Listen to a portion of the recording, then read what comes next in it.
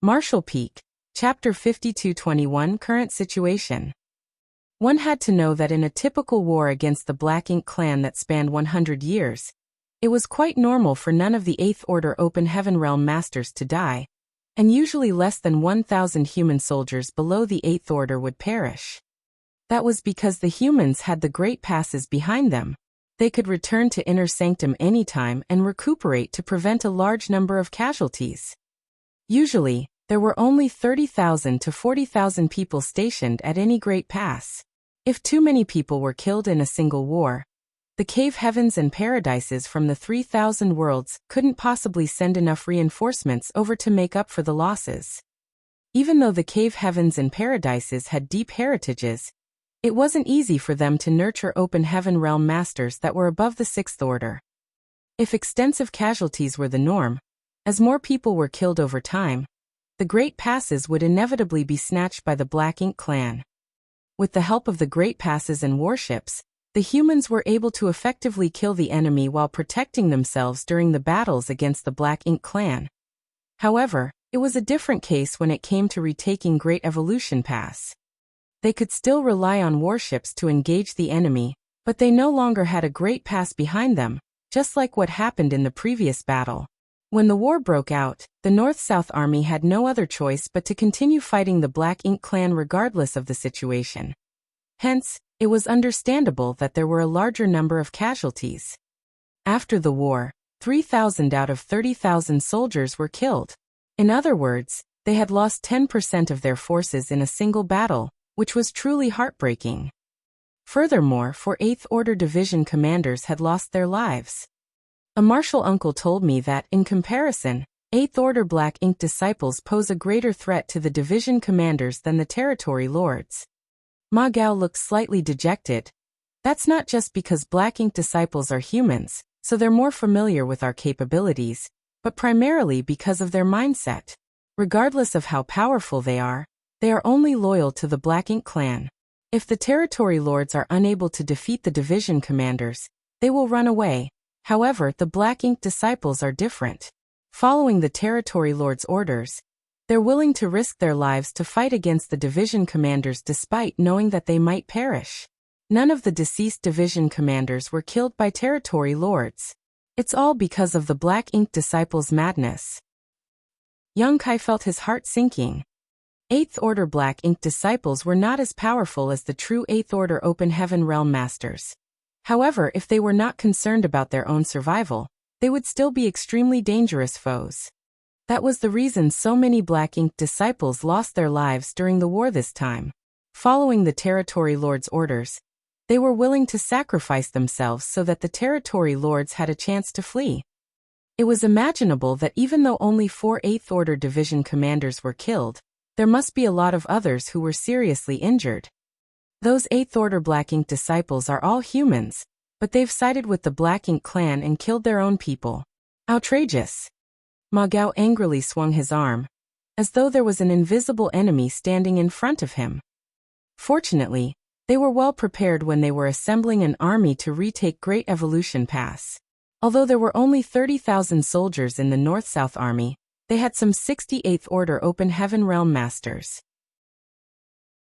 It was thanks to this large number of 8th Order Open Heaven Realm Masters that the North-South Army could gain an upper hand when fighting against the top masters from the previous Black Ink clan army, which only had between 40 and 50 territory lords, and the 8th Order Black Ink disciples combined. There was no doubt that the humans held an advantageous position in such a battle. If not for the fact that the Black Ink disciples had gone mad during the pursuit, and were willing to sacrifice their lives to protect the territory lords, which caused the division commanders from the North-South Army to be wary, all of the territory lords would have been killed during the battle. The North-South Army chased after the Black Ink clan army for 4 days, but just as the enemy seemed ready to break, the Black Ink clan reinforcements from Great Evolution Pass arrived.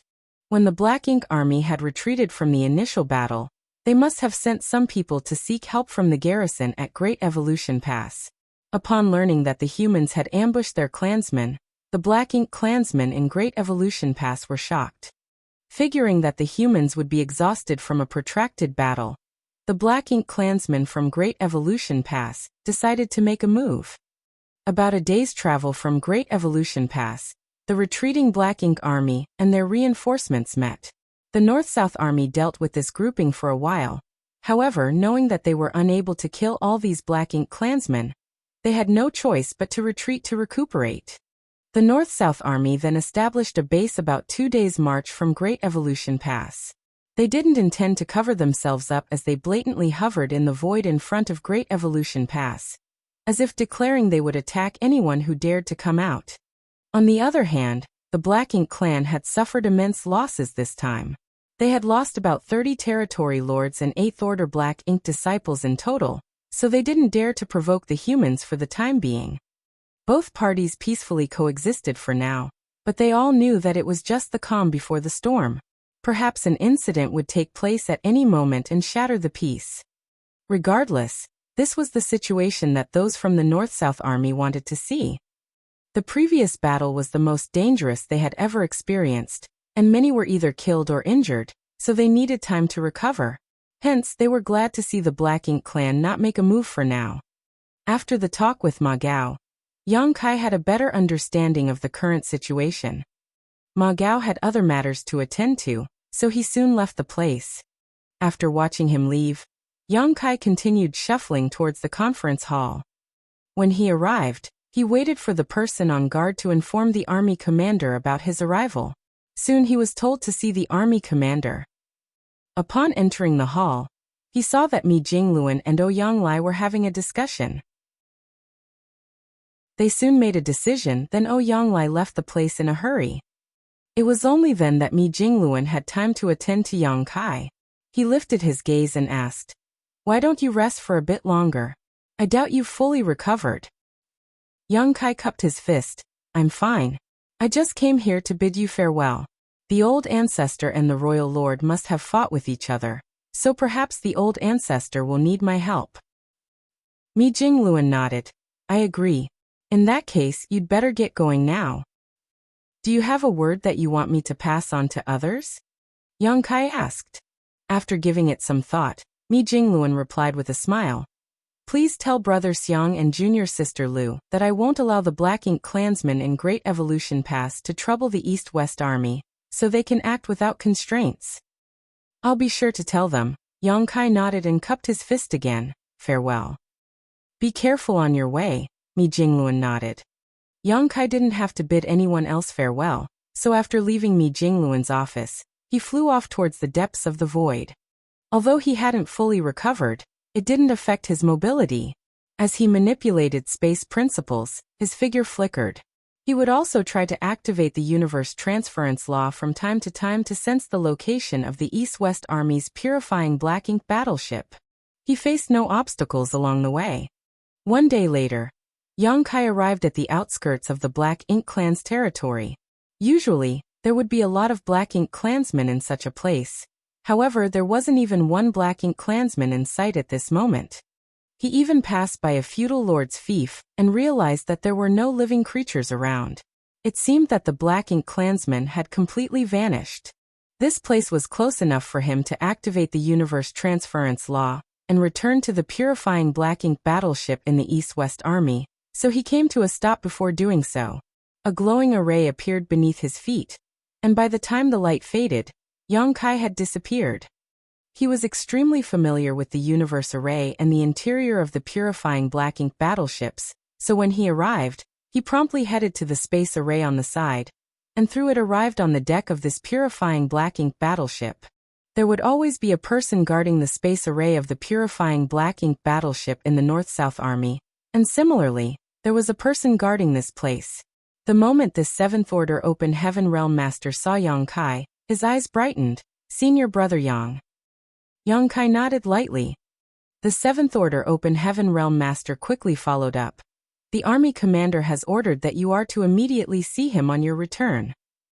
"I'll head over now." As Yang Kai spoke, he turned to look in a certain direction. When he left the North-South Army one day ago, he told Mi Jingluan that the old ancestor and the royal lord should have exchanged moves. Now, it seemed that they were still fighting. He could tell because he could still feel the horrifying energy fluctuations coming from the depths of the void, even though he was far away from their source. Those were clearly the repercussions of the fight between the old ancestor and the royal lord. Many days had passed, but they were still locked in an intense battle. Yang Kai was astounded. Before the North-South army ambushed the Black Ink clan army, he had already felt the initial fallout of the beginning of their battle. 7 or 8 days had passed since then, but they were still fighting. It seemed that they were in a deadlock. After giving it a thought though, Yang Kai realized that this wasn't too surprising. Once powerful beings like the old ancestor and the royal lord got into a fight, there wouldn't be an outcome in a short time. If they wanted, they could fight for 7 or 8 years without halting, not to mention 7 or 8 days. However, Yang Kai reckoned that even if the royal lord wanted to drag the fight out, the old ancestor wouldn't cooperate. She had asked Yang Kai to join this campaign, so it was apparent that she wanted to make use of his small universe to rapidly recover from her injuries. If he were in the old ancestor's shoes, he would have found a chance to engage in an all-out clash with the royal lord with the goal of causing mutual damage. Hence, he supposed the battle would end in no time.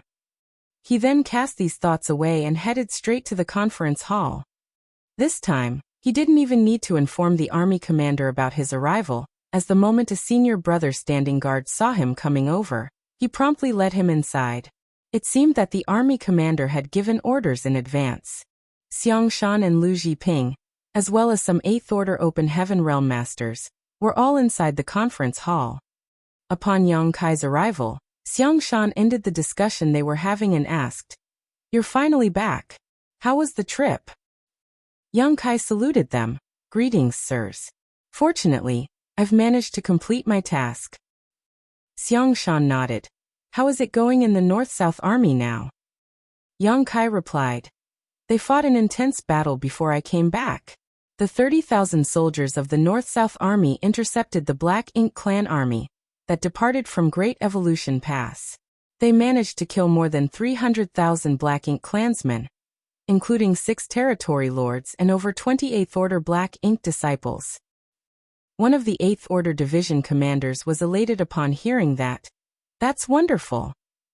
On the other hand, Xiang Shan looked at the matter from a different perspective and asked with concern, "How about their own casualties?" Yang Kai reported honestly, 4 division commanders and 3,000 soldiers below the 8th Order died in battle. Lu Jiping sighed. "That's more or less the same as what we'd estimated." Xiang Shan rubbed his forehead. No one could have expected there to be so many high-ranked Black Ink disciples in the Great Evolution Theater. Every territory lord seems to have 2 or 3 8th Order Black Ink disciples serving them. His words suggested that they were already aware of the existence of the excess of high-ranked Black Ink disciples.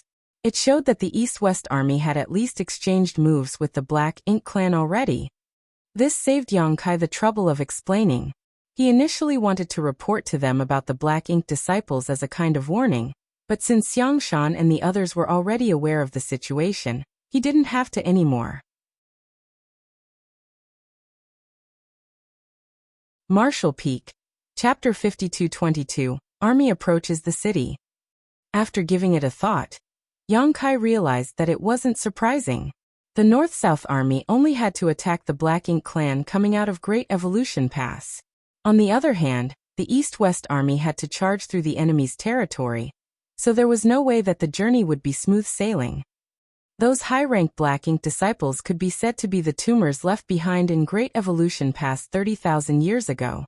Those tumors were the losses that the humans had suffered and also the obstacles that the humans would face in the future. "Sir Jingluan gave me a message to pass along," Yang Kai said. Xiang Shan replied, "Go on." He said for the East-West Army to act freely, and that he will ensure that the Black Ink clansmen in Great Evolution Pass won't pose a threat. Xiang Shan nodded. "Got it." He then examined Yang Kai. "Are you injured?" Yang Kai replied, "I'm fine." Xiang Shan went on to say, "Since you're injured, you should go back to recuperate now. Good work." "It's my duty." Yang Kai cupped his fist and withdrew. After he was gone, Lu Jiping let out a sigh. It seems that the North-South Army will have to suffer quite a bit to deal with the Black Ink clan in Great Evolution Pass. Xiang Shan remarked. It's the same everywhere. The situation we're facing is not optimistic either. There's still a long road ahead if we want to destroy the Black Ink clan and retake Great Evolution Pass. The other 8th Order Division commanders nodded as they understood what he meant. The Black Ink clan was able to react remarkably quickly to any changes in the war, as Black Ink nests were unparalleled when it came to the transmission of information.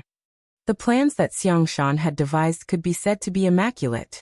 First of all, they let go of a territory lord in the Wind and Cloud Theater to alert their enemies.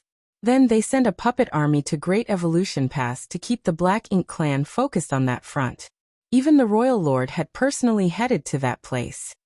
That way, the Black Ink clan's territory would be void of any powerful masters.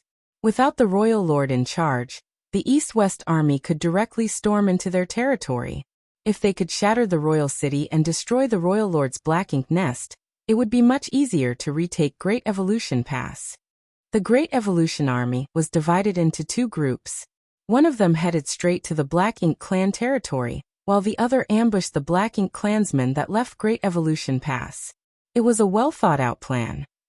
If the transmission of information between the Black Ink clan wasn't so swift, the East-West Army could gradually weaken the Black Ink clan's power along the way while they headed to the Royal City. At the very least, they could wipe clean a dozen territory lords' territories, killing off those territory lords and their subordinates one by one. Once that was done, the pressure that the East-West Army would face in the future would be greatly reduced.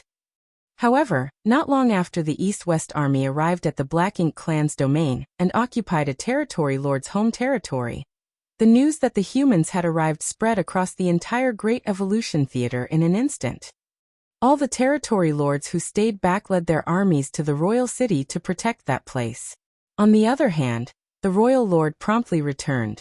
He was an intelligent person, so he didn't head straight to the Royal City. Instead, he intercepted the old ancestor and got into a fight with her. And their battle was still ongoing till this point. The North-South Army had intercepted the first batch of Black Ink clansmen from Great Evolution Pass, so the East-West Army fortunately didn't have to worry about being attacked from the rear.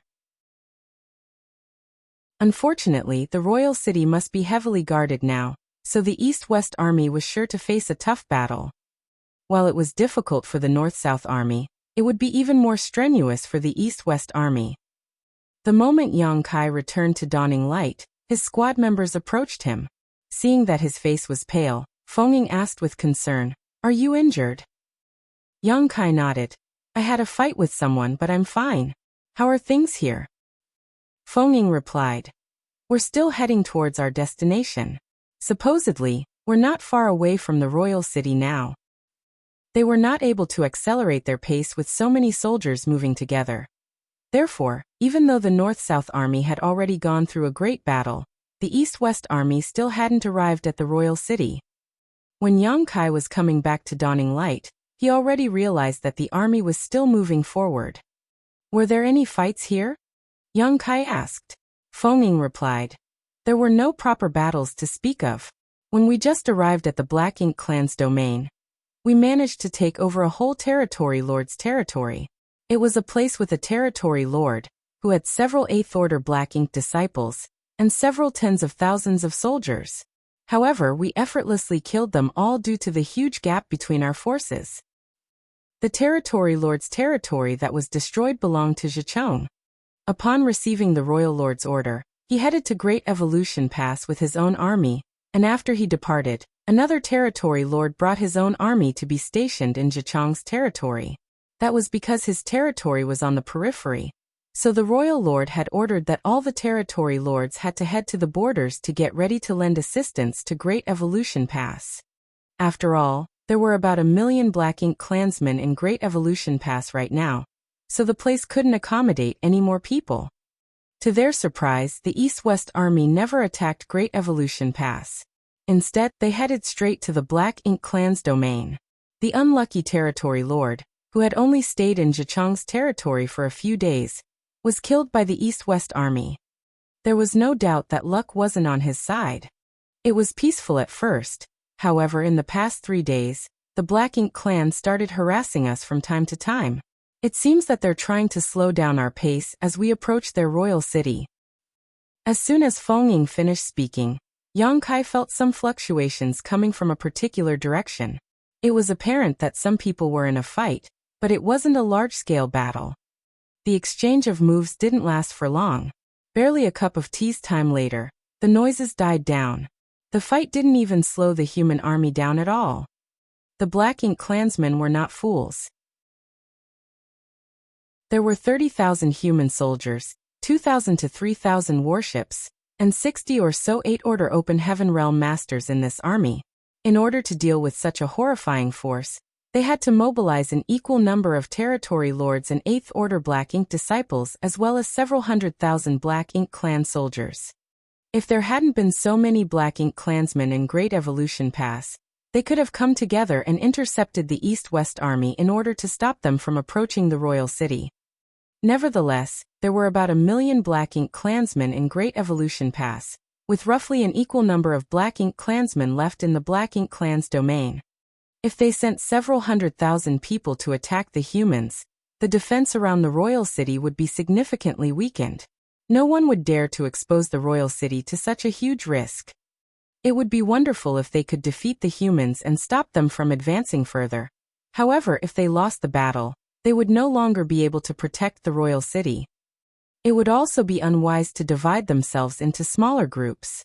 Only by gathering all their forces together in the royal city would they stand a chance to deal with the humans. Therefore, the territory lords responsible for protecting the royal city told the territory lords who were on their way to hasten their pace, and only send some small groups to harass the humans in an attempt to slow them down. Their strategy was indeed effective as, although there were a lot of 8th-order Open Heaven Realm Masters in the East-West army, they couldn't be constantly on the lookout for harassment from all directions. These small groups from the Black Ink clan ranged from 2,000 to 10,000 in number, and were like vipers that were hiding in the darkness as they waited for a chance, and jumped out from all directions to bite the East-West army. The humans were initially unsuspecting, so they suffered some losses. Nevertheless, the leaders soon adapted. Following Xiangshan's order, the 8th Order Division commanders scattered around the army to maintain a perimeter. Since then, the harassment from the Black Ink clan became significantly less effective. Every time the Black Ink clan launched a sneak attack, they would suffer immense losses. Presently, the East-West army hadn't been greatly affected, but they were not sure what would happen when they arrived at the royal city. The leaders would have to make a decision then. Feng Ying and the others were curious about what was going on with the North-South army, so they asked Yang Kai about it. Yang Kai didn't inform the members of Dawn when he left a while back. Nevertheless, as he remained missing for such a long time, Feng Ying and the others naturally grew curious. After asking around, they found out that Yang Kai had left their army and headed to Great Evolution Pass in order to contact the North-South army. Since he had returned, it suggested that he had completed his task. Yang Kai told them that the North-South army had clashed with the Black Ink clan's army. Although they had killed a lot of their opponents, for 8th Order Division's commanders and 3,000 cultivators below the 8th Order had lost their lives. When they heard this solemn news, all of them fell silent. The moment they joined the Great Evolution Army, they knew that it would be a dangerous journey. Despite that, none of them had experienced any real danger so far. As Yang Kai brought up the number of losses, they realized that it was more dangerous than they had imagined. 4 8th Order Division commanders lost their lives, so how were weaker cultivators like them supposed to protect themselves? Perhaps they would lose their lives in the next battle. With that said, all of them had been cultivating for countless years, and it wasn't the first day they arrived at the Black Ink battlefield. They were all prepared for their eventual demise. As long as they didn't lose their lives meaninglessly, they would have no regrets. The demise of the 8th Order Open Heaven Realm Masters made them feel dejected, so they were no longer in the mood to keep chatting. They returned to their own places and cultivated in an attempt to strengthen themselves. For the following days, Yang Kai detected harassment from the Black Ink clan on several occasions, but just like what happened previously, the noises soon died down. What was strange was that at a certain point, all the harassment stopped. Yang Kai had a feeling that they were not far away from the royal city now. Otherwise, the Black Ink clan wouldn't have frequently harassed them and then stopped all of a sudden. They were anxious because the humans were getting close to the royal city and frequently harassed them as a result. However, after discovering that harassment was no longer useful, they decided to stop wasting troops. Just like Yang Kai had expected, one day later, the army was given orders to stop. Yang Kai was recuperating on the deck when he received the order. The messenger was passing on the order to everyone using divine sense, and soon left to inform the soldiers at the back. If the East-West army was compared to a dragon, Dawning Light was located in the Dragon Claw area. Hence, they were able to clearly see what was ahead of them. The moment Yang Kai received the order, he opened his eyes and gazed at the front. From afar, he could see that darkness had covered a large area of the void, and there seemed to be something magnificent in the middle of the darkness. The last time Yang Kai saw something similar, he was outside of the royal city in the Yin-Yang Theater.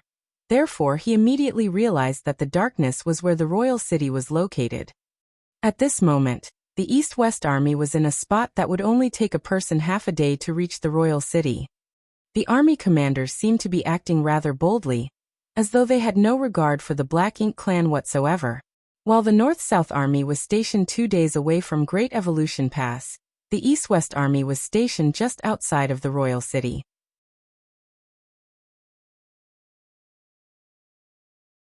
Marshall Peak. Chapter 52-23, Older Ginger is Spicier. The distance between the armies of the two races was short, and the slightest anomaly might lead to a war. Although they were in a place where it would take half a day to reach the royal city, Yang Kai could see a lot of people moving around on the other side. However, he was unable to clearly see it as the distance was still too great. Therefore, he decided to activate the Demon Eye of Annihilation and observed intently. Soon, he could clearly see what was going on over there. The eye secret technique was useful in such situations as not only could it help the user see through all falsities and apply pressure to enemies, but it could also enhance the user's eyesight.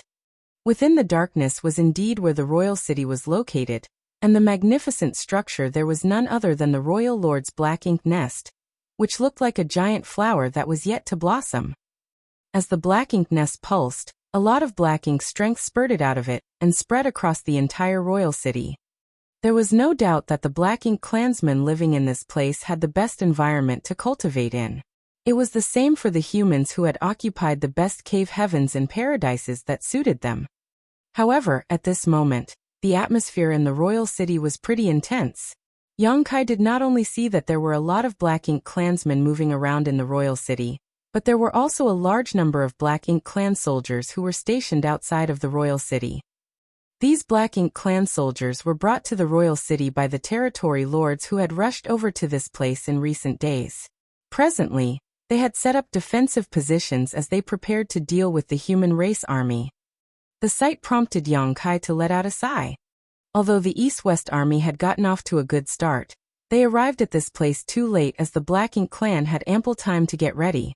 If the East-West army had arrived at the royal city earlier, they could have easily destroyed the royal lord's black ink nest and retaken Great Evolution Pass. Once the royal lord's black ink nest was destroyed, all black ink nests in the Great Evolution Theater would wither. By then, all the Black Ink clansmen here would be like a tree without roots or a river without a source. Without black ink nests, no new Black Ink clansmen could be born. At that point, the Great Evolution Army wouldn't even have to directly clash with the enemy. They could just slowly weaken them and eventually occupy this entire theater. But now, the Black Ink clan had rallied together around the royal city, so it wouldn't be possible for the East-West army to destroy the high-rank Black Ink nest. Standing beside Yang Kai, Feng Ying asked, "Is that the royal city?" Yang Kai nodded. "Yes. That's some really thick Black Ink strength," Chi Taichu sighed. Although they had been fighting against the Black Ink clan on the Black Ink battlefield for 1,000 to several thousand years, it was the first time they were so close to a royal city. It wasn't until this moment that they realized how grand it truly was. The progress against the Black Ink clan in the Blue Sky Theater was pretty swift. It was the first theater where the humans had their own forward base. However, the forward base was still far away from the royal city. the Black Ink clan in Blue Sky Theater, were only forced to give up a half of their territory. This was the first time humans had gotten so close to a royal city, putting them practically on the Black Ink clan's doorstep. The thick black ink strength exuding from the royal city astounded the humans. The black ink clouds they had encountered in the past weren't comparable to the ones they were seeing now. They were also awestruck by the high-rank black ink nest. Those mid-rank black ink nests they had destroyed in the past were not comparable to the one in this place. It was like the difference between a grandfather and his grandson. While they were astonished, they were also excited. It was the first time in history that humans had managed to come to the Black Ink clan's doorstep. Although it had been a bumpy journey, it was a breakthrough for the human race. This breakthrough also meant that the deadlock that had been ongoing for countless years on the Black Ink battlefield had finally been shaken. Since they were already in this place, battle would be inevitable. Nevertheless, none of them knew how or when the war would break out. As the leaders had told them to stay in place for the time being, it seemed that they didn't intend to immediately launch an attack on the royal city. This was understandable seeing how the East-West Army had to come all the way to this place while the Black Ink clan were fortifying their royal city's defenses. If the humans launched an attack now, they would be the ones suffering a setback. How would the leaders achieve a breakthrough in such a situation? Yang Kai fell into his thoughts as he pondered on what he would do if he were the army commander of the East-West Army. After giving it a thought, he believed that they'd better get some rest first, while it would be ideal if they could lure some Black Ink clansmen out of the royal city. The situation the two races were in seemed to have turned around. Usually, it would be the Black Ink clan attacking the Great Passes while the humans defended themselves. However, this time round, it was the humans attacking the Black Ink clan while the latter was forced to defend themselves. Nevertheless, the royal city was not as sturdy as the Great Passes occupied by the human race. Strictly speaking, the Great Passes were actually enormous mobile palace artifacts that were built by their forefathers, and they had been continuously refined and enhanced over the generations. These safe havens had helped the humans ward off the Black Ink clan countless times. On the other hand, the royal city was different. No humans had ever attacked a royal city before, so the Black Ink clan had never thought about building defenses around it. This was the biggest difference between the royal city and the Great Passes. It was also something that the humans could make use of. Certainly, there were areas where the humans were weaker than the Black Ink clan. Although there were 30,000 people in the East-West Army, several thousand of them were actually craftsmen who specialized in the dowse of artifact refining, alchemy, and arrays. As these specialists were excluded from direct combat, there were only 26,000 to 27,000 people who could go to war, and they had to ensure that there wouldn't be a lot of casualties. When the Black Ink clansmen attacked the Great Passes, they wouldn't worry about the loss of lives. In fact, the territory lords and feudal lords had no regard for the lives of the lower-ranked Black Ink clansmen. The humans could never use the same tactic. While Yang Kai was pondering on this issue, he suddenly felt an anomaly happening in a particular direction. He turned his head and saw several rays of lights charging forward in that direction. They were all 8th Order Open Heaven Realm Masters. Where are they going? Yang Kai was puzzled, and the members of Dawn were equally perplexed. Half a day later, they finally got their answer. Once again, some 8th Order Open Heaven Realm Masters leaped into the void and worked together to place down some artifacts. Yang Kai's brow twitched as he watched them. Ning Qiji stroked his chin as he gazed at the 8th Order Open Heaven Realm Masters, who were pretty busy now, and asked doubtfully, "If I'm not mistaken, they're trying to set up a set of void yin-yang mirrors. Am I right?" Yang Kai nodded. Yes, they're yin-yang mirrors. Yang Kai was the one who originally created this set of artifacts, which was then enhanced by Grandmaster Ma Fan. The humans from different Great Passes had learned how to make them, and improved upon the initial design. This new version did not require someone with the knowledge of the Tao of Space to use. With the help of this artifact, one could literally flip parts of the void, transferring massive objects across vast distances. The void yin-yang mirrors had allowed for a much more convenient mining of resources, increasing the available resources in the Great Passes several-fold. It could be said this new version of the void yin-yang mirrors had helped all the great passes amass a large amount of materials. Now that they were setting up a set of void yin-yang mirrors in this place, their goal was obvious. Upon realizing the reason behind it, Chi Tai-chu commented, "They're trying to build a forward base here. It seems that they've decided to enter a prolonged fight with the Black Ink clan." It wasn't certain whether the Black Ink clan had deliberately done it, but the void around the royal city was empty. There wasn't even a single shattered universe fragment, let alone universe worlds. With that said, it was understandable. The Black Ink nests would consume a lot of resources in order to nurture new Black Ink clansmen. The universe worlds around the royal city must have been fully extracted and then disposed of. Besides the royal city, it was similar for all the territories owned by territory lords and feudal lords. Therefore, the place where the East-West Army was located was completely empty without any cover at all. Regardless of what they did or what plans they came up with, the Black Ink clan could clearly see everything. On the other hand, there was Black Ink's strength that concealed the entire royal city, making humans unable to peer through the darkness.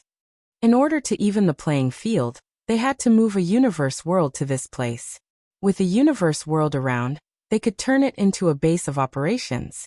Although it wouldn't be as useful as a great pass, it was better than nothing. By doing so, they could exert more pressure on the Black Ink clan as well. With the humans openly building a forward base right at their doorstep, would the Black Ink clan make a move? Certainly, the humans hoped that the Black Ink clan would launch an attack. Xiangshan and the others would like nothing more than to see the Black Ink clan leave the royal city. If the enemy did not launch an attack now, it would be harder to deal with the humans when the latter finished building their forward base.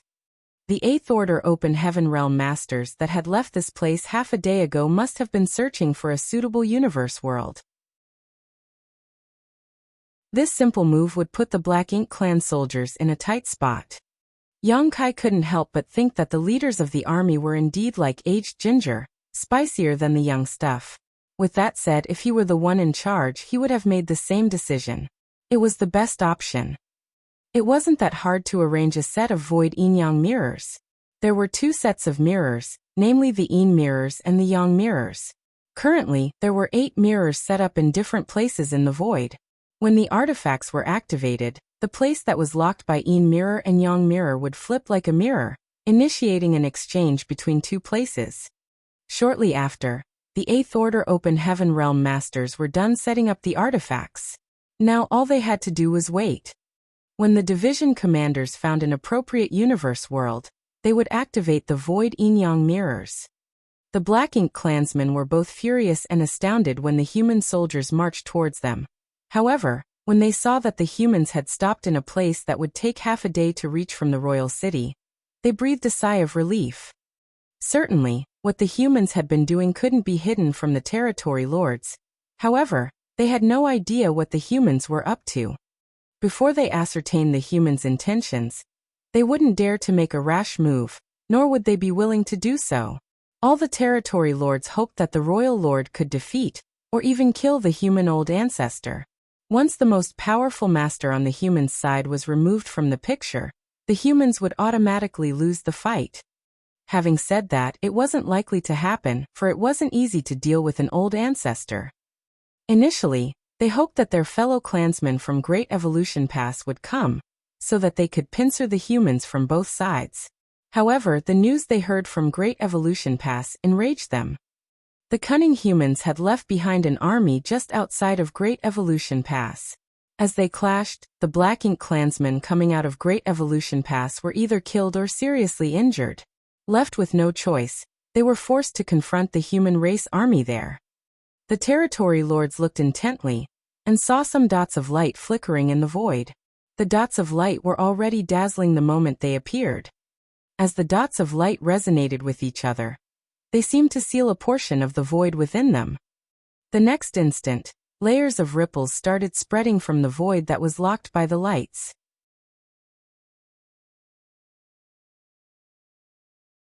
Marshall Peak. Chapter 5224. Can they tolerate it? The territory lords outside the royal city couldn't help but widen their eyes and watch attentively.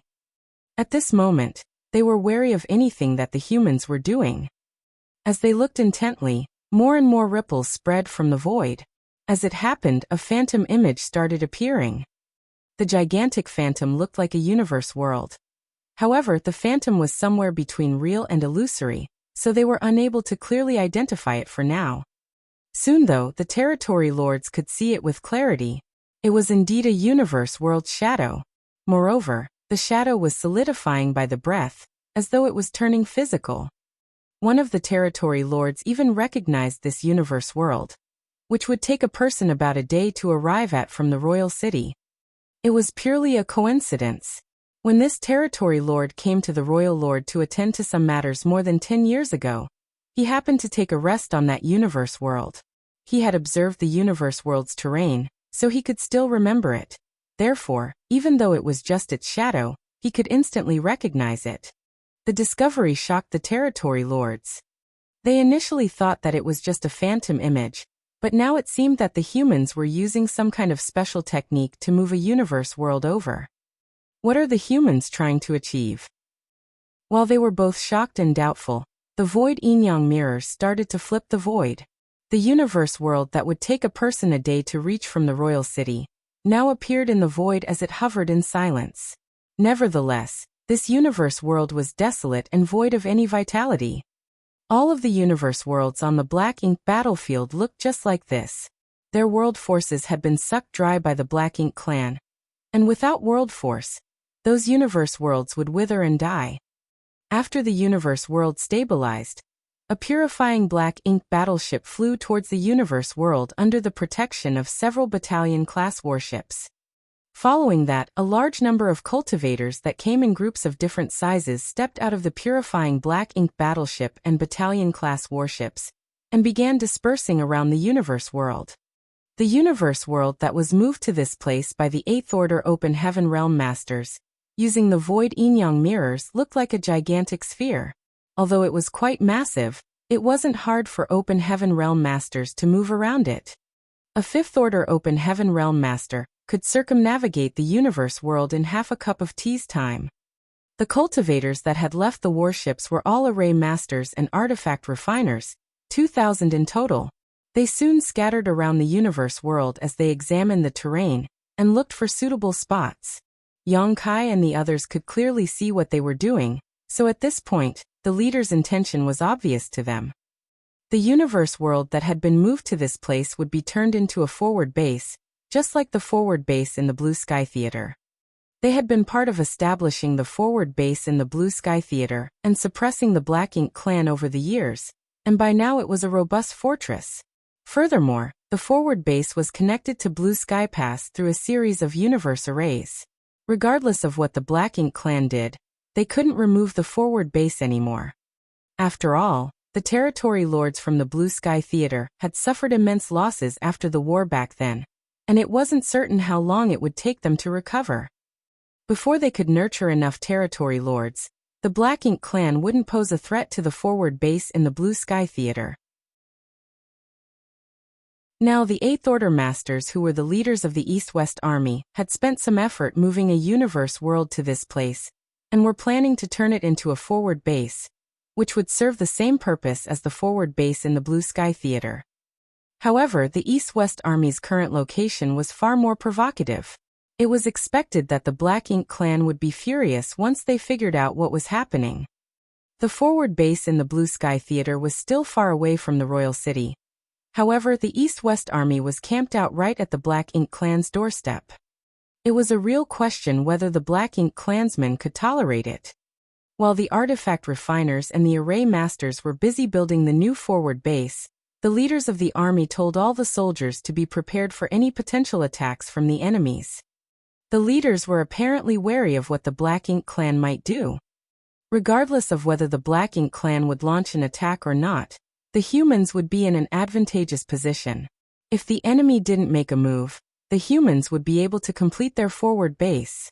However, if the enemy rashly attacked, the East-West Army wouldn't be afraid to confront them out in the void. The human race had come all the way here to fight against the Black Ink clan. Thus, they needed to kill their opponents and complete military objectives to make their sacrifices worthwhile. On the other hand, the Black Ink clan had no idea how to deal with such a situation. A commotion broke out among the territory lords the moment they realized the humans' intentions. Presently, there were 30 or so territory lords that had gathered together outside the royal city. The number was slightly higher than the number of territory lords in Great Evolution Pass. Initially, there were close to 90 territory lords in the Great Evolution Theater, which was higher than average for any given theater. That was because it had been peaceful in the Great Evolution Theater for the past 30,000 years. The Black Ink clan had ample time to cultivate in peace, so they naturally had more territory lords. From time to time, these territory lords would bring their armies to lend a hand to their fellow clansmen at Wind and Cloud Pass or Azure Void Pass. Although they would always be defeated, most territory lords could come back alive, at the very least. Mostly it would be the high and low-rank Black Ink clansmen they had brought to the battlefield that lost their lives. Therefore, there had always been some 90 or so territory lords in Great Evolution Theater over the years. The number might vary from time to time, but there wouldn't be a drastic change. However, the humans had deployed soldiers from Wind and Cloud Pass and Azure Void Pass this time. They were so ferocious that the Black Ink clansmen in the Azure Void Theater and the Wind and Cloud Theater were soon defeated. Even the reinforcements sent from Great Evolution Theater had lost their lives. In the battle against the Black Ink clan outside of Wind and Cloud Pass, the East-West Army managed to kill close to 300,000 Black Ink clan soldiers and 11 territory lords. Those were all territory lords from the Great Evolution Theater. The same thing happened outside Azure Void Pass.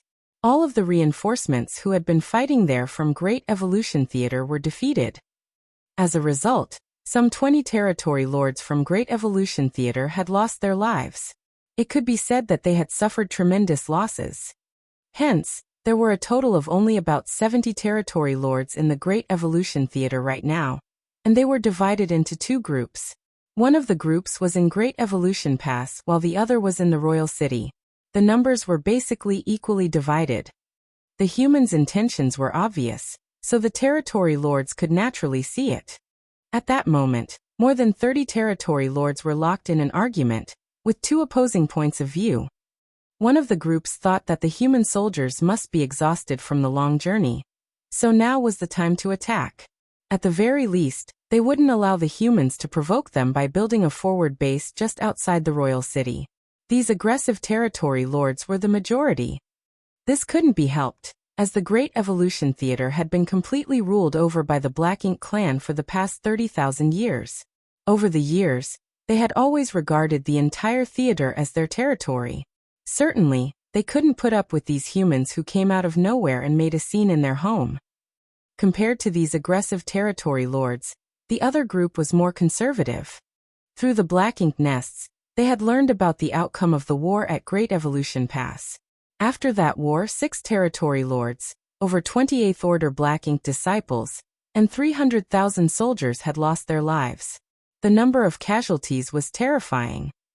In the Great Evolution Theater, the Black Ink clan had never suffered such immense losses over the past 30,000 years. And all this was also when they were facing far fewer human soldiers.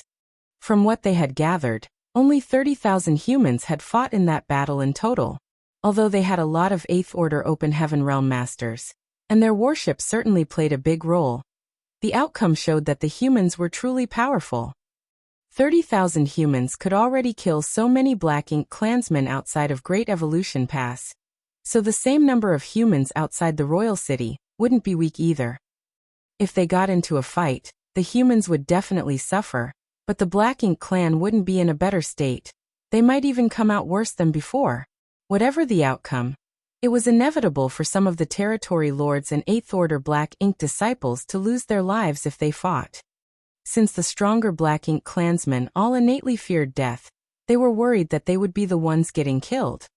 The conservative territory lords knew that by not making a move now, it was like giving the humans a chance to sharpen their blades, and once those blades were sharp enough, it would pose a huge threat to the Black Ink clan. With that said, they had their own considerations. The battle between the Royal Lord and the Old Ancestor hadn't ended. Everything would be fine if the Royal Lord won the battle, However, if the royal lord was defeated, and they didn't manage to defeat the enemy at their doorstep, the royal city would be destroyed. Therefore, they wanted to play it safe for now so that they would remain a threat to the humans. Furthermore, it had been some time since the royal lord and the old ancestor first clashed, so they figured it would not be long before the battle came to an end. Perhaps the royal lord would return to the royal city soon. And when that happened, he would decide whether they should launch an attack or hold their lines. Hence, they wouldn't have to worry about anything else, nor would it be a waste of time by not making a move. As they couldn't see eye to eye, the territory lords continued to argue. None of them could convince the other side. As a result, they were not able to launch an attack on the humans, and could only watch as the enemy made their arrangements on the newly moved universe world. Certainly, the aggressive territory lords were infuriated, thinking that they had missed an opportunity.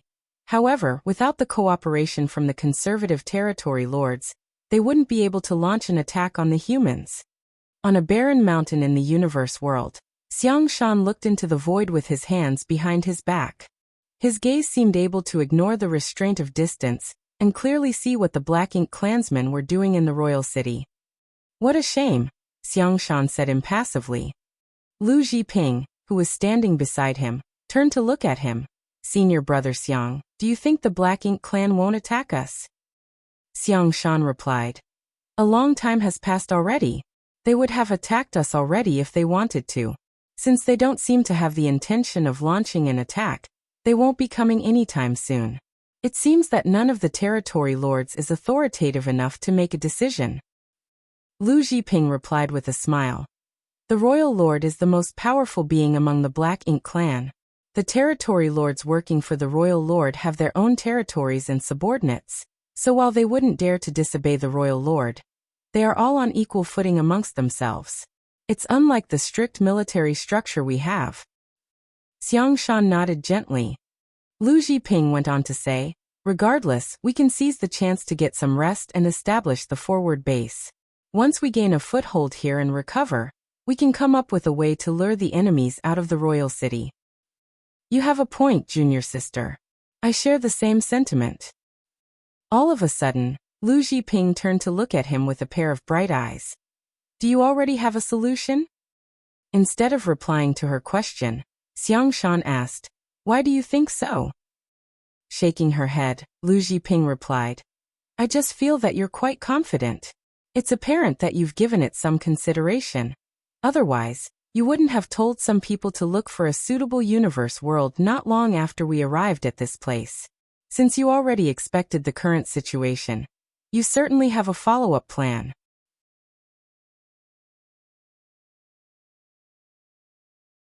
Martial Peak, Chapter 5225, Mutually Wounded.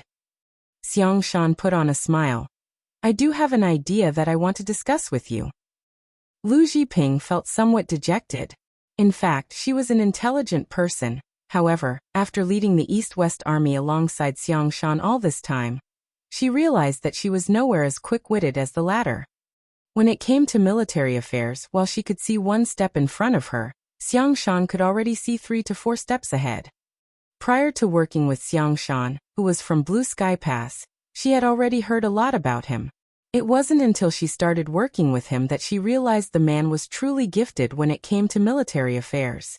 He was born with this gift, and no one else could imitate him.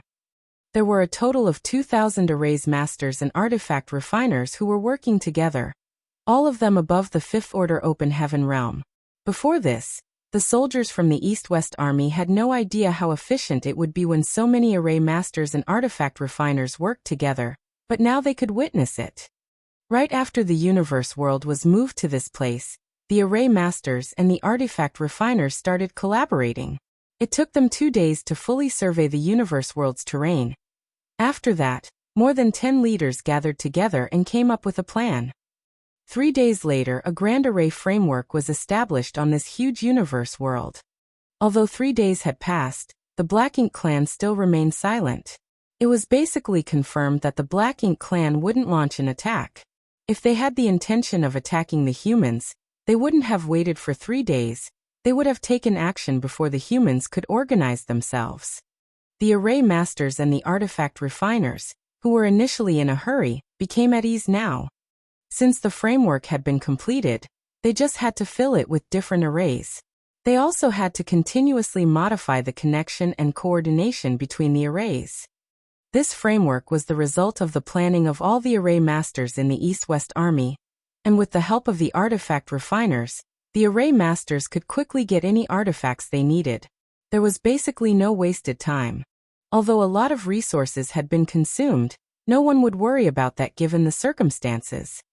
Resources and manpower were naturally of utmost importance in a war.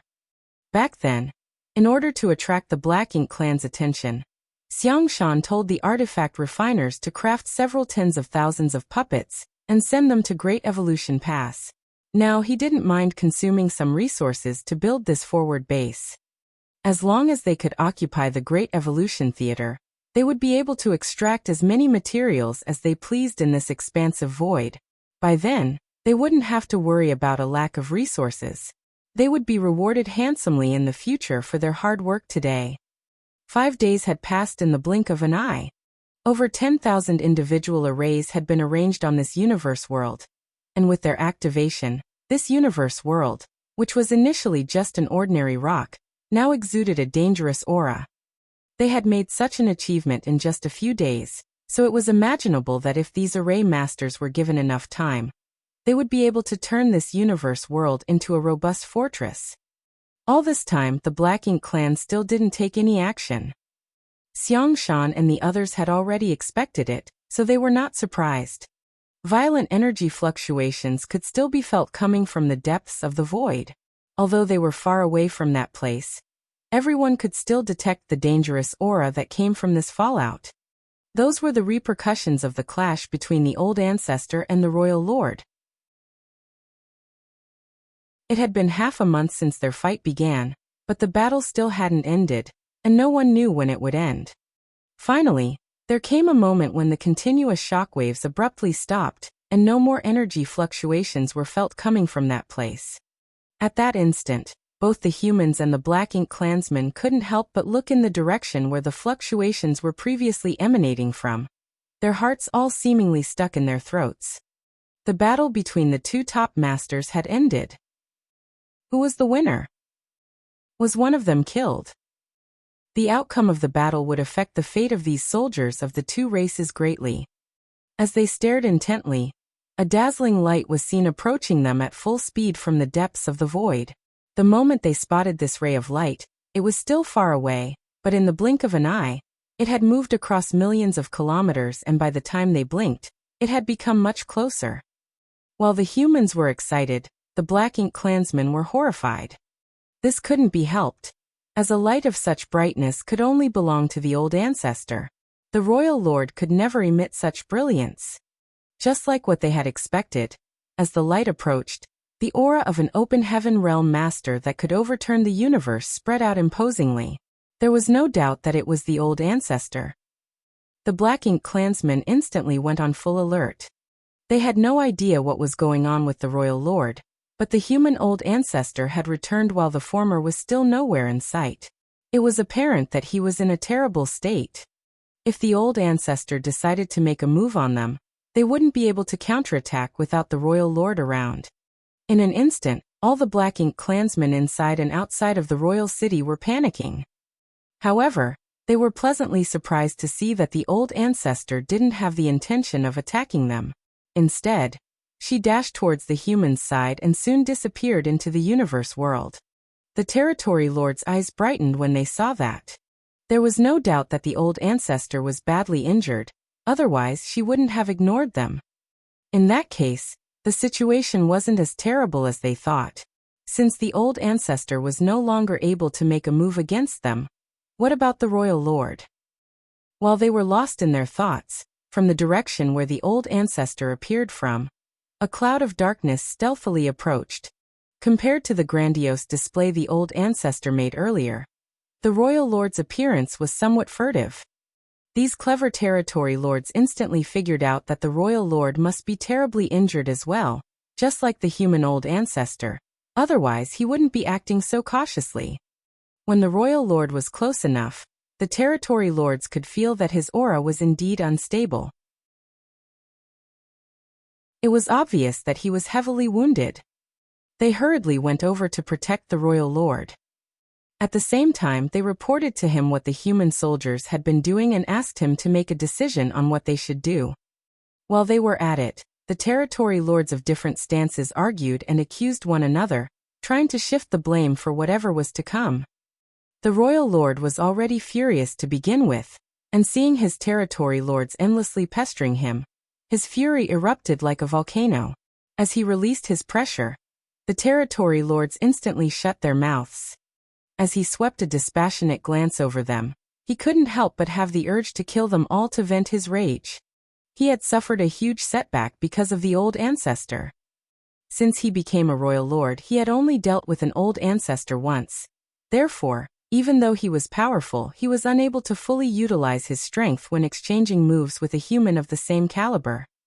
Moreover, this old ancestor was like a rabid dog when fighting him, not caring one bit about defending herself as long as she could bite off a piece of his flesh. As a result, he had been badly suppressed during the entire fight. There were even several times when he almost lost his life, and presently, one of the black wings on his back had turned limp. That wing had nearly been torn off his back by the old ancestor. A chill ran down his spine as he recalled that moment. That bitch is insane. Although he had only dealt with a Ninth Order master once prior to this battle, and it happened over 30,000 years ago, he knew that the fights between royal lords and old ancestors almost never resulted in death for either side. No one would really be aiming to kill the other party. Given how strong they were, no one could intervene in their battles, and no one could guarantee that they would be the last one standing. Each strike might also be fatal. Thus, they would act cautiously. However, this female old ancestor was different.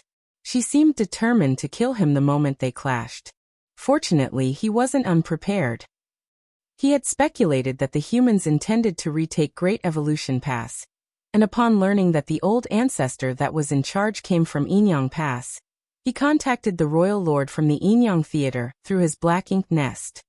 Although he had never exchanged moves with the old ancestor, who was in charge of the invading human army, the royal lord from Inyang Theater was her arch-nemesis. After the conversation, he learned a lot of useful experiences from the royal lord from the Inyang Theater, and had at least some understanding of the methods this old ancestor could use. It was thanks to this information that he was able to deal with the old ancestor's violent attacks and preserve his own life. Despite that, he was still badly battered after the fight. Having said that, that crazy woman wasn't in a better state either.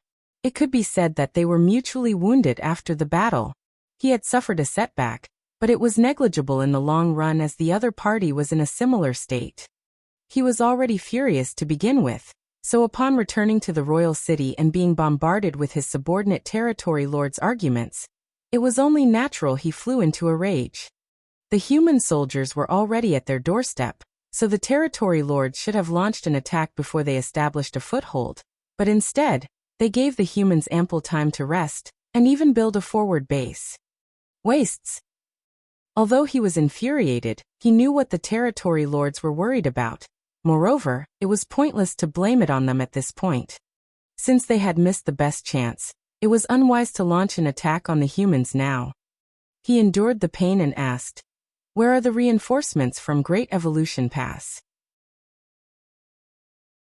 Before he left Great Evolution Pass, he had ordered them to send troops to the royal city, and reckoned that they should have arrived by now. The territory lords gloomily exchanged glances before one of them with a distinctive hunched back, making him look like an old turtle with a hard shell, reported, "Sir, the reinforcements were intercepted by the humans on their way here. Many were injured or killed, so they had no choice but to withdraw back to pass." The royal lord's brow twitched when he heard that. It seems that nothing is going to go well for me. When he was still in Great Evolution Pass earlier, he heard from Hongdi that there were some human soldiers who were hiding outside Great Evolution Pass. Nevertheless, they were unable to find out their whereabouts. Now it seemed that the human soldiers had ruined their plans. With their presence outside Great Evolution Pass, it was impossible for the Black Ink clansmen there to lend a hand. In other words, the royal city was in a state of isolation. Fortunately, the humans were divided as well. It wasn't the worst-case scenario yet for the Black Ink clan. The territory lord, who looked like an old turtle, said cautiously, "Royal Lord, please make a decision on whether we should launch an attack or focus on defending the royal city."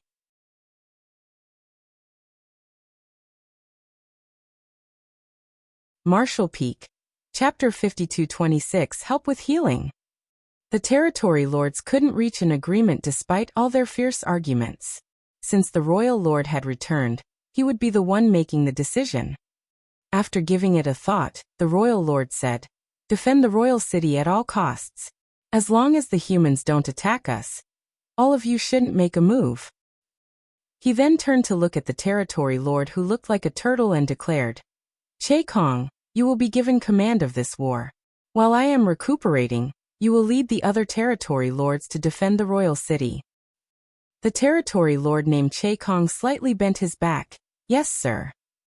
The royal lord didn't bother to warn the other territory lords that they would be punished for not obeying Che Kong. Without the royal lord's order, these territory lords were all on an equal footing, which left them disunited. However, since the royal lord had given the order, they certainly had to obey. Furthermore, Che Kong, who looked like an old turtle, was among the strongest territory lords when it came to his strength and aptitude.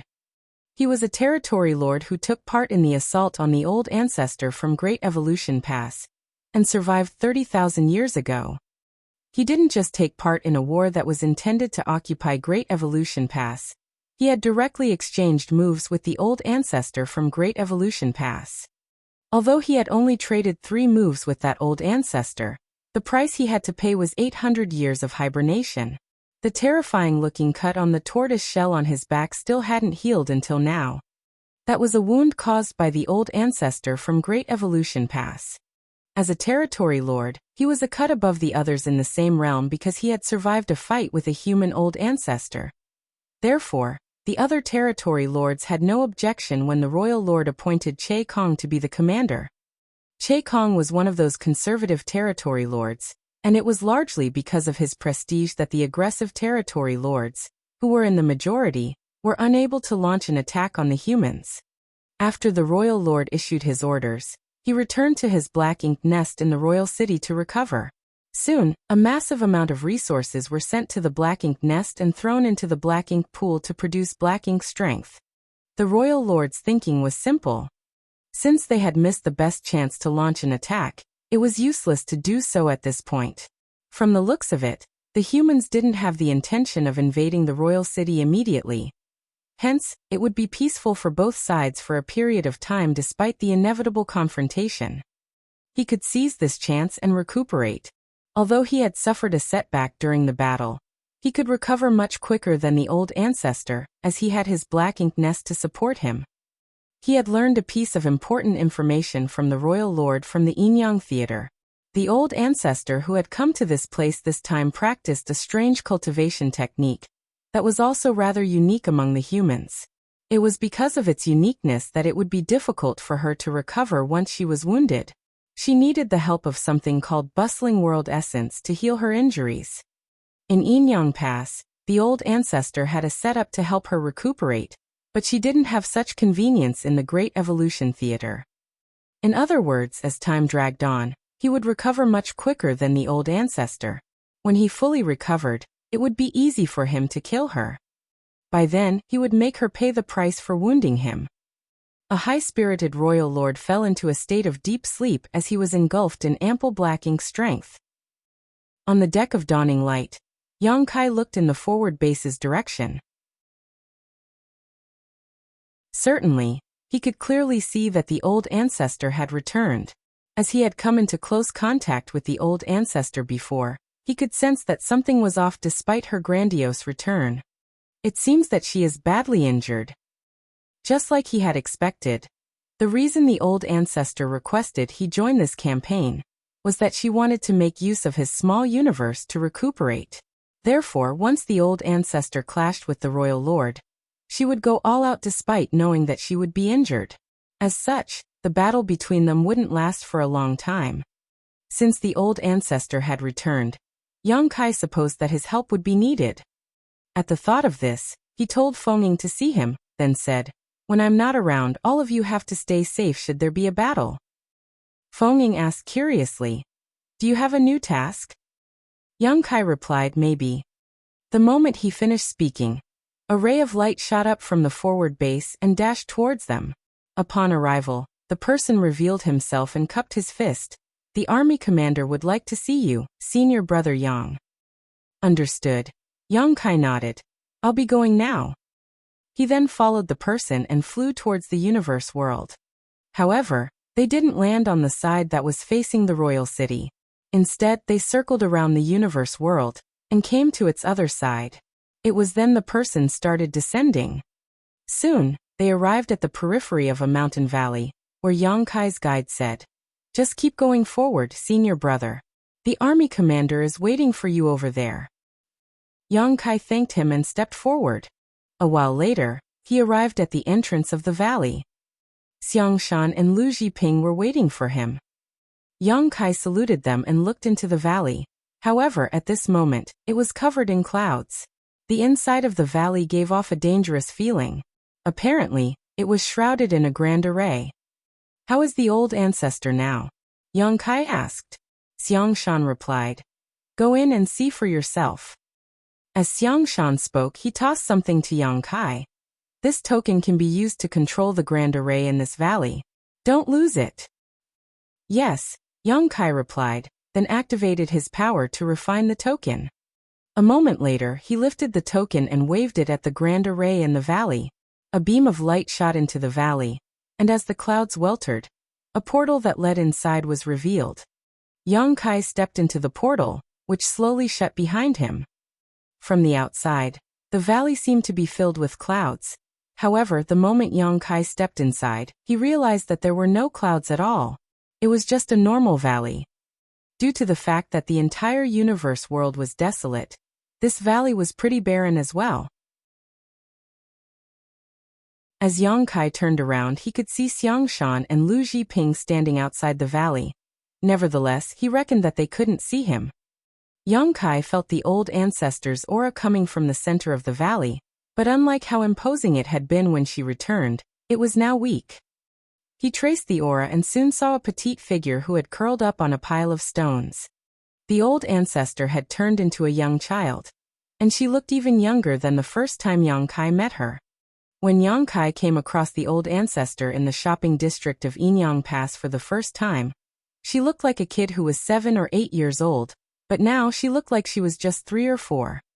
Yang Kai felt his face eyes twitching. It was a rare thing to find an old ancestor who looked like this. The color had drained from her delicate face, and her clothes were soaked in blood. There was also a jade bracelet on her wrist that was full of cracks.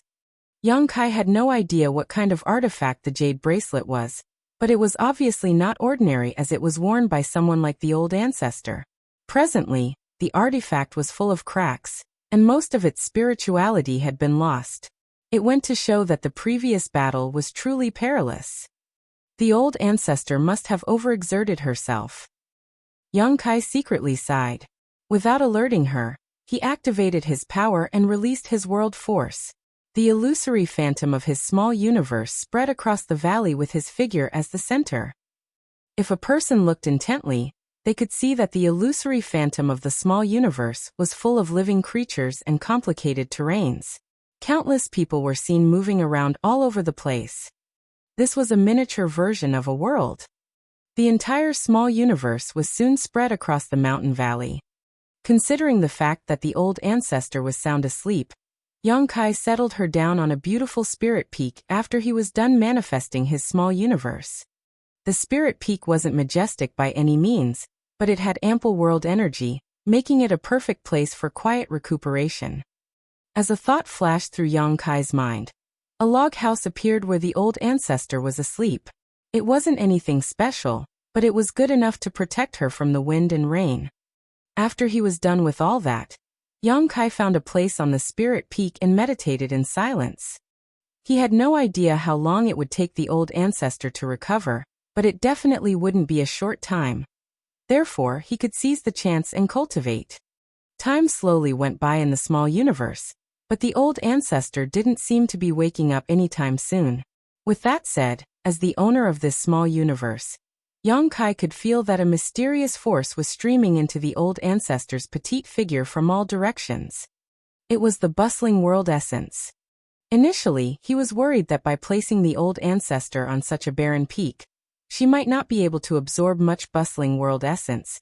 But now it seemed that wherever she was in his small universe, it didn't really matter. After giving it a thought, Yang Kai realized that it wasn't so surprising. The so-called bustling world essence was produced from the daily lives of all living creatures. Therefore, his entire small universe must be filled with it. Despite the fact that they were in a remote place, there was still bustling world essence in the air. Of course, the bustling world essence would be more ample if they were in a busy city. Initially, Yang Kai thought that his days would remain dull and uneventful until the old ancestor regained consciousness. However, 1 month later, he opened his eyes and looked towards the bottom of the mountain. There was a village at the bottom of this spirit peak, where a dozen or so families had settled, making a living by hunting and felling trees.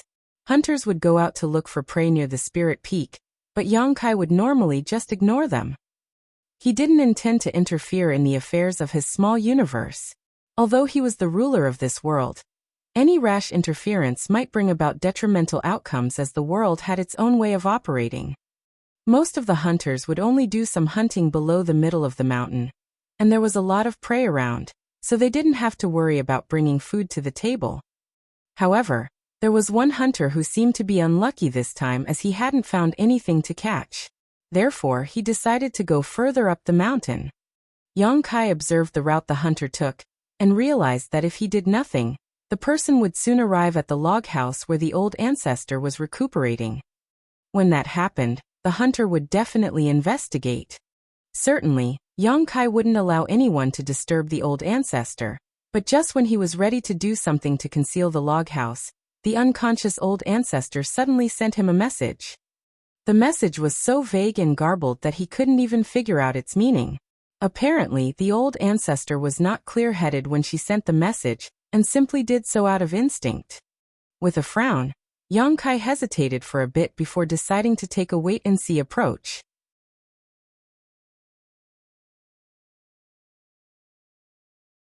Marshall Peak, Chapter 5227, Old Ancestor was abducted. Half a day later, the hunter, who hadn't found any prey, was both exhausted and hungry. He scooped up some water from a spring with his hands to quench his thirst, but while he was drinking it, he became startled all of a sudden. That was because he could see a simple-looking log house in front of him. He didn't remember there being a log house on the mountain. Although this place was far away from his usual hunting area, he had been here before, and he was certain he had never seen this log house in the past. Out of curiosity, he shuffled towards the log house and shouted, "Is anyone inside?" No one responded to him after he shouted several times. Left with no choice, he apologized and pushed the door open before stepping inside. Yang Kai had built the log house in a hurry to put a roof over the old ancestor's head, so there was nothing inside other than a bed, which the old ancestor's petite figure was currently curled up on. The instant the hunter entered the house, he saw the figure on the bed, and was both doubtful and wary. Although he was an ordinary mortal who had never cultivated before, cultivation wasn't a secret on the Void Continent, and the hunter knew that the youngsters in the neighboring village had always wanted to join a nearby sect. The hunter also had such a dream when he was younger. 1,000 kilometers away from the village, there was a sect named Watermoon Pavilion that would recruit new disciples every few years. When the hunter was younger, he traveled all the way to Watermoon Pavilion with that dream in mind, and participated in the disciple recruitment in the hope that he could join the sect, and become a mighty expert who could fly through the sky one day. Unfortunately, his aptitude was poor, so the senior experts were not interested in taking him in as a disciple. He was swiftly eliminated from the disciple recruitment. After his dream was crushed, the hunter wandered around the continent for several years and eventually, he returned to his hometown and built a family of his own. Compared to the other hunters in the village, he was more experienced as he knew that other than cultivators, there were also some special beings in this world. Spirits.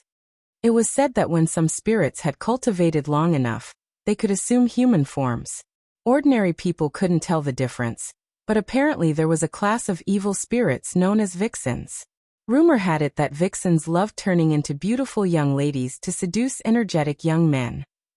Therefore, the moment the hunter saw that there was a strange-looking log house with a young girl inside, the first thought that flashed through his mind was that he might have run into a spirit. He felt a crawling sensation on his scalp as it was said that there were good and bad spirits. However, he couldn't differentiate the good spirits from the bad ones. Upon closer look though, he realized that the petite figure on the bed was quite pitiful looking. Even if she was really a spirit, she was a frail one. Why would he be afraid of her when he was a fully grown man? With that thought in mind, he stopped feeling anxious. He initially wanted to leave the house in silence. After all, he wasn't sure if the petite figure was a spirit, but just when he was preparing to step out of the log house, he froze for a moment. That was because he could hear that there was something off about the petite figure's breathing. As an experienced hunter, he understood the prey on the mountain fully well. When animals were wounded and dying, they would breathe just like the young girl, intermittently and weakly. There was a tinge of hesitation on the hunter's face. A moment later, he grit his teeth and shuffled towards the bed. What if she's an ordinary child and not a spirit? If no one takes care of her, she'll soon be eaten by the beasts. As he looked down, he realized that the child on the bed was only 3 or 4 years old. Although she was sound asleep, there was a hint of discomfort on her face, as though she was having a nightmare. Moreover, her face was unusually pale. He placed his palm on her forehead and discovered that it was scorching. She's sick. Without hesitation, the hunter picked up the little girl and dashed out of the house. He had to return to his home as soon as possible. Regardless of where this little girl came from or why she was alone in the log house, she would soon lose her life if she was not treated. The hunter's thoughts were simple. He had to go down the mountain and look for a doctor. The idea of dealing with her parents if they ever looked for her never crossed his mind. When that happened, he would just give the child back to them and explain what had happened. After the hunter left in a hurry, Yang Kai, who had been observing them in silence, revealed himself. As he watched the hunter leave, he stroked his chin and fell into his thoughts. The old ancestor was abducted. What should I do? He could have concealed the log house's existence. That way, an ordinary mortal who had never cultivated before would never have discovered the old ancestor's whereabouts. However, at the most critical moment, the old ancestor sent him a message. He was unable to figure out the old ancestor's intentions. The message was vague and garbled, so he was unable to ascertain what it meant. It also didn't look like the old ancestor had intentionally done it. Instead, it was like she acted out of instinct while still asleep. Although the old ancestor's message wasn't clear, it was apparent she wanted to stop him from concealing the log house by sending it to him at that moment. Therefore, Yang Kai decided to let nature take its course. Then the old ancestor was taken away. Since she didn't send Yang Kai any further messages, it seemed that he had made the right choice. With that said, he couldn't just ignore her. Hence, he concealed his figure and tailed the hunter. It took the hunter half a day to go up the mountain, but it only took him 2 hours to go down. The exhausted and starving hunter tripped over and became covered in dust, but he protected the little girl well. After returning to the small village, he kicked the door of his house open and shouted, "Dear, something has happened." Upon hearing his voice, a stout woman came out of the kitchen. An apron was wrapped around her waist, and there was a huge rolling pin in her hand. It seemed that she was preparing dinner. As the sky was turning dark, most people would supposedly have their dinner soon. The stout woman was in stark contrast with the lean hunter. As they stood side by side, the stout woman was 2 times larger than her husband.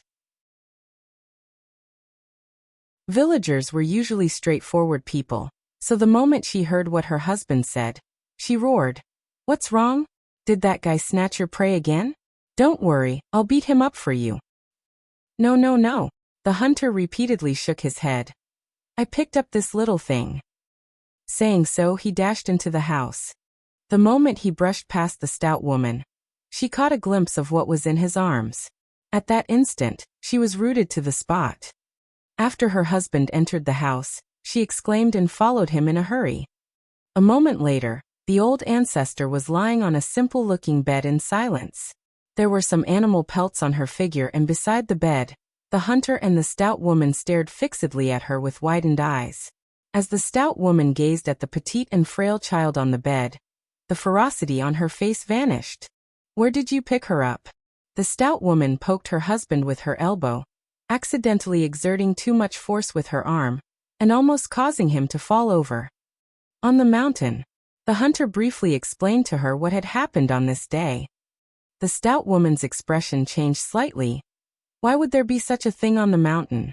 Could she be a spirit? They had been a married couple for quite some time, so sometimes before they fell asleep at night, the hunter would tell her stories, including ones about spirits. "I don't think so." The hunter lifted the pieces of animal skin. "Look, she doesn't have a tail." He then brushed back the little girl's hair. "There are no strange-looking ears either. I don't think she's a spirit." The stout woman nodded in agreement. Since the little girl didn't have a tail or some strange-looking horns or ears, she shouldn't be a spirit. The hunter then said, "The clothes she's wearing suggest that she's from a wealthy family. Moreover, she has been unconscious since I discovered her. I guess that she suffers from some kind of incurable disease, so her family members dumped her on the mountain." Tears started streaming out of the stout woman's eyes. "She's such a pitiful little thing. How could her parents have the heart to abandon this beautiful baby? Dear, please get Dr. Kai to come over now and examine this child. It's a life after all. Since we've found her, we can't possibly watch her die without doing anything." "You're right." The stout woman wiped her tears away as she put down the rolling pin and took off her apron. Then she turned around and left the house. There wasn't a doctor in the village, but there was a doctor surnamed Kai in a village that was about 20 kilometers away. Although he wasn't really an expert in medicine, he was already the best doctor in this area.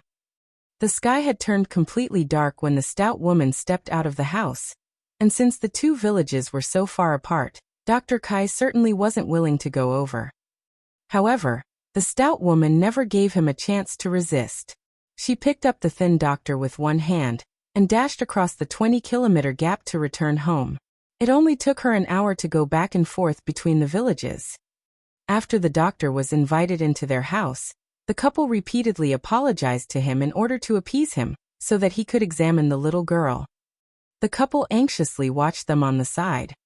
After Dr. Kai was done feeling her pulse, the stout woman asked nervously, "What sickness does she have, Dr. Kai?" Although Dr. Kai wasn't an expert in medicine, he had gained some experience and had sharp eyesight after practicing medicine for years, so he replied doubtfully, "She doesn't seem to be sick." The stout woman rolled her eyes. "What are you talking about, doctor? Look how pale her face is. How could you tell me she's not sick?" Dr. Kai waved his hand. "I felt her pulse and checked her breathing, so I don't think she's sick. In fact, she's not just healthy, she's more vigorous than most kids. However, it's apparent that there's something wrong with her. This old master has no idea what's going on." He sighed. "Perhaps I'm just not skillful enough. I'm sorry that I'm unable to treat her." Upon finishing his words, he got up and ready to leave. The stout woman got in his way and put on a fawning smile. "Dr. Kai, you're the only doctor around this area. If you don't treat her, she'll die." A helpless Dr. Kai replied, "How do I treat her when I don't even know what's wrong with her?" The stout woman insisted, saying, "Regardless, just do whatever you can to help her. I'm sure the medicine you prescribe will be useful." The hunter nodded repeatedly on the side. Dr. Kai shook his head. "Medicine is not food. How can I prescribe medicine for her when I don't even know why she's sick? If she consumes the wrong medicine, she'll fall ill even though she's healthy now." The stout woman begged him to treat the little girl, but Dr. Kai firmly turned her down. With her patience running out, the stout woman picked up the rolling pin from the side and demanded, "Dr. Kai, I've never received any formal education, so I might be a little rude when I speak, and I'm sorry if I've offended you in any way. However, she's still a child. Will you please be kind enough to lend her a hand? Dr. Kai felt his brow twitching as he looked at the rolling pin that was thicker than his thigh.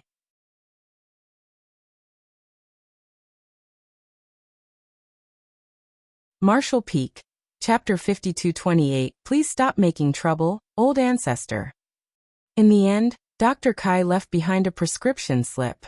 Faced with the threat, he didn't think he could reason with the stout woman, who was holding a rolling pin.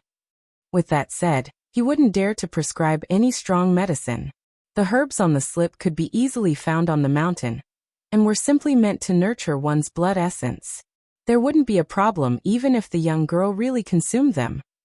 The hunter personally sent Dr. Kai back to the village, then returned to his home in a hurry.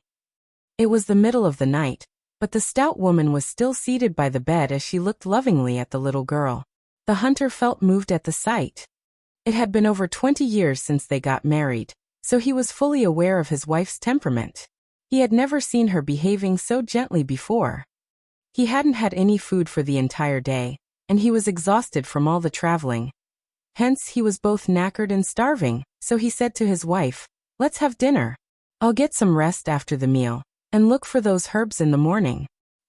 The stout woman grunted in agreement and picked up the rolling pin before shuffling towards the kitchen. At the break of dawn, the hunter left the house to do some hunting, and looked for the herbs on the prescription. He made a living by hunting on the mountain, so he was also familiar with the herbs in this area. As such, it wasn't hard for him to carry out both tasks, though it did require some experience and luck. The hunter returned before dusk. He was lucky this time as he had captured a roe deer and found some herbs. He passed everything to his wife so that she could prepare dinner and feed the little girl. It was a small village with only more than a dozen families living here. Hence, everyone soon found out that the hunter had picked up a little girl from the mountain and would come over and take a look at her from time to time. Although the villagers had never received any formal education, they were all kind-hearted people. Hence, no one would gossip about this child who came out of nowhere. They just felt sorry that she had to go through so much pain at such a young age. The neighbors were kind enough to lend them a hand. Whenever the other hunters went up the mountain, they would always bring back some herbs and pass them to the stout woman. The hunter also returned to the log house several times in an attempt to search for her family members, but his efforts were in vain. 3 months passed just like that. Although they fed her with herbal soup and broth every day, the child that the hunter had brought back remained unconscious. With that said, the couple was relieved that the little girl now looked healthier than before.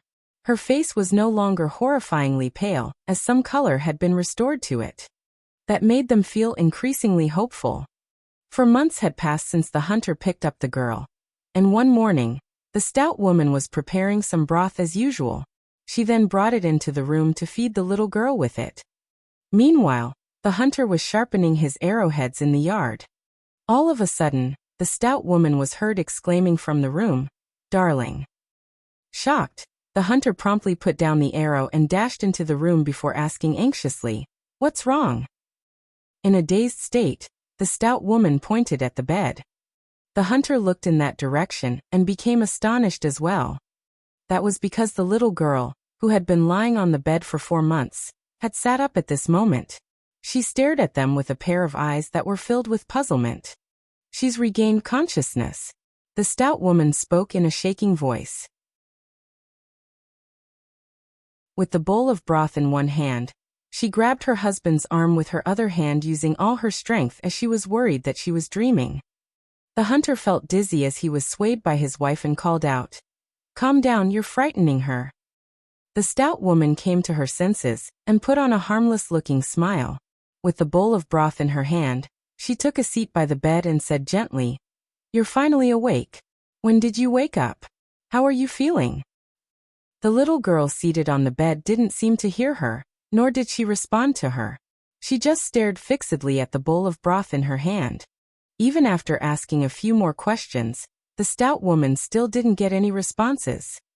As she darted her gaze between the kid and the bowl of broth in her hand, she asked, "Are you hungry?"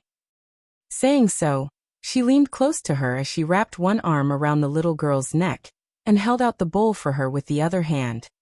In just 10 breaths of time, The little girl chugged down the entire bowl of broth. The hunter was elated on the side. Since she can eat, it means that she's all right. Go get her another bowl of broth. When the little girl was done having the second bowl of broth, she licked her lips as though she was craving more. She looked pitifully at the stout woman. Despite feeling sorry for her, the stout woman still shook her head. You can't drink so much broth since you just woke up. I'll let you eat anything you want when you recover. She then put down the bowl and asked gently, What's your name? Where's your home? The little girl appeared perplexed. After asking several questions, the stout woman still didn't get any replies. She turned to look at her husband and asked worriedly, Darling, do you think she might be a mute? The hunter replied, Perhaps she's just too young to understand what you're saying. Regardless, she's awake now. It seems that Dr. Kai's prescription is useful. We'll have to thank him then. The hunter nodded. That's for sure. Since the herbs are useful, I'll get more from the mountain now. He then went up the mountain while the stout woman told the little girl to stay in the house while she put together a gift. Although the gift wasn't valuable, it could show her sincerity. She then headed to Dr. Kai's house, which was 20 kilometers away. After the couple was gone, the little girl remained seated on the bed in silence. She looked up at the ceiling with her eyes, but no one knew what was on her mind. Young Kai abruptly appeared beside the bed and looked down at her. A moment later, the little girl on the bed realized that something was off, and she turned her head and met Young Kai's eyes. Instead of being shocked though, she was just curious about why there was a stranger standing beside her bed. What are you doing, old ancestor? Young Kai asked curiously. He had been secretly observing the old ancestor for the past 4 months, and during this period, he found something that he couldn't understand. After the great battle with the royal lord, the old ancestor became severely wounded and fell into a coma for 4 months. However, as Yang Kai observed the old ancestor, he realized that there was something amiss with her condition. Nevertheless, he couldn't spell out what was wrong. Faced with his question, the old ancestor remained silent. She grew increasingly curious about this stranger as she gazed at him with a pair of clear-looking eyes. After staring at each other for a moment, Yang Kai sighed. Please stop making trouble, old ancestor. The old ancestor remained silent. She didn't even seem to have the intention of parting her lips. This prompted Yang Kai to frown. The old ancestor didn't seem to be messing with him. Instead, she looked both curious and puzzled, as though she really couldn't recognize him. Yang Kai felt his heart clench up tight. Could the old ancestor be more severely wounded than he thought and had lost her memory? However, he soon dismissed the speculation. As a 9th Order Open Heaven Realm Master, she was one of the most powerful cultivators alive. Regardless of how badly injured she was, she couldn't possibly lose her memory over some simply physical trauma. Therefore, he reckoned that the old ancestor was either pulling his leg or had used some kind of special technique to seal her memory. Usually, regardless of how horribly injured the old ancestor was, her memory wouldn't be affected after she turned into a kid. Only her temperament would change as she would become somewhat childish. Nevertheless, if she had sealed off her memory, it was only natural that she couldn't recognize him. After giving it a thought, Yang Kai reckoned that he couldn't make a judgment now. Since it would still take the old ancestor a long time to recuperate, he could just keep observing her. Faced with such an old ancestor, Yang Kai wasn't even sure how to communicate with her, and could only briefly examine her injuries. Even with his 7th Order Open Heaven Realm cultivation, Yang Kai was unable to detect any injuries on the old ancestor's figure. Upon examination, he realized that the old ancestor was completely fine. It was just that she was weaker than the other kids of the same age. As the stout woman was about to return, Yang Kai could only bid her farewell for now. I'll have a talk with you again sometime in the future. Get some rest for now. Upon finishing his words, Yang Kai disappeared from the spot. When the stout woman returned from Dr. Kai's house and stepped into her home, she saw the little girl wandering around, as though the latter was looking for something. Flabbergasted, she hurriedly picked up the little girl and put her down on the bed before telling her again that she shouldn't move around as she pleased when no one else was at home. When Yang Kai retracted his gaze from the old ancestor, what was happening in the outside world caught his attention. Seated on the rooftop of the hunter's house, he looked up into the void, past the world barrier of his small universe. Some rays of light seemed to be rapidly approaching from the depths of the void. There were only 3 rays of light, but they were traveling in a straight line as they moved forward at great speed. The sight made Yang Kai feel doubtful, as these rays of light didn't seem like they belonged to the open heaven realm masters. Instead, they looked like lights that radiated from spirit arrays. But what kind of spirit arrays could move so quickly? Curious, he activated the demon eye of annihilation and observed more closely. What came into his sight astounded Yang Kai.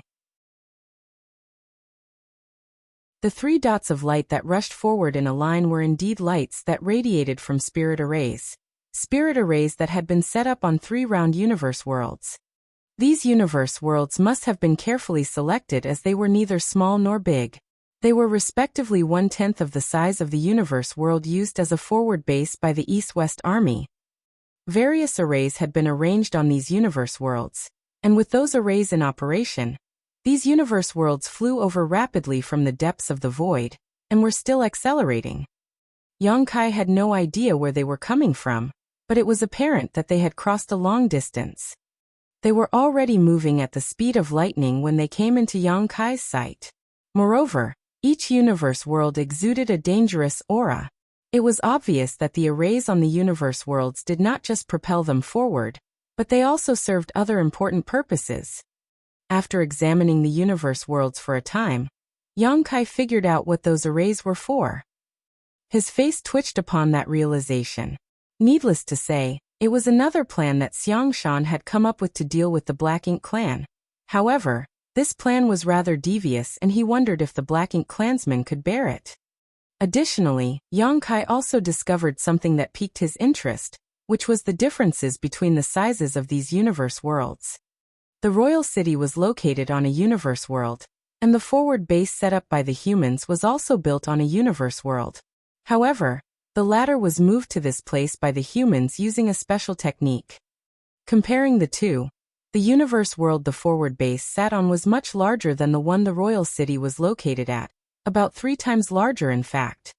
Initially, Yang Kai didn't understand why the army commanders had selected such an enormous universe world, when it was only meant to be a temporary forward base. It seemed like a huge waste of resources at the time.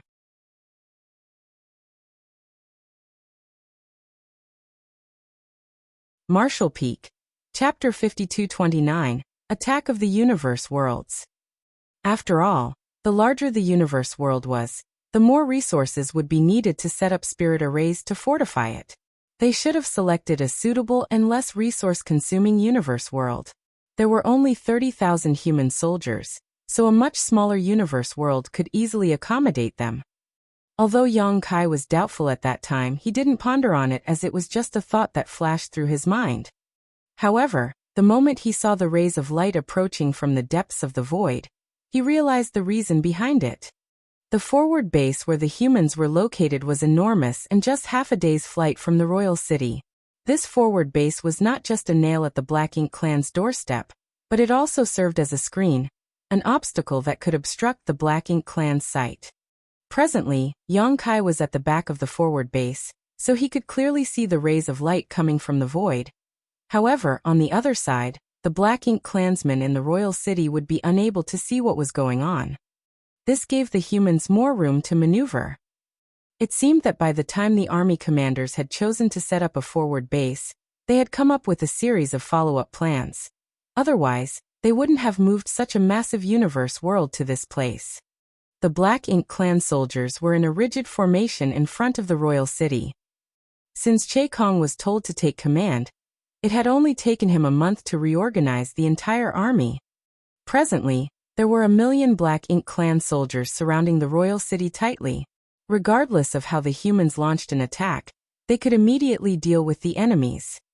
Che Kong had no idea how he should take the initiative to attack the humans, but it wouldn't be hard for him to defend the royal city with this setup. Defense had always been his forte. As the commander of 1,000,000 Black Ink clansmen, Chaekong was located in the middle of the army so that he could easily react to any potential threats from the humans. After a month of silence, Chaekong all of a sudden felt his chest tightening as an ominous feeling washed over him. This caused him to feel alerted as he lifted his gaze to look at the humans' side. There were a lot of warships moving around the forward base, but he had no idea what the humans were up to. However, it didn't seem like the humans had the intention of attacking the royal city at that moment. This made Chaekong feel doubtful. Since the humans didn't intend to attack, why did he feel a sense of unease all of a sudden? Could it be a false alarm? He sincerely hoped that it was just his nerves.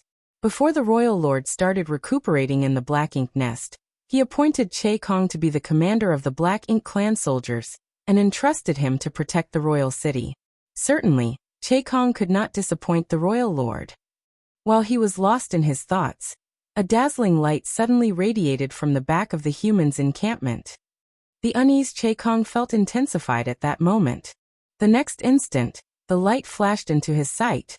It was so dazzling that he couldn't help but narrow his eyes. Initially, he couldn't make out what the light was, but as the distance shortened, he quickly realized its true nature. Chaekong, who had been seated at the time, leapt to his feet with widened eyes. The next moment, his roar reverberated across the entire void. Enemy attack! Over the past month that he had been leading the Black Ink army, Chaekong had repeatedly pondered on what kind of strategy the humans would use to assault the royal city. He had also put himself in the shoes of the leaders from the humans' side, and inferred how the war would unfold. He came to the conclusion that, regardless of what devious plans the humans had come up with, they wouldn't achieve their goal as long as he steadfastly protected the royal city. There was no doubt that he was pleased with the expected outcome.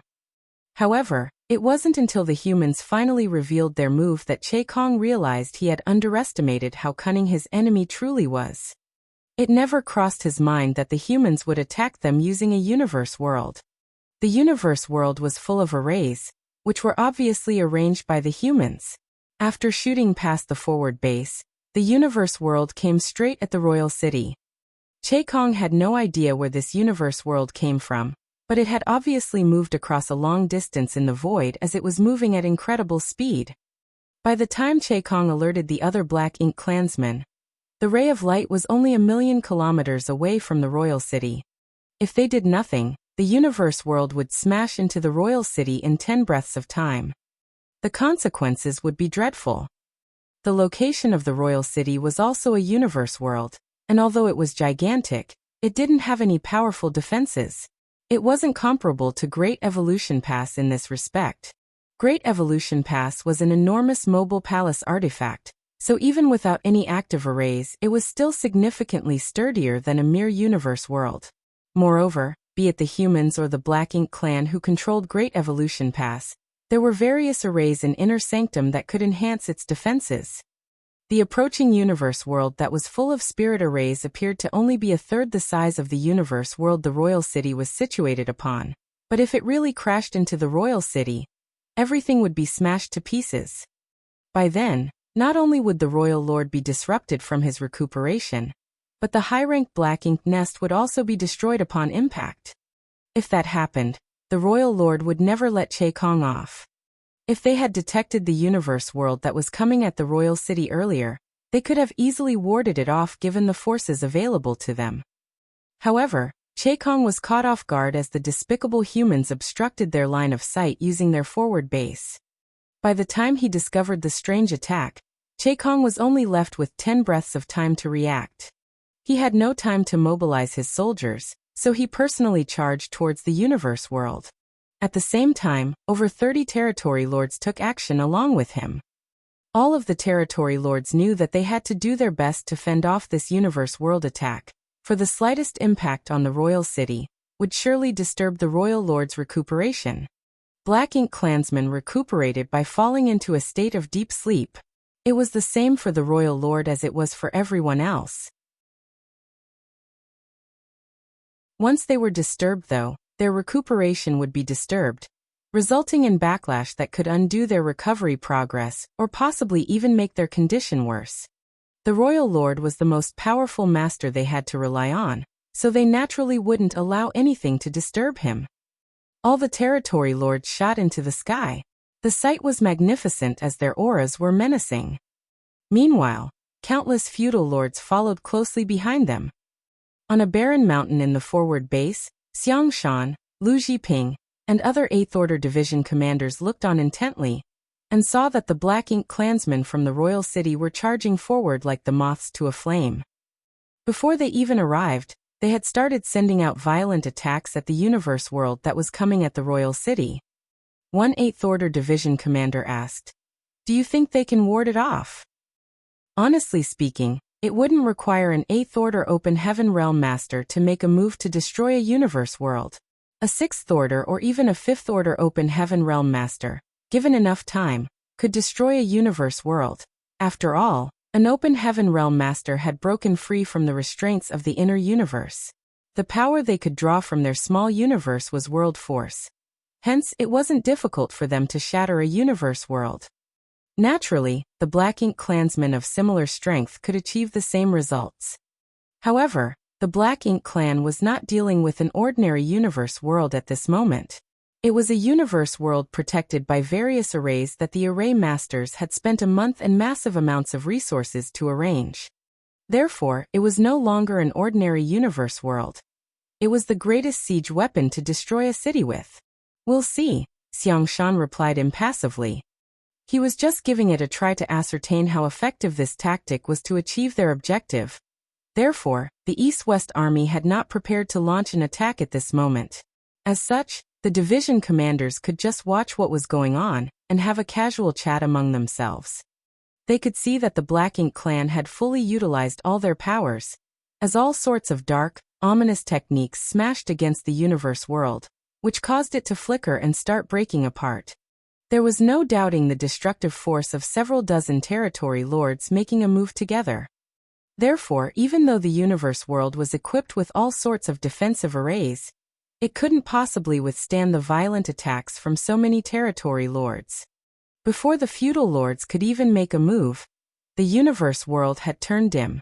The next instant, it exploded into countless fragments that scattered around. The territory lords couldn't help but breathe a sigh of relief while at the same time, they were infuriated. It seemed they had been frightened over nothing, as it was just a universe world, after all. Even though it was equipped with various arrays, it couldn't possibly pose a threat to them. However, all the territory lords had come forward to fend it off. If the humans launched an attack on the royal city at that moment, they wouldn't be able to protect the city. While such thoughts were crossing their minds though, another ray of light appeared behind the shattered universe world. "There's more!" Cheikong roared. This time, the territory lords did not become flustered. With the earlier experience, they knew how to deal with this situation now. Furthermore, with more feudal lords joining them, it became easier to destroy the approaching universe world. Several breaths of time later, the second universe world became shattered and broke into countless pieces. The next instant, the third universe world was seen coming at them. The territory lords secretly cursed at the leaders of the human race. The series of despicable moves was quite annoying. With dozens of territory lords and innumerable feudal lords working together, they cast an attack together and destroyed the third universe world when it was still millions of kilometers away from the royal city. However, the territory lords didn't lower their guard down. They stared fixedly at the depths of the void, as they were worried that there would be a fourth universe world. Soon, they were relieved that there wasn't a fourth universe world. It seemed that the humans had only gotten 3 universe worlds prepared. Upon making sure that all the universe worlds had been intercepted, and that the royal city was not impacted at all, Cheikong led the territory lords and feudal lords back. Instead of feeling elated though, Cheikong only felt increasingly worried. Although they had successfully fended off the 3 universe worlds that the humans had launched at them this time, what if there were 4, 5, or even more universe worlds? There would come a time when they were unable to stop the universe worlds, and when that happened, A large number of the Black Ink clansmen would lose their lives, and the royal lord's recovery would be interrupted. It was apparent that the humans were just testing the waters this time, and the next attack would be the real show. Chaekong believed that after the test this time, the human leaders would continue to use such a tactic. Damn it, Chaekong thought. Faced with such a despicable tactic, the Black Ink clan had no other choice but to directly deal with it. They couldn't even imitate it, as they didn't have so many skillful array masters on their side.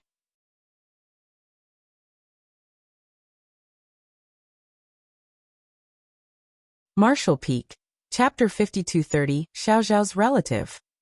Since Yang Kai had cultivated the Tao of Time and learnt a few things from his third disciple, time flowed 4 times faster in his small universe than the outside. Therefore, even though the old ancestor had been recuperating in his small universe for 4 months, only 1 month had passed in the outside world. In just 1 month, the East-West Army was able to carry out such a plan. Yang Kai couldn't help but admire Xiangshan and the others' farsightedness. After the 3 universe worlds circled around the forward base, Yang Kai was unable to see what happened next as his sight was obstructed. With that said, even though he was in a desolate valley on the opposite side of a universe world, he could still feel the violent energy fluctuations coming from the royal city. He reckoned that the expressions on the territory lords' faces would be interesting when they saw the universe worlds, which were equipped with various arrays, coming at the royal city. However, he didn't think it would be difficult for the Black Ink clan to fend off these universe worlds. After all, there were some 30-plus territory lords, not to mention that they had many 8th Order Black Ink disciples with them. It was unlikely that the universe worlds could harm them. That was indeed the case. The energy fluctuations coming from the royal city only lasted for about 10 breaths of time before they vanished. Again, days went by peacefully.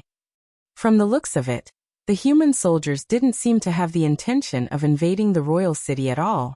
Meanwhile, inside the small universe, the old ancestor was still recuperating in the hunter's home. The couple treated her very well. Although they were not related by blood, they took care of her as though they were her biological parents.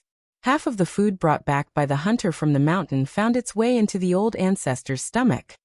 Certainly, the couple was surprised at the fact that the little girl they picked up from the mountain had such a big appetite despite being so petite. Moreover, she seemed to truly love eating. The only thing that concerned the couple was that the little girl hadn't grown much in size despite her big appetite. She looked like she was 3 to 4 years old when they picked her up back then.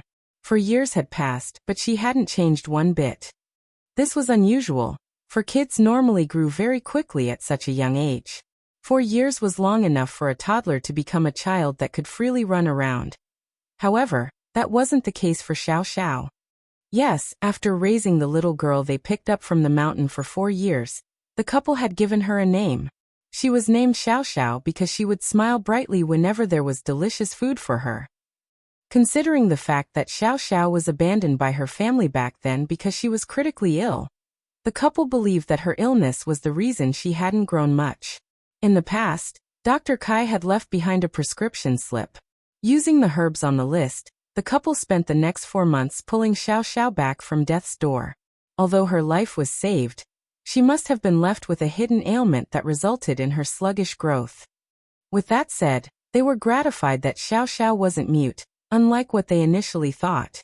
Furthermore, she was an intelligent child who was good at speaking and singing. Additionally, she also seemed to be gifted when it came to hunting. She was only 4 years old when they picked her up, and she was 8 years old now. What could an 8-year-old child do?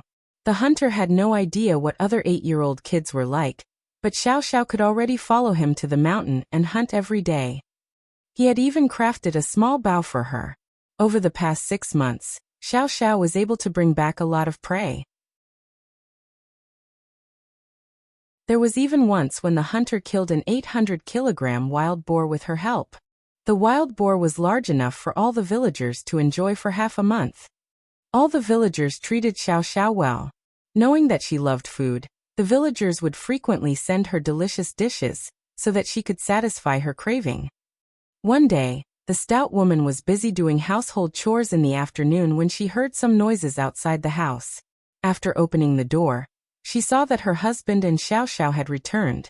That surprised her because it was only in the middle of the afternoon. Usually, her husband wouldn't come home so soon. What bothered her was that there was a hint of worry on her husband's face. Although she wasn't a typical sensitive woman as she was rather straightforward, she was good at observing her husband's expressions. After all, they had been married for many years. "What's wrong?" she asked. The hunter shook his head and remained silent. Gazing at Xiao Xiao, he said, "Go out and play." After a grunt, Xiao Xiao put down her bow and quiver. "I'll look for Sir then." Then, she turned around and left the house in a hurry. Worried, the stout woman shouted from behind, "Take it slow. Don't trip." Despite knowing that the little girl could easily move around on the mountain along with the hunter, the stout woman was still worried that she would trip over if she ran too fast. As for the Sir Xiao Xiao had mentioned, he was a scholar who happened to arrive at this place 4 years ago. The scholar seemed to have fallen in love with the environment here, so he decided to settle down. Several years had passed since then. Perhaps he had decided to stay here forever. Though the scholar didn't have other skills, he was a well-read person. They happened to need a teacher in the village, so the scholar decided to help the children learn how to read and write upon the hunter's request. In return, they would give him some food, so he didn't have to worry about survival. Xiao Xiao loved spending time with the scholar. According to her, the young man would always give her treats every time she paid him a visit. The couple had never heard of some of the food she had mentioned. The couple pondered on this issue many times. The scholar received his food from the villagers, so where did he even get some treats to share with the children? However, to Xiao Xiao, anything edible was delicious. After Xiao Xiao was out of sight, the stout woman turned around and saw that her husband was seated by the table. He took a few sips of the tea and sighed. Annoyed by her husband's behavior, the stout woman landed a slap on his back, almost causing him to spit blood. "Just spill it. Stop sighing and keeping silent." The hunter let out another sigh before saying, "I came across a woman on the mountain today." While glaring at him, the stout woman sneered. Was she beautiful? After becoming startled for a moment, the hunter put on a helpless smile. "What are you talking about? Why don't you ask me where I saw her?" The stout woman snorted. "Where did you run into her?" In a grim voice, the hunter replied, "In that house." The stout woman fell into a dazed state for a moment, then her expression changed. "What do you mean?" Gazing at her, the hunter went on to say, "You're also aware that I picked up Xiao Xiao from the log house on the mountain back then. Over the years, I'd go take a look at the house whenever I go hunting in that area. I've never seen anyone there, but today there was a woman in the log house. Judging from the clothes she was wearing, she should be from a well-to-do family. She also had some servants with her." "So what?" The stout woman appeared wary. The hunter continued, saying, "I asked them what they were doing there, and one of the servants told me that the woman lost something around there a few years ago, so they were looking for it now." The stout woman's expression changed drastically. "Have they found it?" The hunter shook his head. "I never asked her what she had lost." "Did she see Xiao Xiao?" The hunter replied, "No. Xiao Xiao and I separated to run down a roe deer. She wasn't by my side at that time." The stout woman was evidently relieved. The hunter sighed. "Dear, I think the woman's appearance somewhat resembles Xiao Xiao."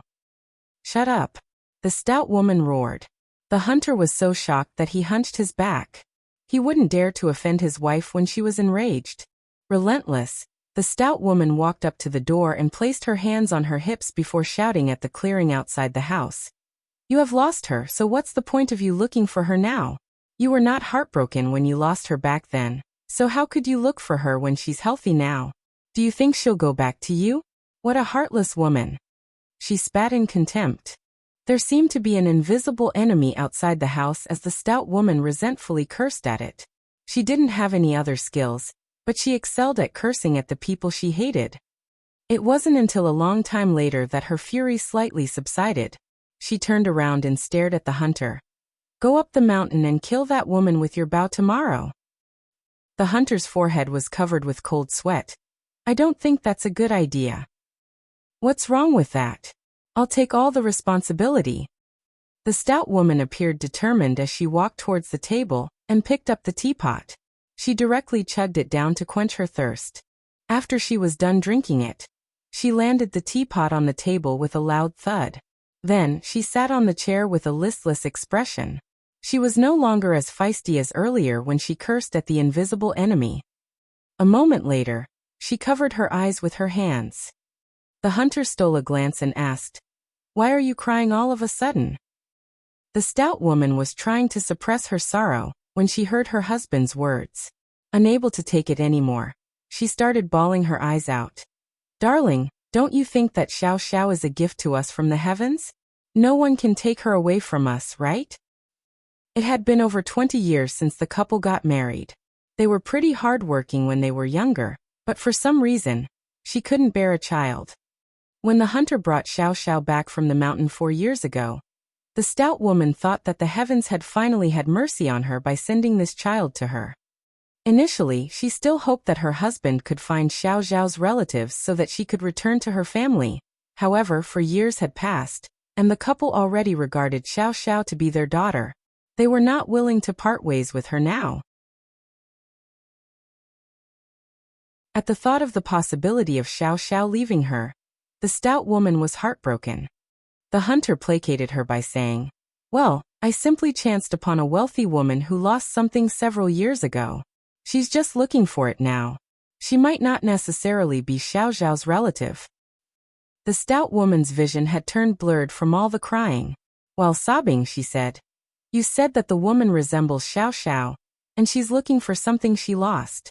Who else could she be if she's not Xiao Xiao's mother?" At that, the hunter fell silent. In fact, such a thought sprang into his mind the moment he saw the woman. That was because Xiao Xiao indeed took after her. While the stout woman continued bawling, the hunter remained silent.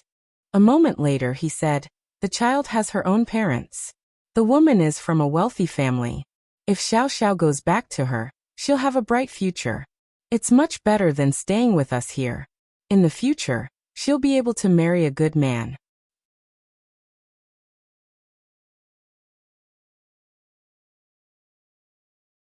Marshall Peak. Chapter 5231. I'll bring you something delicious. The stout woman abruptly stopped crying and stood straight up. Glaring at the hunter, she threatened, "If you dare to send Xiao Xiao back to her, I'll break your legs." Saying so, she turned around and shuffled towards her room.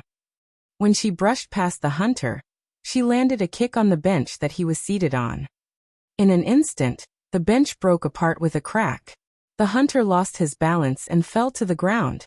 Gazing at the broken bench, he gulped. Although he knew that his wife was strong, he hadn't expected her to be this strong. Undoubtedly, his leg was not as robust as the bench. As he recalled what she had told him before she left, he decided to keep his mouth shut. There was a simple-looking house at the bottom of the mountain. Despite that, it was jointly built by the villagers and was sturdy enough to fend off rain and wind. This was the residence of the scholar, who happened to visit this place 4 years ago. It also served as a school in the village. Other than the kids in the village, the hunters from the neighboring villages would also send their children to this school, when they learned that there was a scholar who could teach children how to read and write. Therefore, more than 10 kids would frequently gather together in this small school for lessons. The kids from the mountain villages were reckless and naughty. Initially, the hunters were worried that this frail-looking teacher wouldn't be able to discipline them. They wouldn't want to see their kids causing any trouble. However, they were surprised to learn that regardless of how mischievous the kids were, they would become obedient and studious the moment they stepped into this school. The teacher didn't seem to have any special ways of disciplining the kids. He simply taught them how to read and write. This strange revelation amazed the hunters. At this moment, the teacher, who was giving the kids a lesson, cracked a smile all of a sudden, as though he had discovered something funny. The students were puzzled, but none of them dared to ask him about it because he always had this strange sense of authority about him. With that said, there was still a kid who raised her hand and asked in a clear voice, "Sir, why are you smiling all of a sudden?" The person who asked this question was none other than Xiao Xiao. who looked smaller than the other children. Instead of feeling afraid, the kids all respected the teacher. He had never punished them in any way. However, as soon as they stepped into this school, they would become obedient. Nevertheless, Xiao Xiao was the only one who didn't seem to revere the teacher, and she was the only one who had the audacity to interrupt the teacher when he was giving a lesson. Upon hearing that, the teacher lifted his head and revealed a stalwart-looking face. He replied with a smile, "Nothing. I just thought of something funny." With a tilted head, Xiao Xiao appeared puzzled. The teacher continued with the lesson. The reason he put on a smile was that he had detected what happened in the hunter's home. The way the stout wife reacted was hilarious. In fact, he was aware that there was a wealthy woman in the log house on the mountain. Strictly speaking, she indeed resembled Xiao Xiao in a way. However, one wouldn't have thought so if he didn't have such a preconceived idea. He knew that the wealthy woman had nothing to do with Xiao Xiao. After all, Xiao Xiao was a ninth-order old ancestor while the wealthy woman was just one of the many living beings in his small universe. It was just a coincidence and the couple was being too sensitive. When the hunter brought the old ancestor back to his home, Yang Kai followed behind them. Despite realizing that there was something wrong with the old ancestor, he didn't have a way to deal with it. Therefore, he could only pretend to be a poor wandering scholar and settle down in this village, so that he could keep in contact with the old ancestor and observe her. Over the past 4 years, he had noticed some things that concerned him. First of all, the old ancestor was terribly injured. Otherwise, she would have grown in size after such a long time. Her injury was so deep though that even Yang Kai was unable to detect it. When the old ancestor started growing, it would mean that she was on the road to recovery.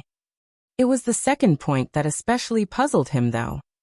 It seemed that the old ancestor had indeed lost her memory.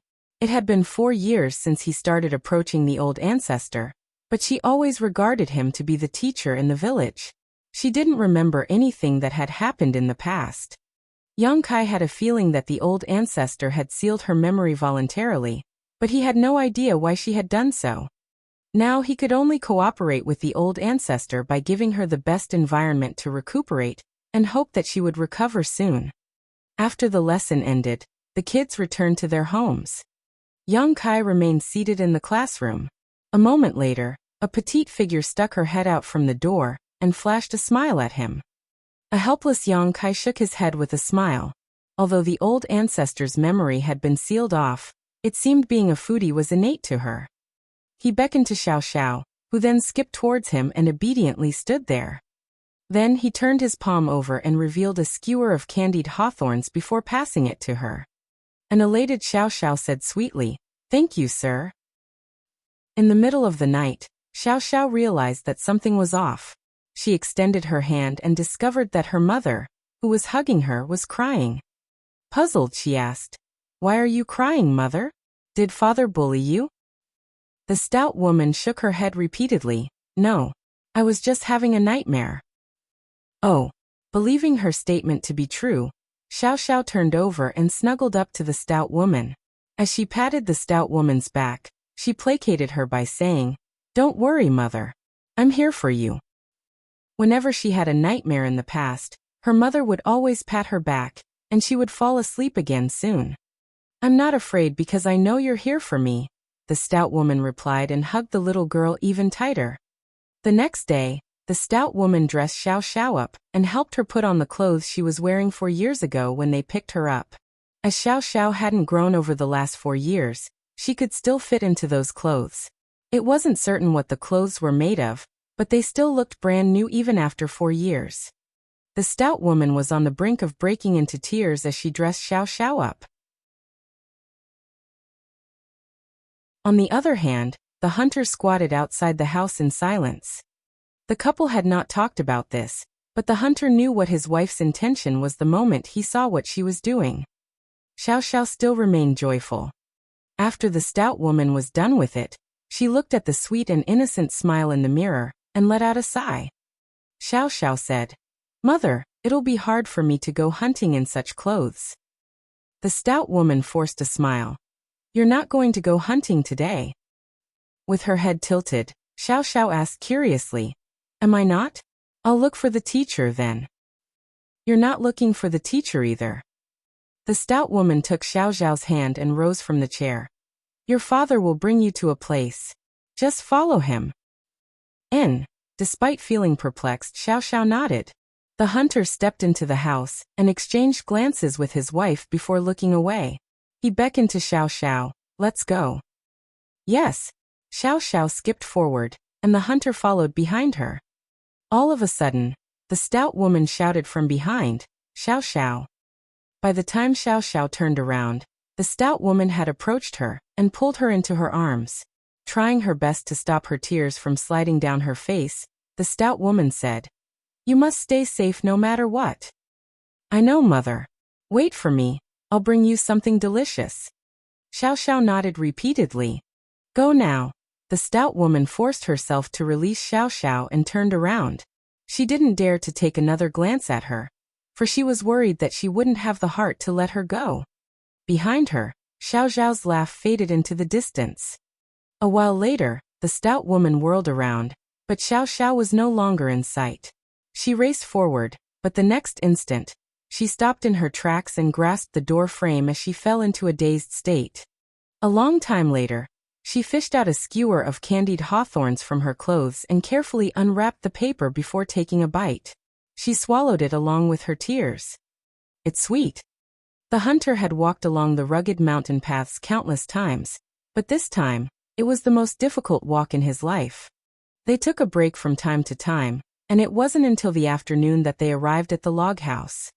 Initially, he hoped that the wealthy woman would have left by now so that he no longer had to feel conflicted. However, he came just as the woman was about to leave.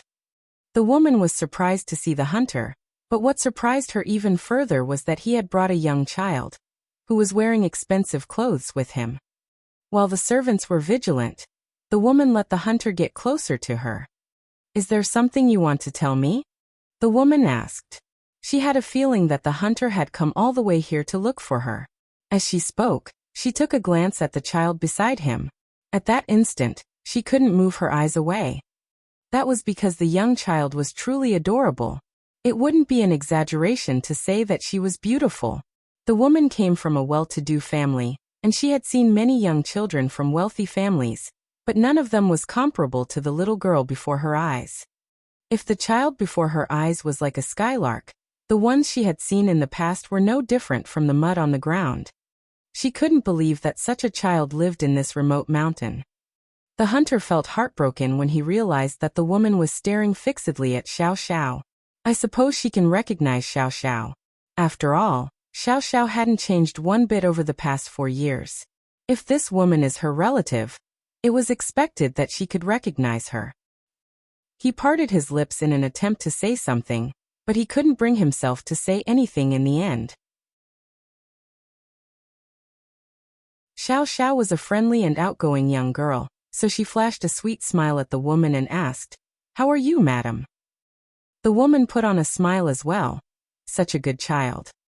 She beckoned to a servant, who then came forward with a lunchbox. The woman bent her back and passed the lunchbox to Xiao Xiao. I made this.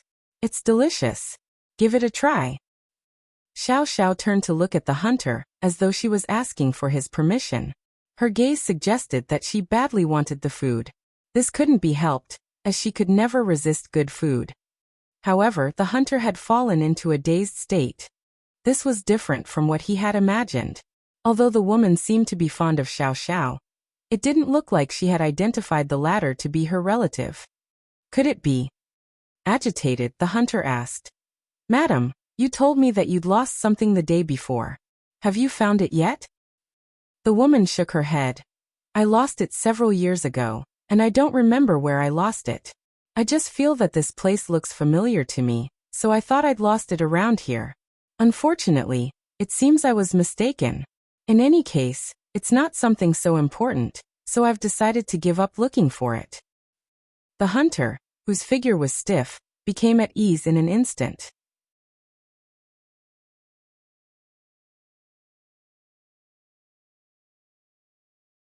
Marshall Peak, Chapter 5232, Attacking the Royal City. Inside the house, The stout woman was seated on a chair as she embraced Xiao Xiao with a bright smile. She was so ecstatic that it was as though she had retrieved something irreplaceable she had lost. Xiao Xiao felt that her mother was strange on this day, but she was too young to understand the myriad of things in the world. Therefore, she couldn't specify what was odd. Presently there was a lunchbox in front of her. It was given to her by the wealthy woman on the mountain. The food inside the lunchbox wasn't expensive, just some osmanthus cakes she had apparently made. Villagers like them had never seen such delicate cakes before, let alone eaten them. Half of the osmanthus cakes inside the lunchbox were gone, most of them having disappeared into Xiao Xiao's stomach. "Have another piece, mother." Xiao Xiao picked up an osmanthus cake and held it out for the stout woman. With a smile, the stout woman replied, "I'm not having any more. It's too sweet. Go on and eat it." "All right," Xiao Xiao replied and munched on the osmanthus cake. It was so delicious that she had the urge to swallow her own tongue as well. The hunter was getting ready for the hunting session the next day by sharpening his arrowheads. When he saw the heartwarming scene in the house, he wore a sincere smile. The North-South Army's forward base was located on an asteroid that would take a person 2 days to reach from Great Evolution Pass. 1 year ago, the North-South Army clashed with the Black Ink clan from Great Evolution Pass. Although they had killed a lot of their enemies, they had suffered some losses as well. The defeated Black Ink clansmen fled back to Great Evolution Pass and received help from their companions. Since then, they had not left Great Evolution Pass. 1 year had passed, and the North-South Army was now locked in a staring contest with the Black Ink clan stationed at Great Evolution Pass. They were like two beasts that bared their fangs at each other from a distance, but neither could kill the other party, so they didn't attack. After suffering a setback previously, the Black Ink clansmen wouldn't dare to make a rash move again. They were worried that there would be no turning back once they launched an attack. On the other hand, the North-South Army didn't have a way to deal with the Black Ink clansmen, who refused to leave Great Evolution Pass. It wasn't until the humans became the attackers that they realized just how difficult dealing with a Great Pass was. Great Evolution Pass provided the best defense for the Black Ink clansmen, so if the North-South Army rashly launched an attack, many of their soldiers would lose their lives. Given the collective power of the North-South Army now, it would be hard for them to retrieve Great Evolution Pass in short order, and once they launched an attack and failed, they would lose their advantageous position. The army commander of the Southern Army, Ouyang Lai, was an irascible person, so the deadlock they were faced with was giving him a headache. Therefore, he urged Mi Jingluan on a daily basis to come up with a way to lure the Black Ink clan out of Great Evolution Pass, so that they could meet them in battle. Of course, Mi Jingluan didn't have a solution to this problem, or he would have used it already. As long as the Black Ink clan refused to leave Great Evolution Pass, there was little he could do. "Please calm down, Brother Ouyang. We're faced with a stalemate here. Since the Black Ink clan won't leave the pass, it's hard for us to launch an attack. We have no other choice but to maintain the status quo." Mi Jingluan appeased Ouyang Lai, who had repeatedly looked for him to discuss the plan to deal with the enemy. Undoubtedly, Ouyang Lai could understand what the other man was talking about. He was an 8th Order Open Heaven Realm Master as well as an army commander after all, so even if he was a hot-headed person, he wouldn't have attained such achievements without being able to understand the bigger strategic picture. Despite that, he could never change his irritable temperament. "How long will the confrontation last? For eternity?" Ouyang Lai said furiously. He thought that the Black Ink clansmen were too timid. Despite their vast army, they didn't have the courage to launch an attack and only knew how to hide. It was expected that he was annoyed. Mi Jingluan comforted. "We certainly can't let the confrontation go on for eternity.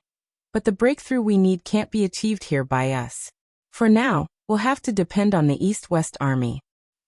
Ouyang Lai darted his gaze around and gave it a thought. He then said, "Brother Mi, you mean?" Mi Jingluan nodded. "If the East-West Army can deal a heavy blow to the Black Ink clan at the Royal City, the Royal Lord will surely become flustered. When that happens, the Black Ink clan occupying Great Evolution Pass won't be able to keep hiding. They certainly have to head to the Royal City upon receiving the Royal Lord's order. and we'll be able to take action. Upon hearing that, Ouyang nodded repeatedly. You have a point. Brother Mi. When do you think the breakthrough will be achieved? Mi Jingluan replied. That will depend on how long those from the royal city can persevere. However, I don't think it'll happen in a short time. The number of soldiers in the East-West Army is roughly the same as ours. Although they have the old ancestor with them, the Black Ink clan over there have a royal lord. It won't be easy to achieve a breakthrough. Now what we should do is find a way to contact the East-West Army. It would be best if we could communicate instantly, so that it would be easier for us to carry out any following plans. Ouyang shook his head. That will be difficult. This place is too far away from the royal city. It's not hard to contact them, but the exchange of information will be sluggish. We can't make it instantaneous. Mi Jingluan nodded. It would be best if we could let Marshal Nephew Yang build several universe arrays between Great Evolution Pass and the royal city. However, I'm afraid he's busy right now as he has to help with the old ancestors' healing. Otherwise, given Xiang Shan's farsightedness, he would have told Yang Kai to do so already. Still, sluggish or not, being able to share information is essential. Ouyang said. In that case, we should send someone to the East-West Army. Mi Jingluan put on a smile. I've already done so. He should have arrived by now. Upon hearing that, Ouyang couldn't help but roll his eyes. This guy only told me about it after he'd done it. It makes me look ignorant. It's taxing to work with such a scheming person. Mi Jingluan looked at the depths of the void. There were two reasons why he had sent someone to the East-West Army. First of all, he really did need to exchange information with them. Secondly, he wanted to find out how the East-West Army was planning to attack the royal city.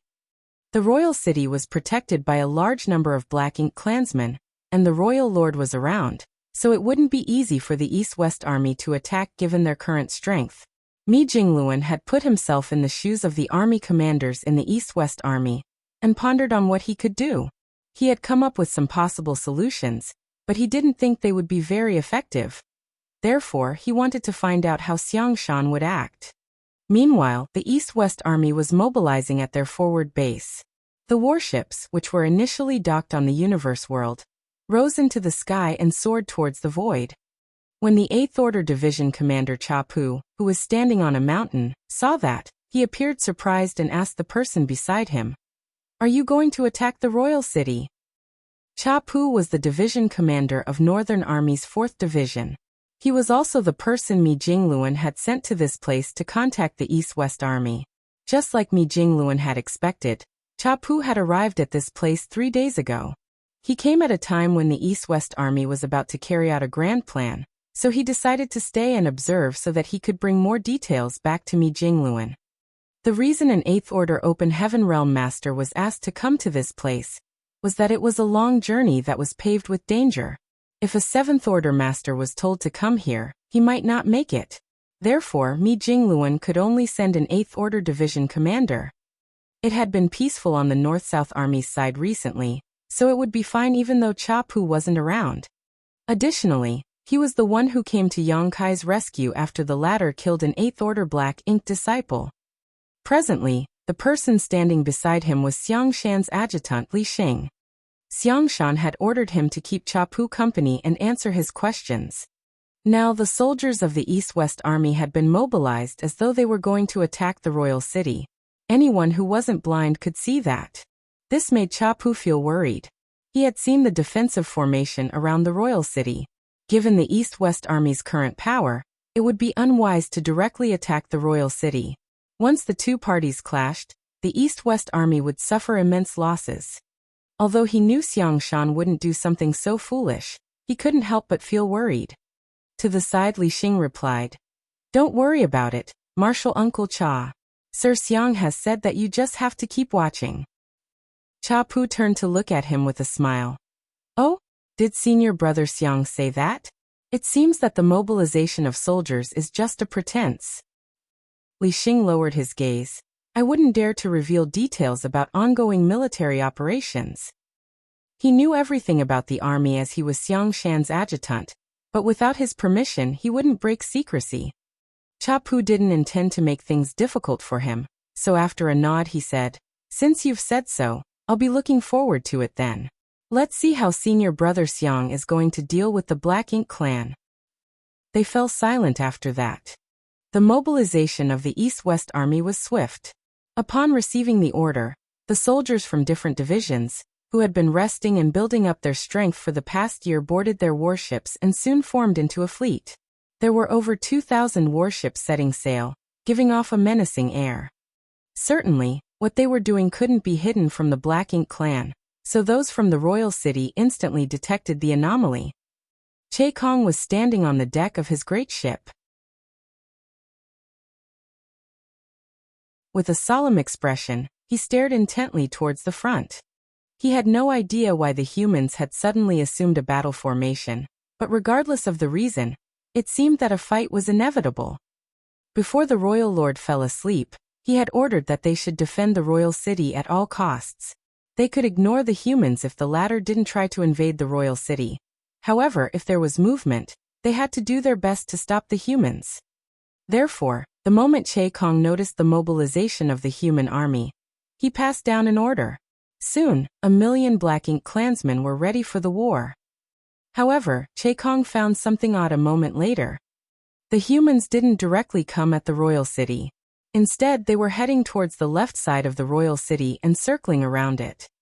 This made Che Kong feel puzzled. What are the humans trying to achieve? Are they trying to launch an attack on the back of the royal city by circling around it right in front of me?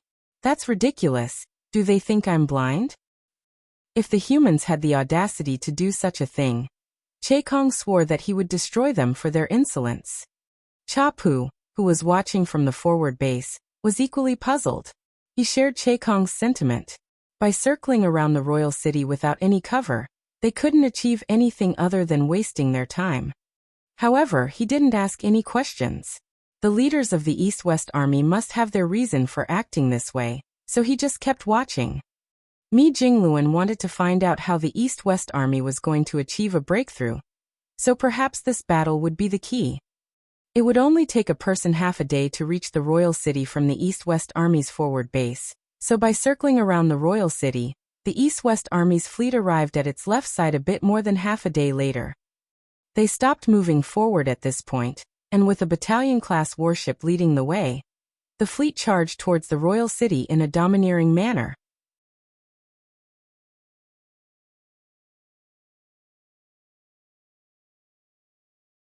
Marshall Peak. Chapter 52-33, Flanking the Enemy. The East-West Army's fleet was rapidly getting closer to the royal city. Certainly, the Black Ink clansmen wouldn't sit back and do nothing. Che Kong ordered half of the 1,000,000 Black Ink soldiers to head to the left side of the city and prepare to intercept the enemy. This was the right move as well as the only solution. With that said, Che Kong wasn't a fool, so he didn't send all his soldiers to the left side of the city. He had to be wary of a potential sneak attack from the humans. The humans' fleet was indeed coming at them from the left, but it was just a fleet of warships after all. No one could guarantee that all the humans were on those warships. If all the Black Ink clan soldiers gathered together on the left flank, they would be powerless to deal with the humans if the latter launched an attack from the right. Che Kong was confident that the fleet was only meant to harass them while the humans' target was the right side of the royal city. Otherwise, they wouldn't have openly circled around the royal city to attract their attention. Therefore, while sending some Black Ink clan soldiers to the left, Che Kong also told the remaining Black Ink clansmen to keep an eye on any anomaly on the right side. As time passed, an austere atmosphere pervaded the void.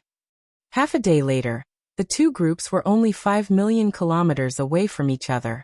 At such a distance, the Eighth Order Open Heaven Realm Masters and the Territory Lords could start exchanging moves. However, both parties restrained themselves as none of them decided to make a move first. At this point, what was going on with the human warships could clearly be seen. What surprised Che Kong was that the warships were indeed full of human cultivators. This made him feel perplexed. He initially thought that the fleet only served as a pretense to attract their attention while a massive amount of human soldiers would secretly gather together on the right side of the royal city. and launch a sneak attack on them. However, that didn't seem to be the case now. The warships were full of humans. In other words, all the humans had gathered together in this fleet. There wasn't another group of soldiers. Why did they intentionally make a detour?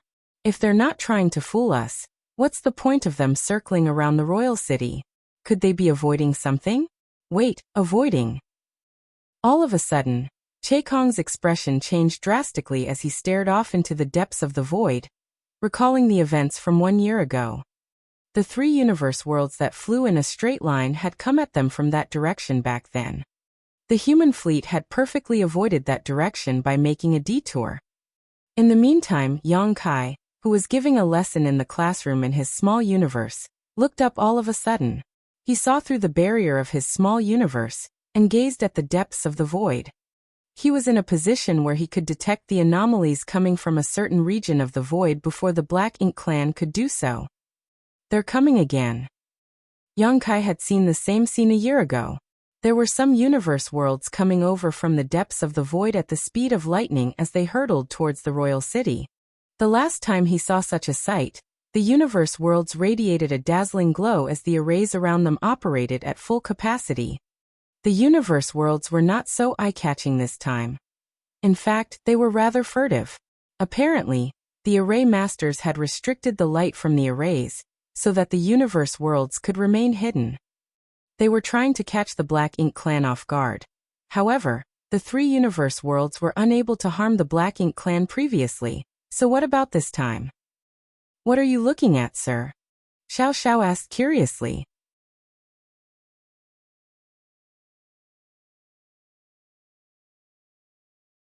To the side, Li Xing explained. In fact, we sent 3 universe worlds over 1 year ago. Oh, Cha Pu arched his brow. What was the outcome? Li Xing replied. It wasn't effective. There are many masters on the Black Ink clan's side. Before the universe worlds could get close to the royal city, they were shattered. Upon hearing that, Cha Pu said, Ineffectiveness was the outcome you all wanted to see, right? Li Xing nodded.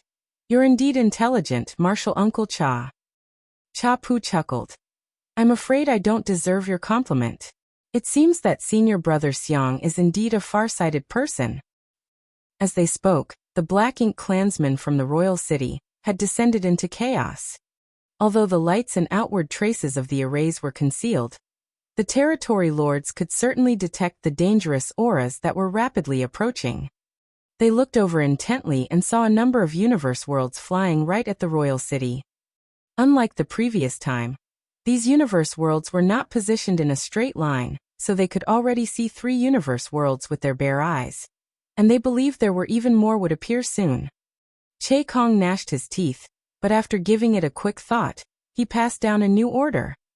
The next instant, more than 10 territory lords and over 28th Order Black Ink disciples shot into the sky and charged towards the universe worlds. They had gone through the same incident 1 year ago, so they knew how to deal with these universe worlds. After all, they already had some experiences.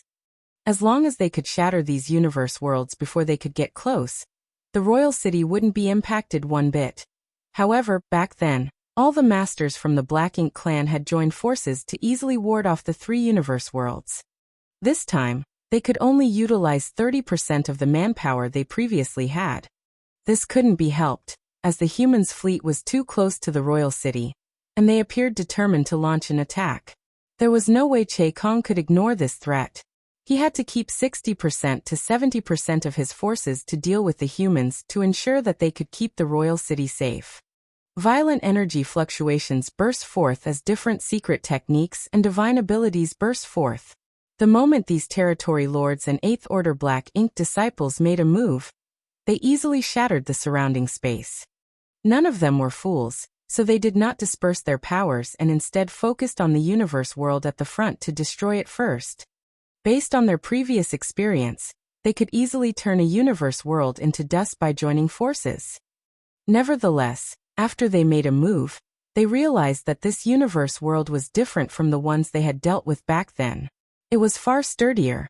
Apparently, the array masters had reinforced the universe world with arrays. Therefore, after the first round of attacks, Even though the universe had broken into pieces, it didn't explode into dust as they had expected. Furthermore, the moment the universe world came apart, rays of horrifying light were shot from the universe fragments towards the royal city. This was obviously a prearranged effect of these spirit arrays. Once the universe world was attacked, the arrays would start running on their own. It was very unlike what had happened previously. The territory lords and the Eighth Order Black Ink disciples were caught off guard, and although they had promptly made a move, they still couldn't stop the universe fragments from raining down on the royal city. What's more, there were still 2 complete universe worlds behind these fragments. The territory lords roared and fully activated their powers. The Eighth Order Black Ink disciples wouldn't dare to hold back either, and cast all the divine abilities and secret techniques they could use. Seeing that, the feudal lords, who were the second layer of defense, quickly rose into the sky to assist them. In just a cup of tea's time, the universe worlds coming from the depths of the void were all shattered. What astonished the Black Ink clan was that there were 10 universe worlds this time, which was more than 3 times as many universe worlds as a year ago. Although they had destroyed all 10 universe worlds, they still couldn't rest easy, for after every universe world was shattered, the preset arrays on it would explode. In order to fend off the powers of those arrays and falling universe fragments, several Eighth Order Black Ink disciples became wounded while many Seventh Order Black Ink disciples and feudal lords lost their lives. As for the high-rank and low-rank Black Ink clansmen, the losses there were even more significant. Upon receiving the order, they had to do their best to intercept the universe fragments that were falling towards the royal city. More and more of them lost their lives as their auras continuously withered. Despite the Black Ink clan's best efforts though, they couldn't possibly block or deflect all the universe fragments. Finally, there came a moment when a universe fragment crashed into the universe world where the royal city was located. The moment of impact, all the remaining spirit arrays on the universe fragment detonated, and turned into a dazzling light that engulfed all the Black Ink clansmen around it.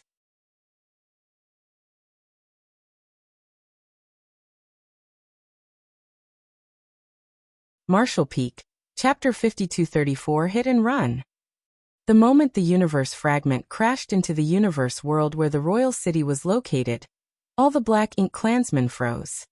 Che Kong, who had remained in the center of the army as he had to prevent the humans from invading the city, felt his face twitching. All the Black Ink clansmen appeared horrified. They were not afraid that the universe world where the royal city was located would be destroyed.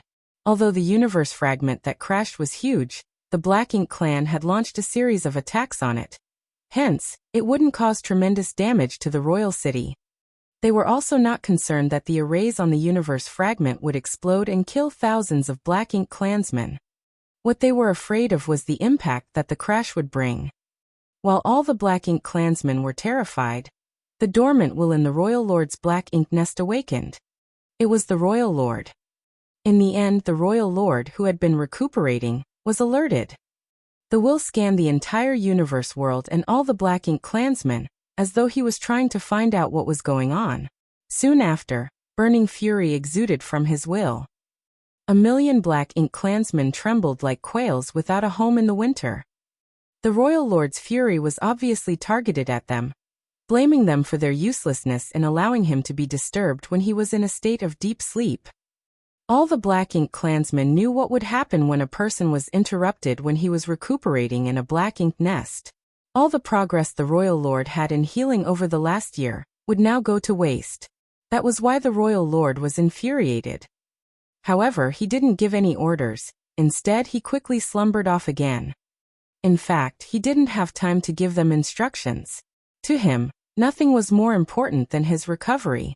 As long as he could make use of the Black Ink nest's power and restore his strength before the human old ancestor did, he would gain the upper hand. All the Black Ink clansmen knew that such a thing could never happen again. Otherwise, many people would lose their heads when the Royal Lord was done healing. While they were still ill at ease, energy fluctuations could be felt coming from the human army on the left side of the royal city, as countless secret techniques and divine abilities were launched at them. At that instant, Lights of different colors illuminated the entire void as the horrifying bombardment flew towards the royal city like a storm. Every attack was equivalent to a move made by a seventh-order open heaven realm master. The arrays and artifacts on the warships were meant to maximize the humans' combat power. Therefore, every attack sent out from a warship was at least on par with what a seventh-order master could produce. Simultaneously, a massive number of the divine abilities cast by the 8th Order Division commanders. Che Kong roared as the 600,000 or so Black Ink clansmen on the left of the royal city intercepted those attacks. Although the number of Black Ink clan outnumbered the humans 20-1, and they had fully activated their powers, they still couldn't intercept all the attacks. The rays of light clashed with the Black Ink clan soldiers, and as the powers within the rays of light exploded, many lost their lives. The territory lords and the 8th Order Black Ink disciples, who were positioned on the right side of the royal city to destroy the universe worlds, hurried over to provide assistance. Since all the universe worlds had been shattered, the humans no longer had a trump card. Therefore, they wouldn't have to keep an eye on the right flank any longer. As the humans had decided to launch an attack on the royal city from the left flank, the Black Ink clansmen were forced to engage in a life-and-death battle with them. However, the moment these territory lords and 8th Order Black Ink disciples arrived, they were dumbfounded by what they saw. As the lights of the secret techniques and divine abilities subsided, the humans, who were supposed to be just 5 million kilometers away from the royal city, had actually retreated under the cover of the explosions. Moreover, they didn't seem to have the intention of coming back as they were leaving in a hurry. The territory lords were astounded. Che Kong felt his fury burning in his chest like a volcano that was about to erupt. He was so vexed that he almost coughed up blood. Although he was unresigned, he didn't dare to order a pursuit, and was forced to watch the human soldiers swagger away. Ha! On the mountaintop, Cha Pu, who had witnessed everything, guffawed. He was so ecstatic that he almost cried tears of joy. What a brilliant move! You all have deceived the Black Ink clan. It's indeed terrifying to deal with someone like Brother Xiang. He gave such a remark from the Black Ink clan's perspective. Like the Black Ink clan, he too believed that the East-West army would make use of the universe world's attack to launch an offensive against the royal city. After all, it was indeed a good opportunity. Faced with such an emergency, about 30% of the Black Ink clan's forces had been forced to move to the right flank to deal with the incoming universe worlds. If the humans had initiated an attack at that point, they would surely have gained the upper hand. Furthermore, the human soldiers on the warships seemed ready to engage in an all-out battle with the Black Ink clan then and there. However, none of them could have expected that the East-West army's move was just a pretense. Although they appeared menacing by stopping just 5 million kilometers away from the royal city, they only launched one salvo before running away. They actually ran away just like that. Cha Pu wouldn't have believed it if he hadn't seen it with his own eyes. It was like the humans had arrived at the Black Ink clan's doorstep and slapped them in the face. Then, before they could react, the humans had scampered off. The Black Ink clan was not even able to counterattack. Anyone would have felt extremely vexed if such an incident happened to them. It was expected that the territory lords were not too happy at this moment. With that said, such a surprising move was the best decision. The humans wouldn't have suffered a setback if they had launched an attack on the royal city at that point, and could even deal a heavy blow to the enemy in a short time before withdrawing. However, the humans would inevitably suffer some losses that way. Moreover, the battlefield could be unpredictable. If the fight dragged on, the advantage they had gained by attacking the enemies with the universe worlds would gradually diminish. When that happened, they might not be able to retreat so easily. There were 1 million Black Ink clan soldiers, some 30 or so territory lords, and 2 to 3 times that amount of 8th Order Black Ink disciples. That was more than the East-West army could handle. By launching one round of attacks and retreating, the humans could still achieve their objective while preventing any losses. This time, the humans only pretended to have the intention of attacking the royal city. Their only goal was to strike the Black Ink clan with the universe worlds. But what about next time? And the time after that? With enough time and resources, the humans could repeatedly use this tactic. On the other hand, as long as the Black Ink clan couldn't leave the royal city, they could only passively defend. Chapu was certain that if the Black Ink clan diverted too many soldiers to intercept the universe worlds next time, the East-West army wouldn't mind launching an attack on the royal city and catching them off guard. The Black Ink clan were aware of this as well, so as long as the East-West army made a move, the majority of the Black Ink clan would stay back to prevent any potential incursion. However, with only 30% of their army available to be mobilized, the Black Ink clan might not be able to protect the royal city from the universe worlds without suffering from any damage, as proven by what had happened earlier. The humans had only mobilized 10 universe worlds this time, but that wasn't necessarily their limit. Perhaps the Black Ink clan would be greeted with 15 or even 20 universe worlds next time. The East-West army had devised a solid plan, and as long as they continued implementing it, it was just a matter of time before they could deal a crippling blow to the royal city, if not destroy it outright. Upon learning everything that he needed to know, Chapu said, "Marshal nephew, since the battle has ended, I'll head back and report to Army Commander me." Li Xing was slightly surprised and asked, "Don't you want to wait for Sir Xiang's return, Marshal Uncle?"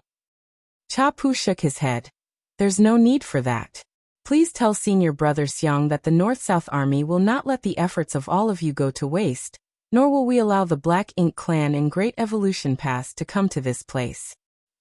With a solemn expression, Li Xing nodded. "I'll definitely pass on your words." The next instant, Chapu turned into a beam of light and shot off into the void. Half a day later, all of the East-West army had returned to the forward base. On this day, the East-West army had only launched one round of attacks and did nothing else. Without suffering any losses, they managed to kill some Black Ink clansmen with the 10 universe worlds they had prepared. Although they couldn't get an exact count, the commanders believed that in the end, they must have killed 50,000 to 60,000 Black Ink clansmen. Of course, such a number was insignificant compared to the million Black Ink clansmen they were facing. Furthermore, those who lost their lives were weaker Black Ink clansmen. None of the territory lords or 8th Order Black Ink disciples were killed, while only a small number of feudal lords and 7th Order Black Ink disciples, a few dozen at most, had perished. This kind of loss was negligible to the Black Ink clan. It was nothing more than a flesh wound. With that said, the casualties of the Black Ink clan were not their biggest victory. They had achieved their main goal for launching the attack, which was to interrupt the Royal Lord's recuperation. After the last universe world was shattered, a fragment crashed into the universe world where the royal city was located. Apparently, the Royal Lord had awakened upon impact. Although the humans were millions of kilometers away from the royal city, they could still detect the menacing will. The main goal of the East-West army this time was to disturb the Royal Lord. Killing Black Ink clansmen came second. Presently, both the Royal Lord and the Old Ancestor were recuperating. The Royal Lord made use of the Black Ink Nest's power, while the Old Ancestor had Yang Kai's small universe. It could be said that both of them had external aids. Therefore, the person who could recover quicker would gain the upper hand. Those from the East-West army couldn't help the Old Ancestor recover, so they could only set their eyes on the Royal Lord, who could never have thought that the humans would harass him while he was recuperating inside the Black Ink nest. Although they didn't kill many Black Ink clansmen, they had attained significant achievements this time. Presently, the East-West army couldn't attack the royal city, because there was a huge gap between their collective powers. By using such tactics, the humans could gradually shorten the gap and wait for a suitable chance before they launched a real strike on the royal city. The Black Ink clan wouldn't be able to deal with them by then. This was a long process that couldn't be rushed. Better yet, even faced with this provocation, the Black Ink clan wouldn't dare to make a move despite technically having superior forces. They had to protect the royal city, for once they moved out of position, the East-West army would have a chance to invade the royal city and destroy the Royal Lord's Black Ink nest. Therefore, even though they had figured out the humans' plan, they still didn't have a way to deal with it. The royal city was like a rope that tied all these Black Ink clan soldiers to the spot, rendering them immovable. Faced with the humans' moves, They couldn't take the initiative to launch an attack as they could only passively defend the city. It seemed it was fated that they would be led by the nose in this war.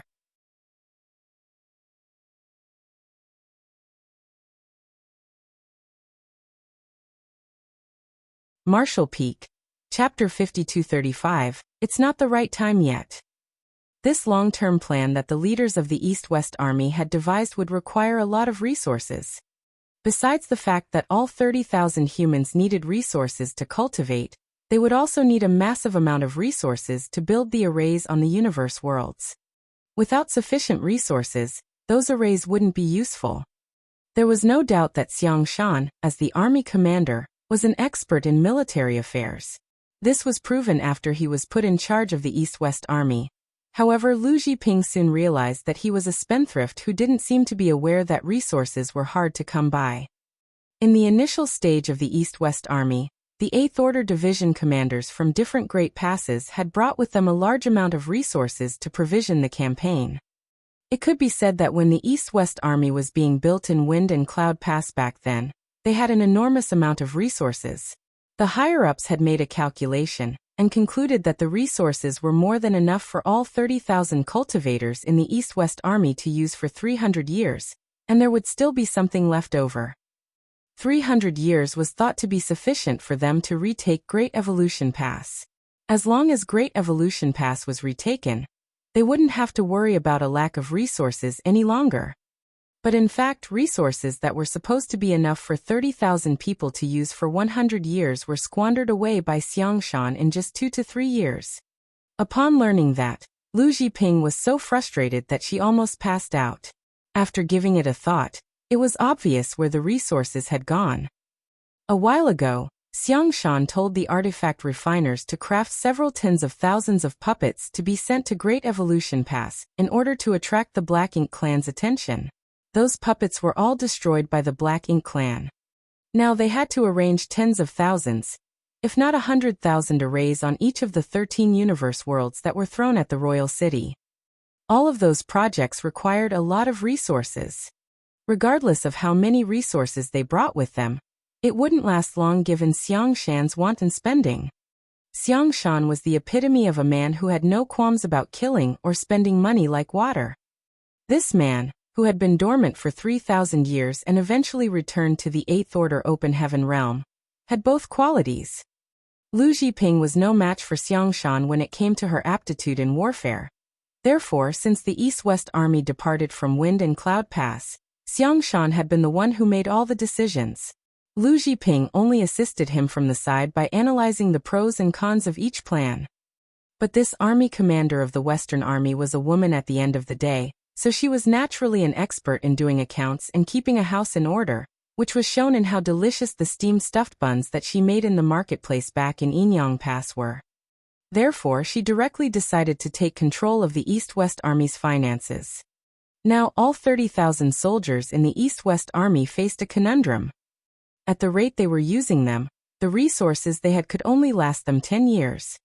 None of them could have expected that the first problem they faced in their mission to retake Great Evolution Pass would be about resources.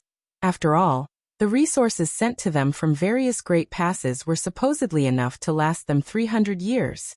They had speculated on what sorts of problems they might face except for the lack of resources. Without resources, they wouldn't be able to cultivate, and the damaged warships couldn't be repaired, not to mention that their plan to attack the royal city with universe worlds would have to be stopped. Therefore, the first thing Lu Zhiping did after she took control of resource management was to order the soldiers to begin mining the nearby universe worlds. It seemed that the Black Ink clan was determined to defend the royal city, so they wouldn't initiate an attack. Therefore, those in the East-West Army would have enough time and energy to do such a thing. It wasn't hard for the humans to extract resources.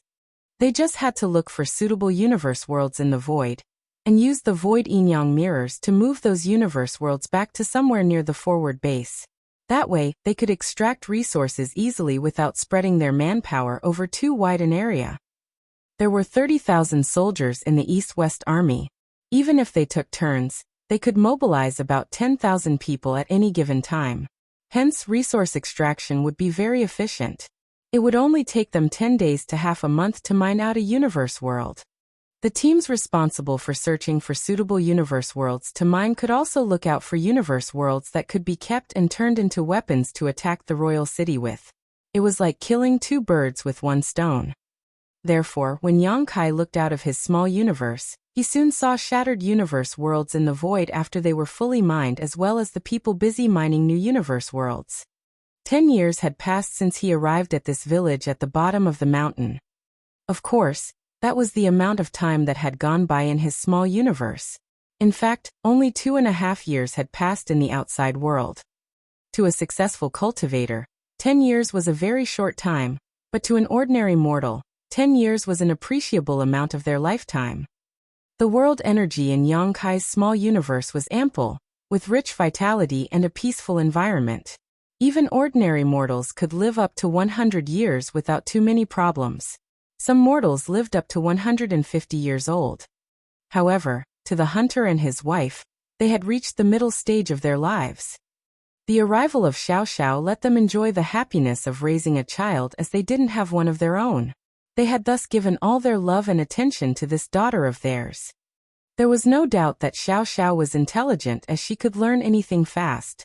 At school, she would always be praised by the teacher.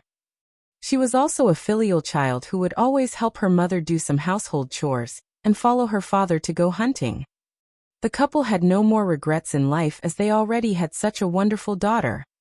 However, what concerned them was that Xiao Xiao hadn't grown one bit due to the illness she had since she was younger. When the hunter picked her up from the log house on the mountain, she looked like she was only 3 to 4 years old. Now 10 years had passed, but Xiao Xiao hadn't changed one bit. She didn't look like the other kids her age who were now in their teens. While the hunter was grateful to the heavens that they were blessed with a child, he and his wife also prayed for mercy, and hoped that they would be punished in Xiao Xiao's stead as long as she could grow up to be a healthy person. However, their prayers were unanswered. To be precise, it wasn't the right time yet. Others had no idea what was wrong with Xiao Xiao's body, but Yang Kai had somewhat figured it out. The old ancestor's recovery this time was quite odd. Not only did she seal off her own memory, but she also instinctively stopped Yang Kai from concealing her whereabouts. It seemed that she had the intention of truly becoming a part of this bustling world, with a local identity and all. The couple's child was her identity. Yang Kai speculated that the reason she hadn't changed one bit after 10 years was that it had something to do with her injury. Before she recovered, her body would not change. In other words, when she started growing, that would mean that she was on the mend. Yang Kai felt that it was such a shame. He had secretly examined the old ancestor's body, but he couldn't discover any kind of injury. Perhaps the old ancestor had concealed her wounds using a secret technique. This couldn't be rushed. The old ancestor must have gone all out to deal with the royal lord, so she must be terribly injured. It was expected that it would take her quite some time to recover. It was a small village with only a dozen or so families living here. They were all kind-hearted hunters, and the neighbors would always help each other out. However, in this bustling world, it was expected that there were devious people out there. The anomaly with Xiao Xiao's body eventually caused trouble for her. Yang Kai had already detected it, but he decided to ignore it. Since the old ancestor had to experience life in this bustling world to recuperate, it would be beneficial to her if she could go through some of the things ordinary mortals would experience. There were still a little more than 10 kids in the small classroom. The first batch of children had grown up and stopped studying here. They had returned to their homes to help their families earn a living. These kids were the new batch of students.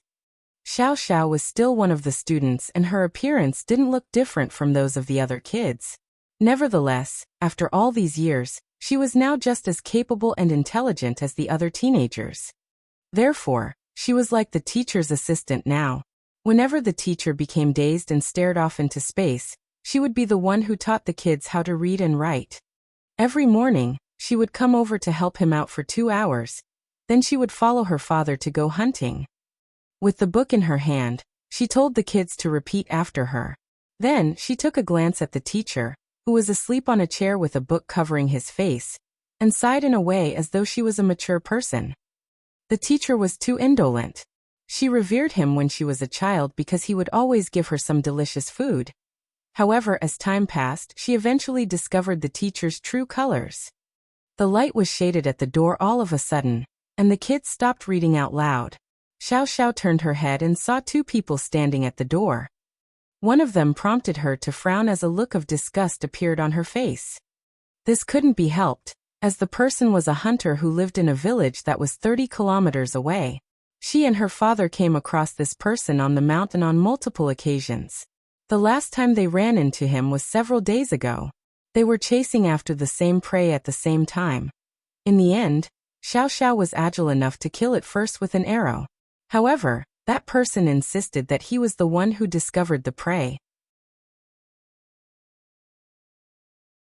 Left with no choice, Xiao Xiao's father had to share half of the prey with him, and the matter was settled. It wasn't the first time such a thing happened. The other hunters in the village had also experienced this before. The hunters wouldn't have given in if that person were just any other commoner. However, Xiao Xiao heard from her father that this hunter had a relative who cultivated in Watermoon Pavilion. He held a pretty important position, so the average person wouldn't dare to offend him. Therefore, the hunters could only hold their fury down and let this person throw his weight around. It wasn't certain what this person was in the school for, and the man beside him looked a little unusual. He was unlike the other hunters who had rough and tan skin from working under the sun all day. Instead, he was somewhat similar to the teacher. They both gave off a strange feeling. Xiao Xiao couldn't tell what this feeling was. However, the first time she saw the teacher, she had a feeling that he was different from others. It's her. The hunter pointed at Xiao Xiao. Look, Uncle Wen Yuan. This girl must be a spirit. The word spirit made Xiao Xiao feel furious. In the past, the kids in the village would secretly call her spirit because she never grew up, but she was unusually strong. Despite the fact that she only looked like she was 3 or 4 years old, she could follow the adults to go hunting. Sometimes she could get even more prey than the adults. However, after the adults disciplined them, the village kids never dared to call her that again.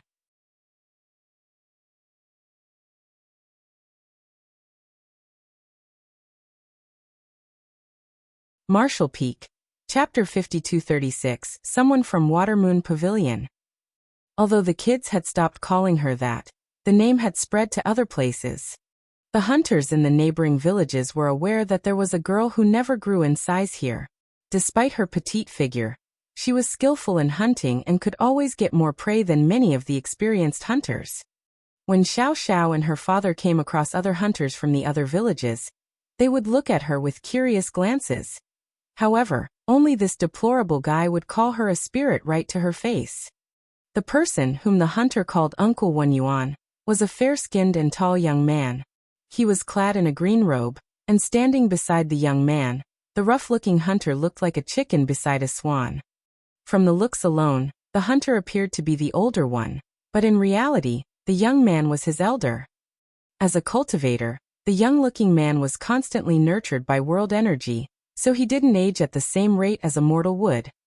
He swept a glance over Xiao Xiao and shook his head.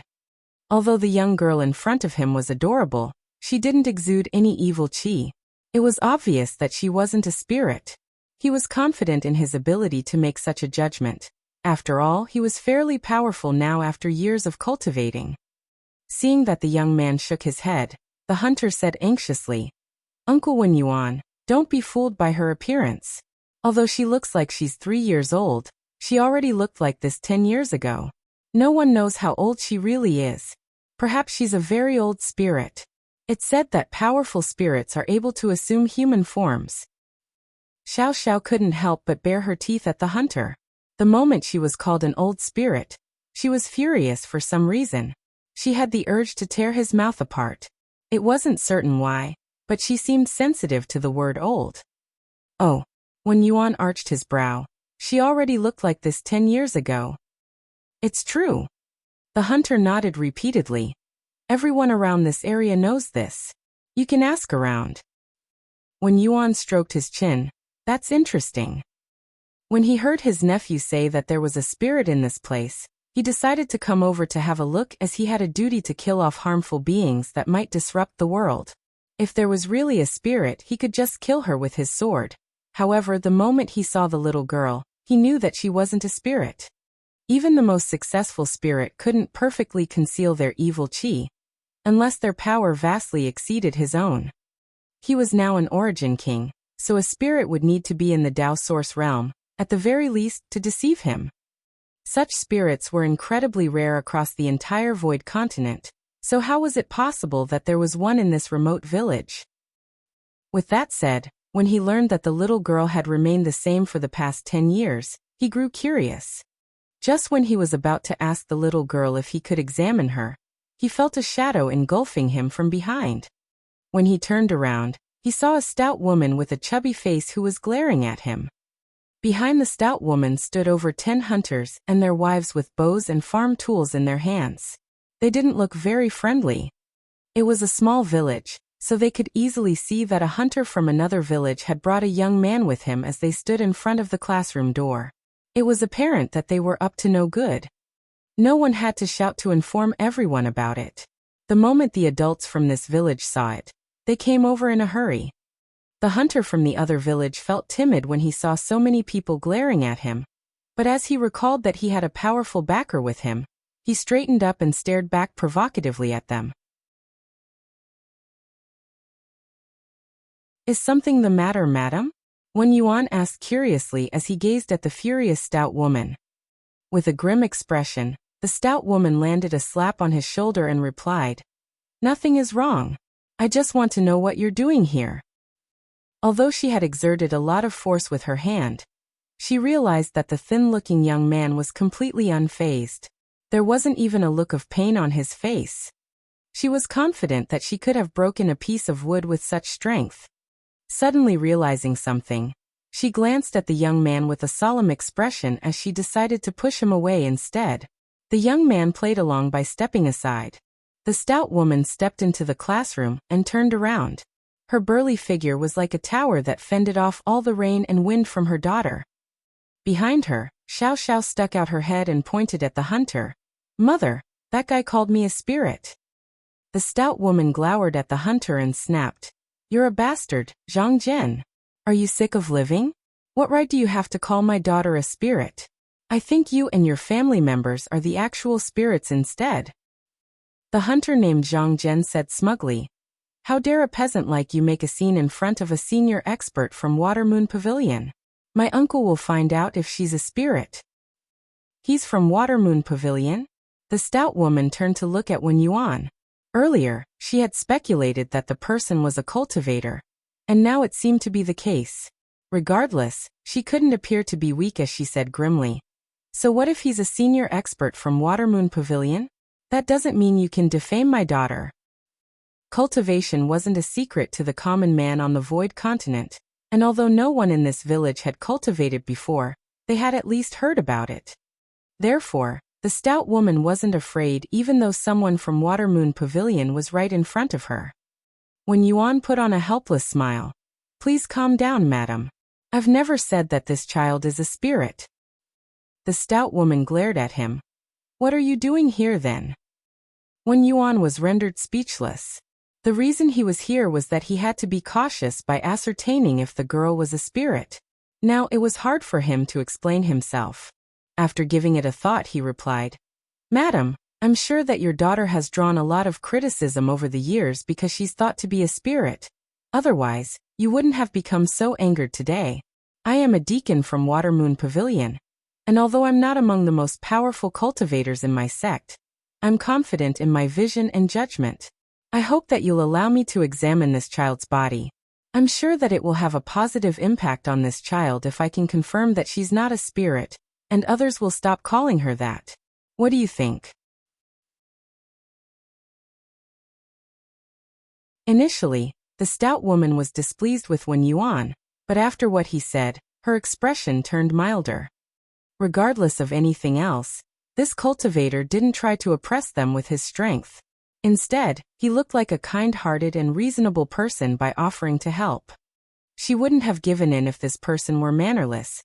However, since he had spoken politely, she couldn't just rebuff him. With that said, she shook her head. Xiao Xiao is not a spirit. I've been raising her for 10 years, so I'm fully aware of that. She needs no examination. Even if she was a spirit, who cares? She's my beloved daughter, and no one can humiliate her. Surprisingly, the moment she finished speaking, Xiao Xiao pulled the stout woman's clothes and lifted her face. Mother, I'd like to be examined. The stout woman looked down at her and crouched down. With a benevolent expression, she asked, Why do you want to be examined? You're the best child in the world. Xiao Xiao turned to look at Wen Yuan. What if anyone still calls me a spirit after you examine me and confirm that I'm not?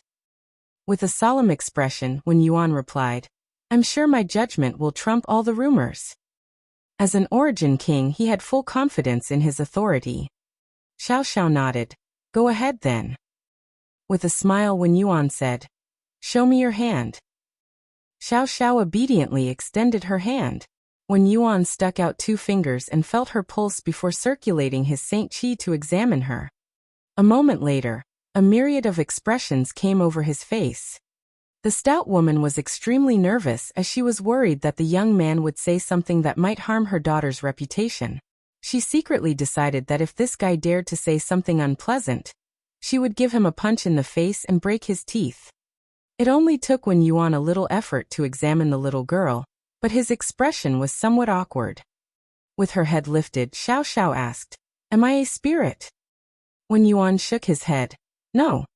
In an instant, Xiao Xiao stared at the hunter named Zhang Zhen, who was standing at the door. Did you hear that? If you dare call me that again, I'll shoot you with my arrows. An anxious Zhang Zhen said, Uncle, please look carefully. There must be something off about this girl. Upon hearing that, Wen Yuan, who was busy with his own thoughts, turned to look at Zhang Zhen with a solemn expression and declared, I have determined she is not a spirit, so stop slandering her like this from now on. Zhang Zhen had never expected the helper he had found would clear the annoying little girl's name instead. At that instant, he could only remain silent in embarrassment. Wen Yuan was his elder as well as a cultivator, so he couldn't disobey him.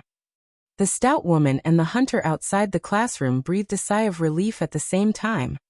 What's your name, little girl? Wen Yuan gazed at Xiao Xiao with an amiable expression. Xiao Xiao replied, Mother named me Xiao Xiao. Xiao Xiao, Wen Yuan nodded gently. Just then, the stout woman said sheepishly, Sir, since you're a cultivator, can you tell what's wrong with Xiao Xiao's body? Why hasn't she grown over the years? She had asked Dr. Kai about it, but the latter only said that it was due to the illness Xiao Xiao had suffered from when she was younger, so it was incurable. Since Wen Yuan was a powerful cultivator though, perhaps he had a solution. After pondering on it for a moment, Wen Yuan replied, There's nothing wrong with her body. As for why she has never grown in size, I have no idea. However, she might have the aptitude to cultivate. Huh. The stout woman was astounded.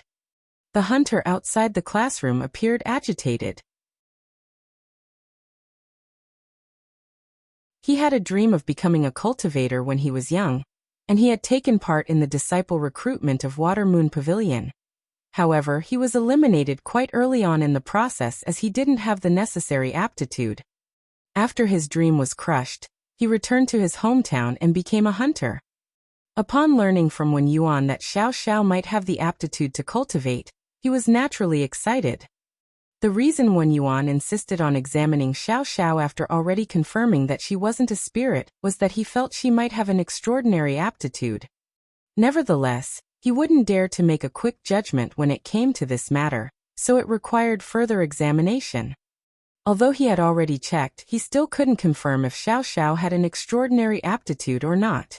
That was why he said she might have the aptitude to become a cultivator. It was because after the examination, he realized that Xiao Xiao's aptitude was somewhat odd. It seemed that she had an excellent aptitude, but it also felt as if she had a terrible aptitude. He had never come across such a strange situation before. Xiao Xiao might have the aptitude to cultivate? The stout woman was dumbfounded. Wen Yuan said cautiously, I can't make a judgment yet. Perhaps I don't have good enough insight when it comes to such matters. And, How about I return to my sect now and ask an elder to come over and look into it? That way, we'll be able to come to a conclusion. The next instant, he turned around and left the classroom before disappearing into the sky. He was certainly an efficient and decisive person.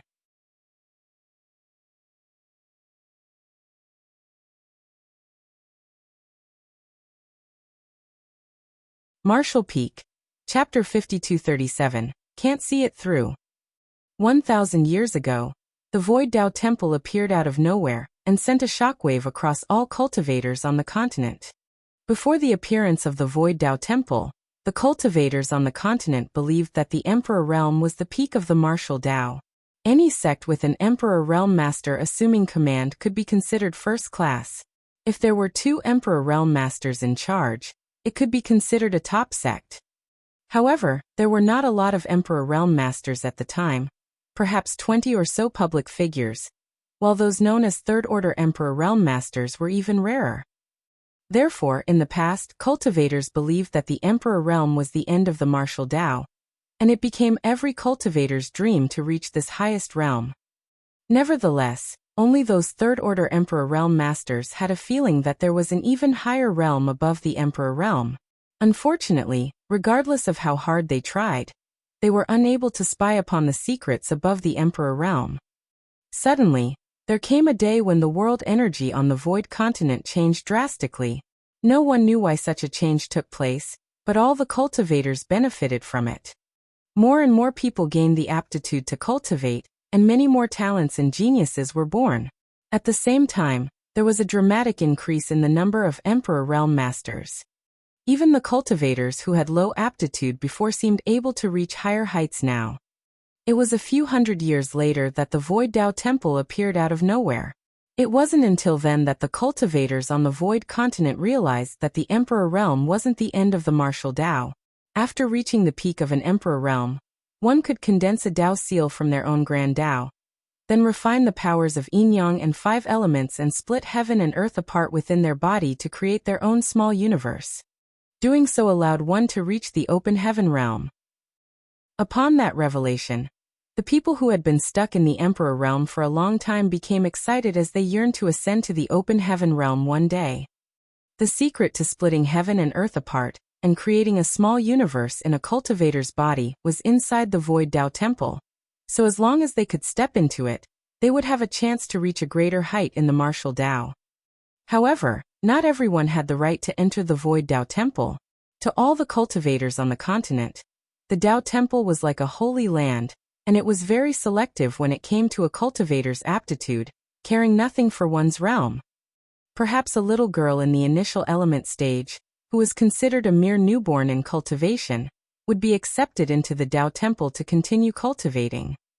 On the other hand, a gray-haired Third-Order Emperor Realm Master, who had been stuck in the same realm for countless years, might not have a chance to get close to the Dao Temple regardless of how hard he tried.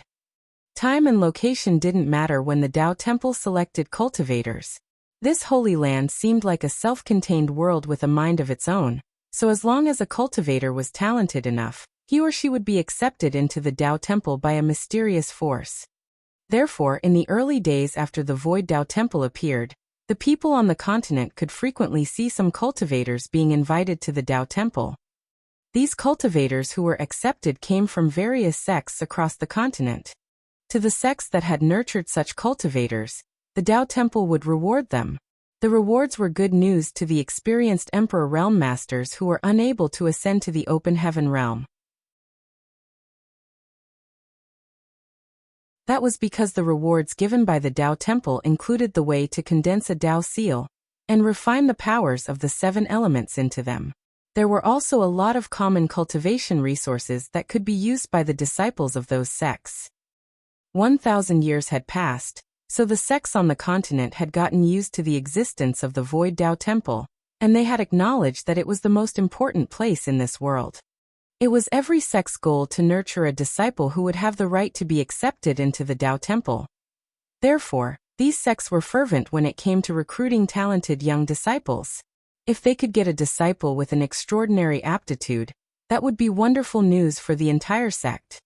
That was the reason when Yuan returned to his sect in a hurry, Despite being an origin king, he was unable to identify whether Xiao Xiao had an excellent aptitude or not. Therefore, he had to invite an elder to come over and have a look. If they could get a disciple who would be accepted by the Dao Temple, Water Moon Pavilion's status on the continent would be greatly enhanced. Water Moon Pavilion wasn't a major sect. The sect master, who was the most powerful among them, was only in the First Order Emperor realm, and the elders were only in the Dao Source realm. Such a sect would have been considered outstanding 1,000 years ago, but it was too mediocre these days. It was 800 years ago when the last disciple from Water Moon Pavilion was invited to the Void Dao Temple, and the massive amount of cultivation resources given to them as a reward hugely benefited the disciples of Water Moon Pavilion. The leaders of the sect still couldn't forget about that time. Over the years, they had been trying to take on disciples with amazing aptitude, but their attempts so far had been futile. After Wen Yuan was gone, the hunter named Zhang Zhen wouldn't dare to stick around. Embarrassed, he ran away as the stout woman cursed at him. The stout woman's husband wanted to humiliate Zhang Zhen, so he shot an arrow at the latter as he was running away. The arrow skirted past Zhang Zhen, which caused him to scream and tumble to the ground. The people behind him laughed at him. It wasn't until this moment that the teacher, who had been lying on the chair with a book covering his eyes, awakened. When he saw so many people outside the classroom, he asked Xiao Xiao in puzzlement, "What are they doing here? What happened?"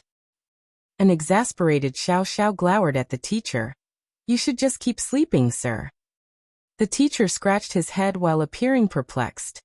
The cultivators from Water Moon Pavilion were quick, probably because taking on disciples was an important matter to them. Wen Yuan soon returned to Water Moon Pavilion and found the elder closest to him. Upon learning what was going on, the elder rushed over to the village. Only 1 hour had passed since Wen Yuan left the village.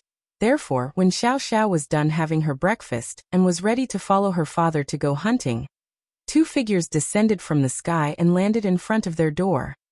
One of them was Wen Yuan, and the other was an amiable-looking elderly man whose face radiated a healthy glow. "Is it this child?" The old man saw Xiao Xiao the moment he landed on the ground. Wen Yuan nodded. "Yes, it's her." With a curious look, the elder said, "Even you were unable to see through her aptitude, so there might be something special about this girl. I'll have a look." Wen Yuan glanced at the hunter and the stout woman, then said, "This is an elder from Water Moon Pavilion. I invited him to come over and take a look at Xiao Xiao's aptitude. Please rest assured that she won't be harmed in any way." The hunter nodded gently. "Many thanks for the effort." Upon getting the hunter's permission, the elder said to Xiao Xiao, "Little girl, show me your hand." Wen Yuan had done the same thing to her before, so Xiao Xiao directly extended her hand. The old man stuck out 2 fingers and felt her pulse. As he ran his fingers through his beard, he focused on examining her.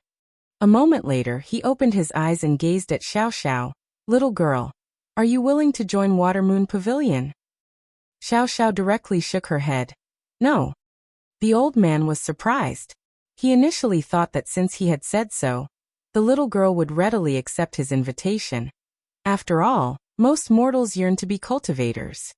It never crossed his mind that the young girl would directly turn him down. This had never happened to him before. Nevertheless, she was just a young child who didn't know the benefits of becoming a cultivator. So after giving it a thought, he asked, "Why don't you want to join our sect?" Xiao Xiao turned to look at the couple. "I want to be with my father and mother. I don't want to leave them." Upon hearing that, the couple felt warmth in their hearts. The elder nodded gently. "I see. However, you'll grow up one day. It's not possible that you can stay with your parents forever." Xiao Xiao tilted her head. "I don't want to grow up then. That way, I won't be separated from my father and mother." The couple felt their hearts melting, thinking that they had no more regrets in life by having such a daughter. The elder broke into laughter and thought that this child was indeed innocent. Regardless, he kept persuading her by saying, "How are you going to provide for your parents when they grow old if you don't want to grow up?" "I can go hunting." Xiao Xiao lifted the petite bow in her hand. It was specifically made for her by the hunter. The old man shook his head. You might fall into danger one day by frequently wandering around on the mountain. Moreover, the amount of prey on the mountain is not infinite. However, if you can cultivate, you won't have to hunt with a bow and arrows. You can easily capture prey by using a secret technique. When you're able to fly, you can go around the continent and take in different views. You'll have a brighter future that way. Isn't that better than if you stay in this village? There was no doubt that his reasons were sound, but Xiao Xiao still shook her head. The elder wasn't in a rush. Although he was speaking to Xiao Xiao, he knew that her parents would be the ones who would make a decision. Despite the little girl's lack of interest in cultivation, it was apparent that her parents were tempted. As parents, they certainly wanted the best for their child's future. The right to cultivate was the best gift anyone on the Void Continent could have. Therefore, he wasn't only reasoning with Xiao Xiao, but also her parents. He believed that the couple would make the right choice. He decided to stop persuading her and passed her something. Take this. When you decide to start cultivating one day, you can burn it. Someone will come over to pick you up. Upon finishing his words, he turned around and left. Wen Yuan cupped his fist at the couple, then left with the elder. After leaving the village, Wen Yuan asked, Elder, does the child really have an extraordinary aptitude? The elder shook his head. It's embarrassing to admit, but I can't see through her either. Wen Yuan was astounded. You can't see through her aptitude? Then he asked in puzzlement. In that case, why did you decide to take her on? The elder chuckled. That's exactly the reason I have to recruit her. Since we can't see it through, we can only let her prove her worth. If her aptitude is truly excellent, we'll gain a gifted disciple. However, if her aptitude is terrible, we won't lose anything but a few resources. Upon hearing his reason, Wen Yuan replied, You're indeed intelligent, elder. He was still in a dilemma over the little girl's aptitude, but the elder had already come up with a solution. Regardless of whether the young girl had an amazing aptitude or not, they just had to accept her into their sect. They would find out the truth in the future. As long as she was a part of Water Moon Pavilion, her aptitude would no longer matter. After the elder and Wen Yuan were gone, Xiao Xiao looked down at the thing in her hand. It was an incense stick that didn't look special at all, but it was significantly shorter than the commonly seen incense sticks, as it was only as long as an adult's finger. Moreover, it seemed that half of it had been burned. Only half of it is left. That old man is stingy. How could he give me something that someone else had used before?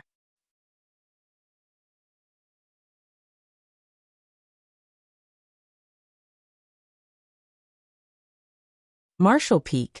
Chapter 5238, Emotional Parting. Xiao Xiao eventually decided to join Water Moon Pavilion. She wasn't willing to part ways with her parents, but a conversation with her father changed her mind. When she became a successful cultivator who could fly freely through the sky, not only could she take in all the different sights of the continent, but she would also be able to enjoy all kinds of rare delicacies from all over the world. Her father had explored different parts of the world when he was young, and his descriptions of the food that Xiao Xiao had never heard of before were very tempting to her. She was unable to resist enjoying delicious food. Therefore, she decided to become a part of Water Moon Pavilion in the end. Her thinking was simple. She just had to cultivate in the sect for several years and come back. By then, she wouldn't have to be separated from her parents again. Furthermore, when she became a successful cultivator, she could bring her parents to different places and buy them delicious food.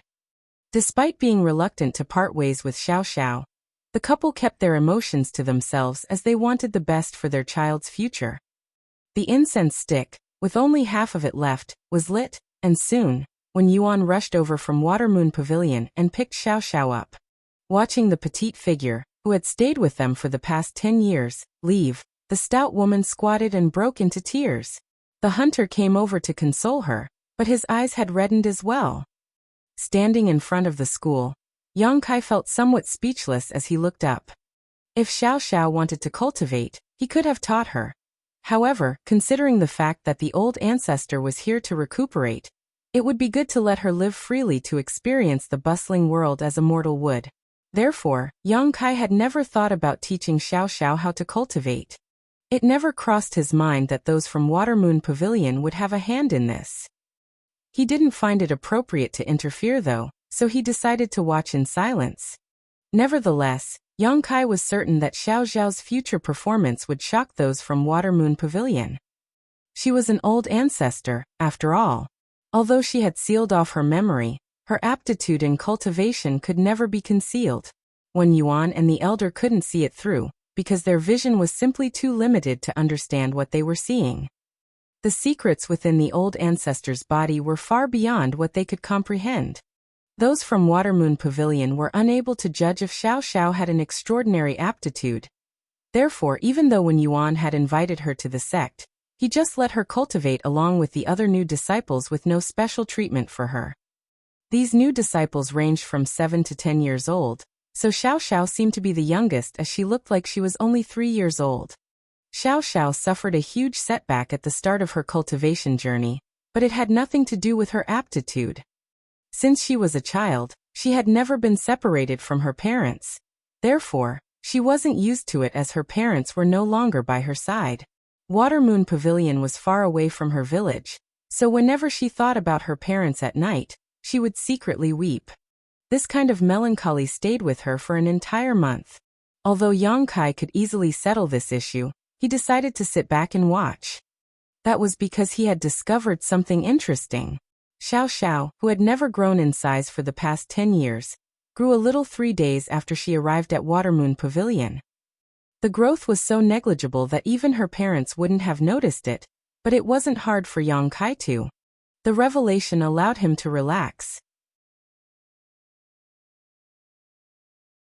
Based on his previous observation, the reason the old ancestor hadn't changed one bit over the years was that her injury was too severe. Her body was currently using all its power to treat her wounds, which was the reason she never grew bigger. Once she started growing, that would mean that she was truly starting to recover. Therefore, the moment Yang Kai noticed this, he knew that the old ancestor was fine, and it was just a matter of time before she would fully recover. This kind of change couldn't just be a coincidence, otherwise it wouldn't have happened at this exact moment. Initially, Yang Kai thought that it was because the old ancestor had been living in the village for far too long, but after an investigation, he realized it wasn't the case. This kind of change had nothing to do with where she lived, be it the village or Watermoon Pavilion. It had to do with her emotions. After leaving her parents and the village she had lived in for the past 10 years, she was overwhelmed by a myriad of new emotions. That was the reason that prompted her to start growing.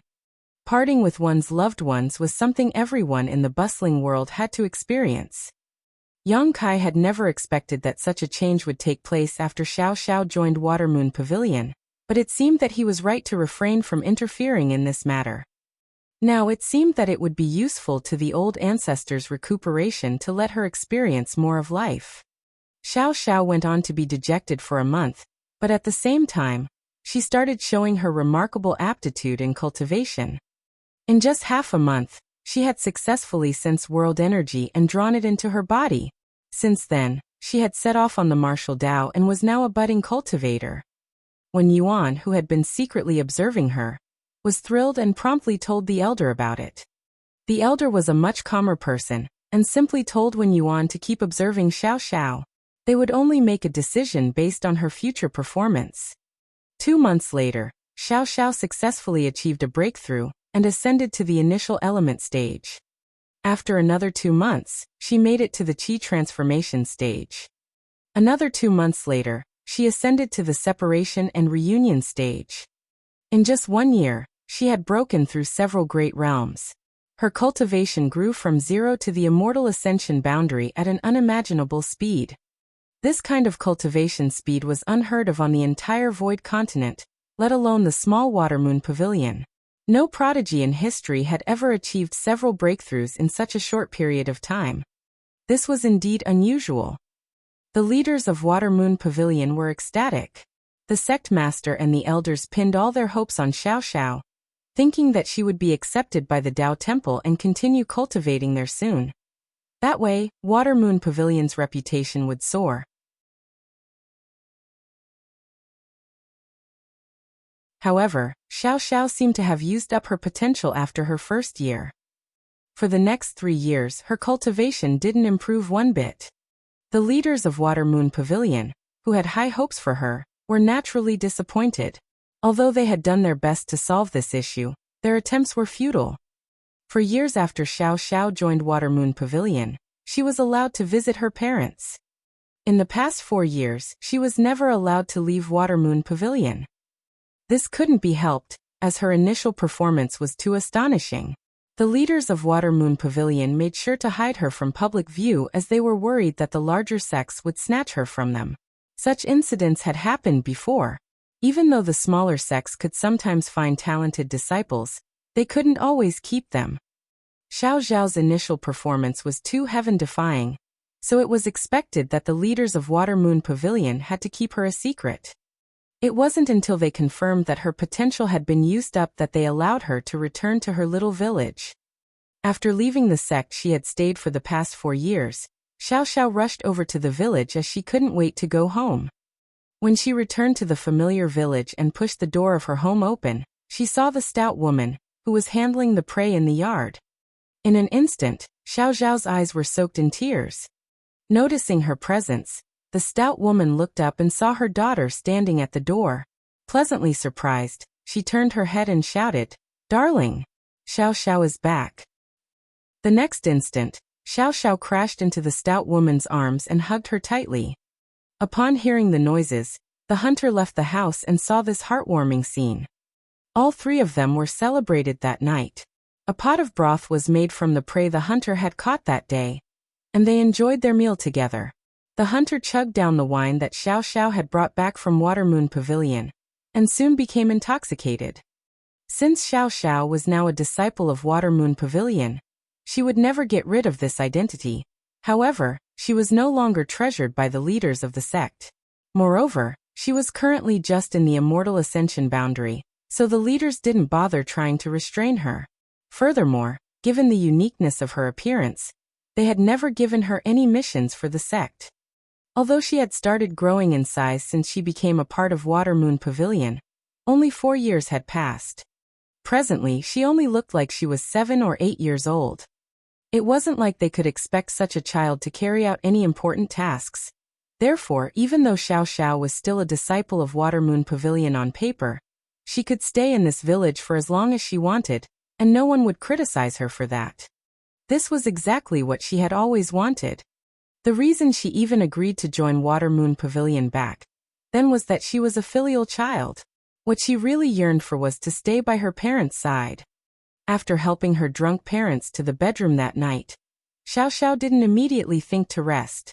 Instead, she headed to the mountain and arrived at the log house where the hunter had picked her up in the past. Although more than 10 years had passed, the log house had always remained there. Many hunters would rest here whenever they went hunting on the mountain. Xiao Xiao set up a barrier around the log house before she entered it and started cultivating. She had been hiding a secret from the leaders of Water Moon Pavilion. She wasn't really in the immortal ascension boundary, but instead the Origin King realm. Furthermore, her potential still hadn't been used up.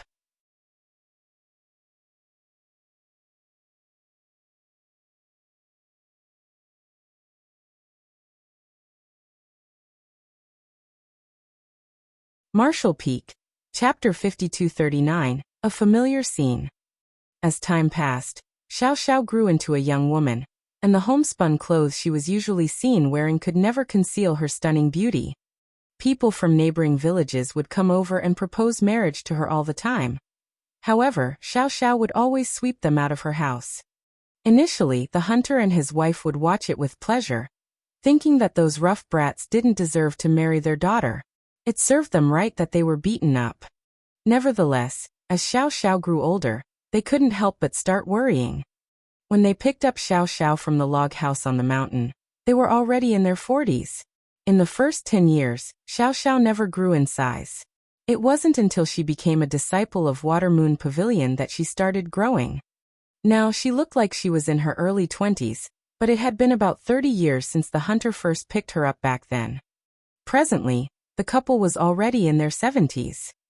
There was no doubt that they were pretty old now, although the mortals on the Void Continent who had never cultivated before could easily live up to 100 years old. There would inevitably come a time when the couple passed away. After they were gone, Xiao Xiao would be left alone. Wouldn't she feel lonely when she had no one else to rely on? Therefore, despite their reluctance, the couple still hoped that their daughter would get married soon. They had talked to her about it on several occasions, but she would always dismiss it with a smile, stating that she didn't intend to get married. She just wanted to keep her parents company until they passed away. The couple was gratified, and they decided to stop bringing this up. Although Xiao Xiao had never shown them any moves usually used by the cultivators, the couple knew that, since her return from Watermoon Pavilion, she was no longer a normal mortal. She was as exquisite as a phoenix now. Certainly, those brats from neighboring villages shouldn't even dream about marrying her. Even if their daughter wanted to look for a husband, only a successful cultivator would be worthy of her. The students in the classroom came and went, but the teacher remained the same. Xiao Xiao would frequently visit the teacher and bring him some delicious dishes she had acquired from who knows where. She never forgot that when she was younger, the teacher would always bring her delicious treats that she had never heard of out of nowhere and give them to her. Now that she was a fairly powerful cultivator who could fly around freely, she decided to repay his favor. However, there was one thing that made her feel puzzled. Many years had passed, but the teacher didn't seem to have changed at all. He was just as young as when he arrived at this village 30 years ago. Xiao Xiao suspected that he was also a cultivator, but even after secretly inspecting him, she couldn't discover anything. While feeling perplexed, she speculated that the teacher was just someone who aged slower than normal. On the other hand, her parents had clearly grown old as time passed. She had tried to collect some spirit herbs that could lengthen their lives.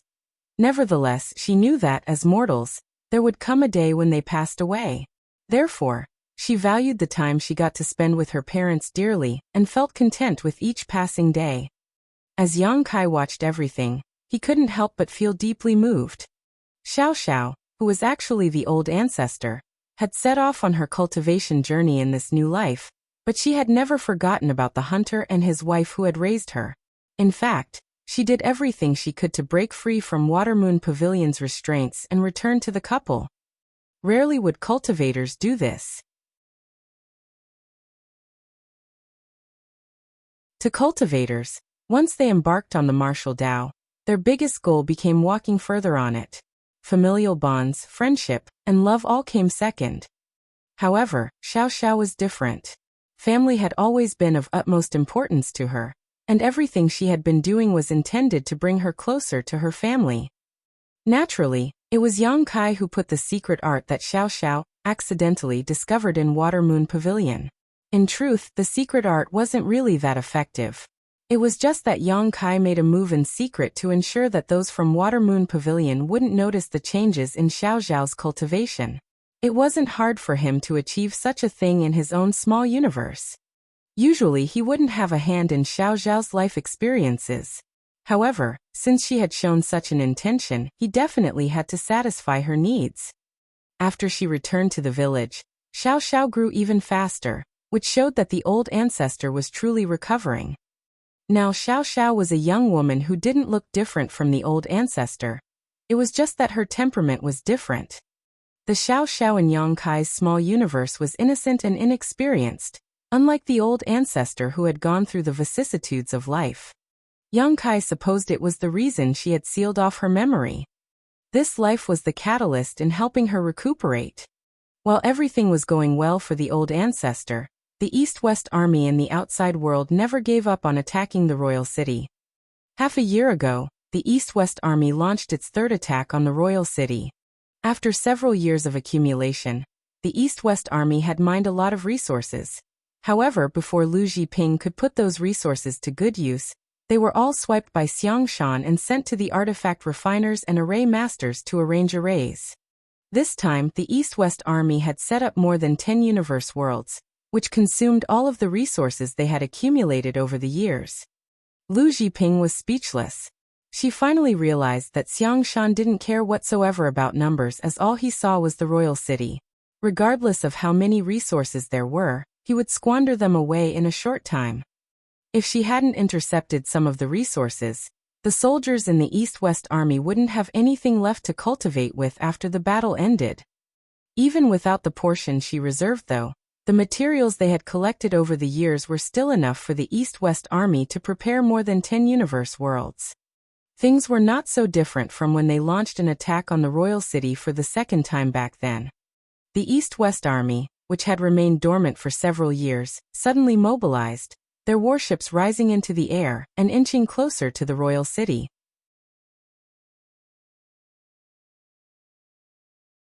Although the territory lords had experienced this before and expected it to happen again, they were still both shocked and furious when they saw it playing out just as before. They were also astonished that the humans could launch an attack again so soon. They knew that the humans had been mining many universe worlds over the years, so it was apparent that the latter didn't have sufficient resources. They initially thought that it would take at least 10 to 20 years for them to gather enough to launch another assault, so the royal city would enjoy some peace for a while. Nevertheless, it had only been 5 years since the last time the humans attacked the royal city. They were furious because the humans were so haughty that they didn't even change their tactics at all. Things were going just like what had happened previously. The humans were basically telling them that they would attack the royal city from the left side, while the universe worlds would fly at them from the right side. Now the ball was in the Black Ink Clan's court. But what else could the Black Ink Clan do? Just like what happened previously, they had to split their forces to defend both sides. 30% of them would form up on the right flank to ward off the incoming universe worlds, while 70% of them would remain on the left to prevent the humans from invading their city. Nothing had changed. It was as though they had gone back to 5 years ago. Since they were well prepared, the territory lords on the right side of the royal city could detect the universe worlds sooner than the last time. In the meantime, the East-West Army reached a place that was only 10 million kilometers away from the royal city. The timing was precise, as the humans managed to make sure that the Black Ink Clan would be distracted. The Black Ink Clansmen on the right flank started sending out attacks towards the universe worlds, which had traveled a great distance through the void, and were coming right at the royal city.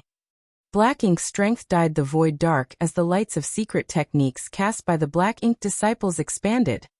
The universe worlds were subsequently shattered, but every universe world was full of arrays, and the universe fragments scattered around as the arrays were activated. At that instant, the void on the right side of the royal city was filled with bright colors, as though fireworks had been set off. Beneath the facade of this magnificent view, more and more Black Ink Clansmen, who did their best to intercept the universe worlds, lost their lives. 30% of the Black Ink Clansmen and their subordinates were on the right side, including more than 10 territory lords, twice that number of 8th Order Black Ink disciples, and even more feudal lords. However, the moment they clashed with the universe worlds, they were unable to fully fend them off regardless of how hard they tried. There were even more universe worlds this time than previously, and as the powers of those strange arrays exploded, the Black Ink Clansmen were caught off guard. The most powerful Black Ink Clansmen were unable to stop the universe worlds alone, so they could only order the weaker Black Ink Clansmen to block them. Previously, there was a universe fragment that struck the royal city, which caused the royal lord's healing to be disturbed. Faced with the latter's burning fury, the Black Ink Clansmen were horrified. None of them were willing to experience the royal lord's wrath again, so they would rather sacrifice their lives than fail this time. Countless Black Ink Clansmen charged forward like moths to a flame, and somehow managed to intercept those universe fragments. The territory lords roared while the 8th Order Black Ink disciples went all out. Compared to their comrades on the right side, the Black Ink Clansmen on the left side were rather safe at this moment.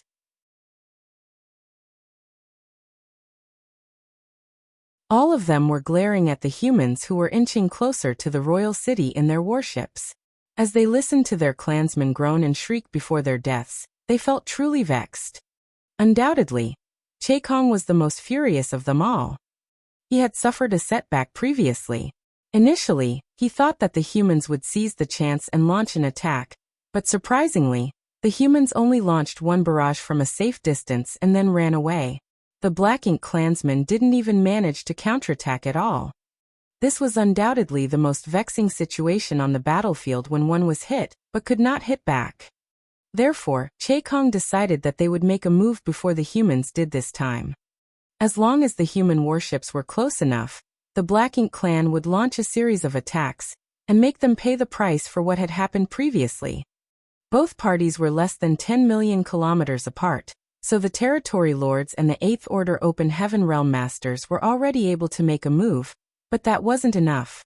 The Territory Lords and the Eighth Order Open Heaven Realm Masters were both the pillars of strength on their respective sides, but although they were powerful, there were not a lot of them.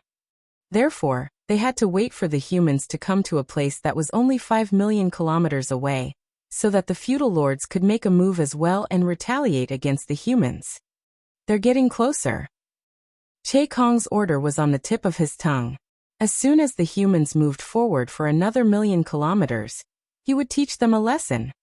Just then though, the human warships abruptly stopped and started withdrawing. They were so swift that they had moved backwards 1,000,000 kilometers in the blink of an eye, and the next instant, they were already 10 million kilometers away. Che Kong widened his eyes in disbelief. He was so enraged that he almost spat blood, but he had no way to vent his fury. He felt as if he had gotten ready by lifting a hammer, but his target had run away all of a sudden before he could swing it down. Bastards! I'll kill all of you! Che Kong's angry roar reverberated across the entire void.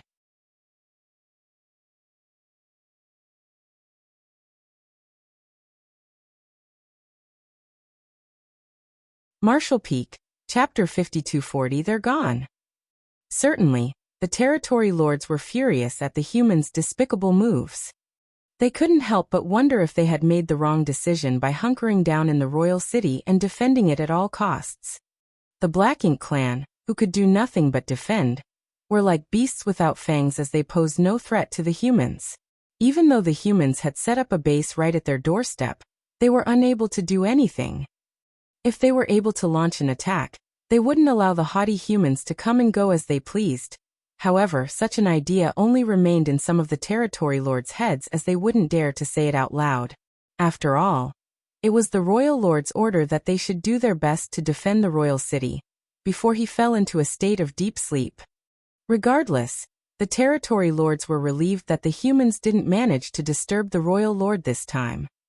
Although there were even more universe worlds this time than previously that came at the right side of the royal city, they were all intercepted and shattered as the Black Ink clansmen did their best to block them regardless of their losses. Hence, no damage was caused to the royal city.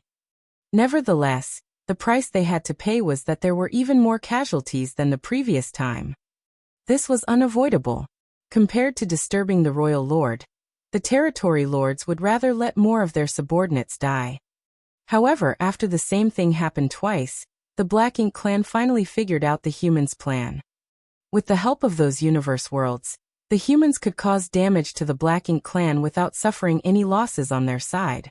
After these two attacks in recent years, the Black Ink clan had lost about 100,000 soldiers. If the same thing kept on happening, there would come a day when all 1 million Black Ink clan soldiers would be gone. By then, how were they going to ward off the humans? Could the Territory Lords and Eighth Order Black Ink disciples do it all on their own? Although they were powerful, the humans had Eighth Order Open Heaven Realm Masters of roughly the same number. As this dragged on, the Black Ink clan would be in an increasingly disadvantageous position. Now, they could only pin their hopes on the Royal Lord, who was recuperating. As long as he could recover before the human old ancestor did, they would be able to turn things around. It would be wonderful if those at Great Evolution Pass could come over and lend them a hand. By then, they could pincer the humans and make sure the latter had nowhere to run. After the third time the humans made use of the universe worlds to attack the royal city, they would do the same thing every few years. However, generally speaking, the intervals were getting longer. The third attack was 5 years apart from the second time, but the fourth attack was 7 years after the third. As for the fifth, it was 10 years after the fourth. This situation was totally understandable. Although there were countless universe worlds in the void, only a small number of them were suited to cover an erase and attack the royal city. After all, the size of the universe worlds mattered.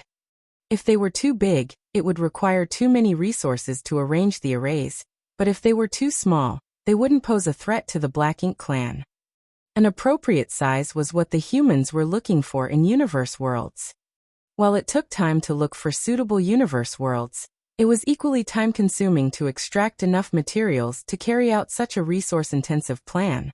Since all the universe worlds nearby were already fully mined out, the humans had to venture further afield. That was why the intervals were getting longer. Nevertheless, the leaders of the East-West Army were set on repeatedly using this tactic.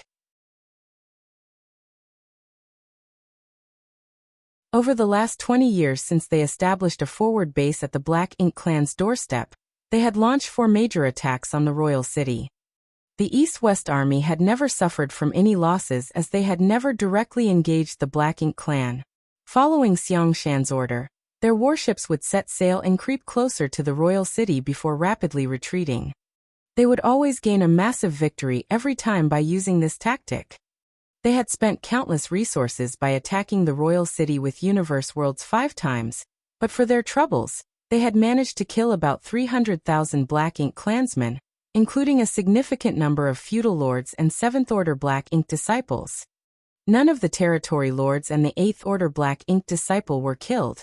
However, they were exhausted from having to deal with the universe worlds that were meant to harass them. Despite the losses, from the looks of it, there were still about 1 million Black Ink clansmen around the royal city, as though there hadn't been a decrease in their number at all. Nonetheless, their collective power had clearly been weakened. Initially, the Black Ink clan soldiers that had gathered together outside the royal city were the best subordinates of the territory lords. After they were killed, they were replaced by the significantly weaker low-ranked Black Ink clansmen. Such Black Ink clansmen were basically of no use on the battlefield, though they could make the army look intimidating to the enemy. 20 to 30 years had passed in the outside world, so as the 4 seasons alternated, some 100 years had passed in the small universe.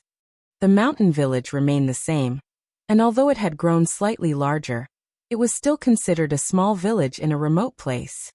Just like their ancestors, the hunters in the village earned a living by hunting. Before the old hunters passed away, they would give their bows to the next generation. Such inheritance was passed down over the generations. In a certain yard, a family of 3 were having a good time together. 100 years had passed, so the hunter and his wife were old and frail now. Both of them were about 150 years old. They enjoyed a pretty long life considering the fact that they were ordinary mortals who had never cultivated before. In comparison to her youth, the stout woman had become debilitated. Perhaps she had worried too much about many things when she was young, so she was no longer as stocky as she used to be. Although she was still tall, she was extremely skinny. Her skin was dull, and her eyes were turbid. On the other hand, the hunter was slightly more energetic, but his hair was all gray. They were seated on a chair together as they basked in the afternoon sun, its warm light allowing them to feel at ease. Xiao Xiao squatted in front of them as she took their hands and listened to the hunter talk about trivial things, keeping a smile on her face. The hunter talked about a lot of things, including his experiences around the continent when he was younger and the dangers he faced on the mountain since his return to the village. However, most of the time, he reminisced about what happened after he picked up Xiao Xiao. He recalled the time when Xiao Xiao finally regained consciousness, and the first time she called him father. He also remembered the first time he went hunting with her on the mountain. It was as though he was trying to recount all his encounters in his life. As he did that, he was filled with a sense of fulfillment. Xiao Xiao just listened to him in silence, the smile on her face never fading. The stout woman was initially in a dazed state, but she suddenly shook a little and landed a slap on the hunter's thigh and yelled, "It's getting late. Tell Xiao Xiao to come back and have dinner now." Upon impact, the hunter grimaced in pain. Although his wife was no longer as strong as when she was young, her slap was still powerful. For all his life, he had been hit by his wife countless times. Xiao Xiao turned to look at her, I'm here, mother. Upon hearing that, the stout woman lowered her head. After becoming startled for a moment, she asked with a smile, "Why are you all grown up all of a sudden, Xiao Xiao?" Xiao Xiao replied, "I've grown up because I've eaten a lot of delicious food, mother." The stout woman nodded. "You're right. I'm glad that you're all grown up. It's not like you wouldn't grow up forever. I'm really pleased." 10 years ago, the stout woman started becoming confused. Perhaps this was a common illness that most old people would suffer from. Despite that, she was still concerned that Xiao Xiao just wouldn't grow bigger, though it was something that had happened over 100 years ago. Perhaps this was the thing she was most concerned about and afraid of, so she had never forgotten about it. After the stout woman muttered under her breath for a bit, her turbid eyes brightened all of a sudden. With her mind clearing up, she looked down at the woman before her eyes and called out gently, "Xiao Xiao." She would always call her Xiao Xiao when the latter was still a young child. "Mother." Xiao Xiao stuck her face close to the stout woman's hand. As she rubbed her delicate face against her mother's rough hand, she felt heartbroken. "You're a grown woman now, Xiao Xiao," the stout woman said gently. Xiao Xiao nodded in response. "You have to take good care of yourself," the stout woman advised. "Don't worry, mother. I'll take good care of myself." Xiao Xiao repeatedly nodded. "If you find someone you love, don't hesitate to marry him. A woman will never be complete without a family of her own." "I'll remember." "I know you're an obedient child." The stout woman appeared gratified. "I'm a little tired, so I'll get some rest now." Xiao Xiao lifted her head. "I'll sing you a song." "All right." The stout woman bowed her head with a smile. It was then Xiao Xiao started humming a song. It was a lullaby her mother would always sing to her at night when she was a child. By the time she was done humming the lullaby, the stout woman had closed her eyes as her head rested on the hunter's shoulder. Although she was sound asleep, she kept a faint smile on her face.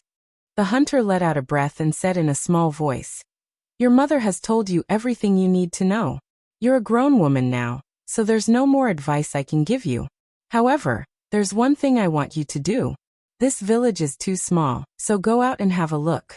We have held you up for far too long, so it's time you leave this place and explore the world."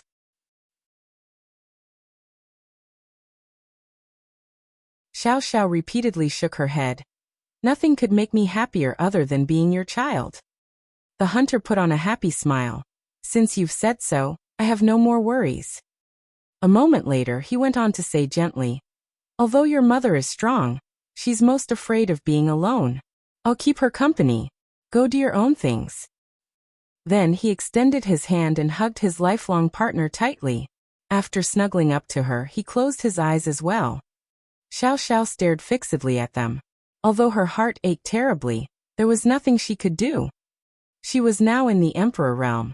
Others might not be able to notice it, but as an Emperor realm master, she could see that vitality was rapidly leaving her parents. Although she had given them a lot of foods and tonics that could lengthen their lives over the years, they were still just ordinary mortals. There would come a day when they reached the end of their lives, and no one could change that. It was thanks to her efforts that they managed to live up to 150 years old. If not for the fact that she had given them countless precious herbs and elixirs, they would have passed away when they were just past 100 years old. A moment later, Xiao Xiao heard footsteps approaching her from behind. She turned around as her tears slid down her face.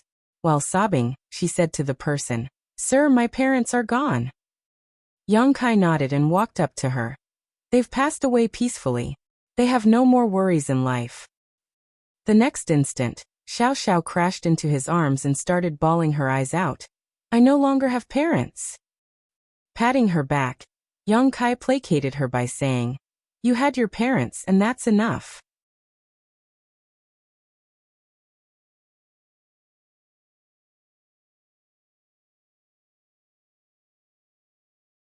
Martial Peak, Chapter 5241. From today forward, my name is Xiao Xiao. With Yang Kai's help, Xiao Xiao set up a funeral in her home. The hunters from the village came over and offered their condolences. 3 days later, there was a new tomb on the mountain. Xiao Xiao knelt in front of the tomb as she was engulfed in a sense of melancholy. Her parents passed away peacefully. They had been a married couple for a long time, and they were buried in the same tomb. It could be said that they had been happier than most commoners in the world. Regardless, they were gone. Right then, an anomaly took place in the sky. Young Kai, who had been standing behind Xiao Xiao, looked up. As the owner of this small universe, he was acutely aware of all the changes going on in this world. In front of the tomb, Xiao Xiao pressed her head against the ground 3 times to bid her parents a final farewell. When she got to her feet, all the bustling world essence in the small universe streamed into her from all directions where she fully absorbed it. In just 10 breaths of time, her aura changed drastically. Young Kai felt that his small universe was slightly shaking, which prompted his expression to turn solemn. One had to know that his small universe had been spread out. Moreover, with the presence of the World Tree's clone, it was unlikely that his small universe would be impacted in any way, unless it was struck by a force that was significantly more powerful than his limits. Fortunately, the tremor soon subsided. Young Kai cupped his fist and said solemnly, "Welcome back, old ancestor." Xiao Xiao remained unmoving. As she stared fixedly at the tomb, she spoke, "For all my life, it's been smooth sailing since I started cultivating. I had my honored master's protection, and my fellow sisters and brothers all took good care of me. My cultivation improved significantly day by day. From no cultivation, I ascended to the Emperor Realm, Open Heaven Realm, and eventually became an old ancestor. Others might not attain such achievements for all their lives, but to me, they were easy to come by." Young Kai couldn't help but think that the old ancestor was indeed confident of her abilities. She went on to say, "However, there has always been a regret in my heart. Before I joined Yinyang Cave Heaven, I was an orphan who never knew my parents before. I didn't know who or where they were, so I never got to spend time with them. This life is an experience I've never had before. It's embarrassing of me to have taken advantage of this situation to live out that dream, but I have to thank you for that." Young Kai promptly said that he didn't deserve her gratitude. Nevertheless, it was only then that he realized why the old ancestor had instinctively stopped him from concealing her whereabouts even though she had sealed off her memory. She must have sensed something the moment the hunter approached her. Her biggest regret was that she never got to spend time with her parents. To experience a life she never had before was clearly of great help to her recuperation, and even her cultivation. Although there was the marketplace in Yinyang Pass where a lot of Open Heaven Realm masters could help her recover, everyone was aware of her identity. Therefore, everything they did was meant to help her heal, and the way they treated her was not natural. Nevertheless, it was different in Young Kai's small universe where she had lived for over 100 years. The hunter and his wife were not aware that the child they had picked up from the log house on the mountain was a 9th-order old ancestor. They had treated her with care and love. The old ancestor, who had sealed off her memory, spent time with the couple just like other children with their parents. This life made up for the regret she had in her heart. She was badly injured after the battle against the royal lord. It was because she had intended to be mutually wounded with her opponent, so she had not held back at all.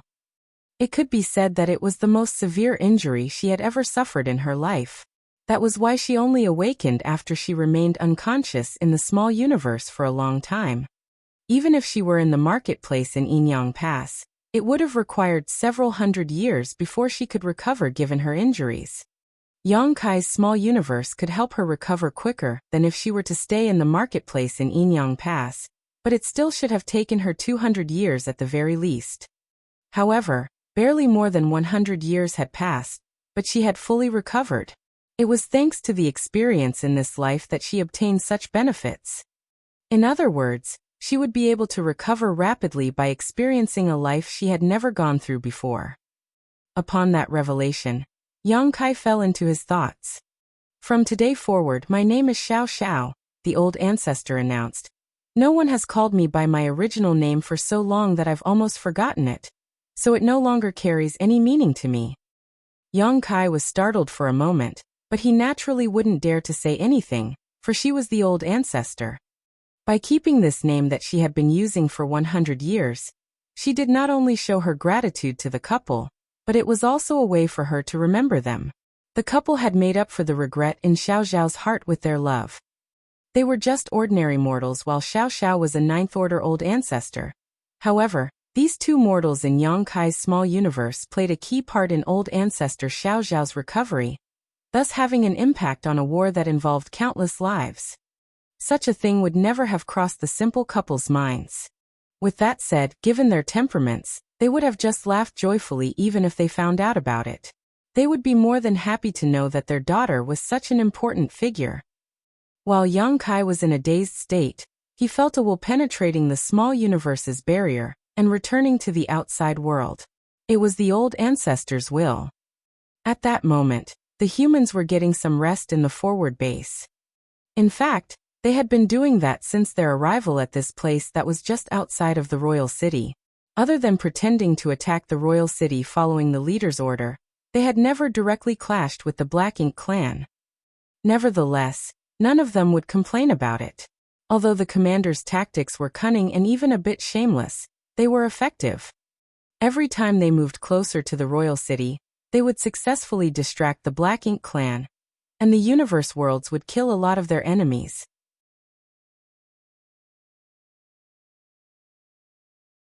Many human soldiers hoped that as they kept doing this, they would eventually destroy all 1 million Black Ink clansmen.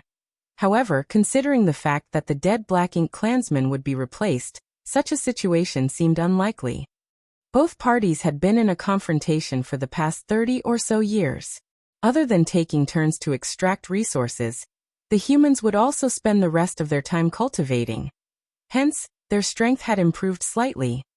With that said, it took a long time for an open heaven realm master to grow their power, so this minor increase wouldn't affect the current situation.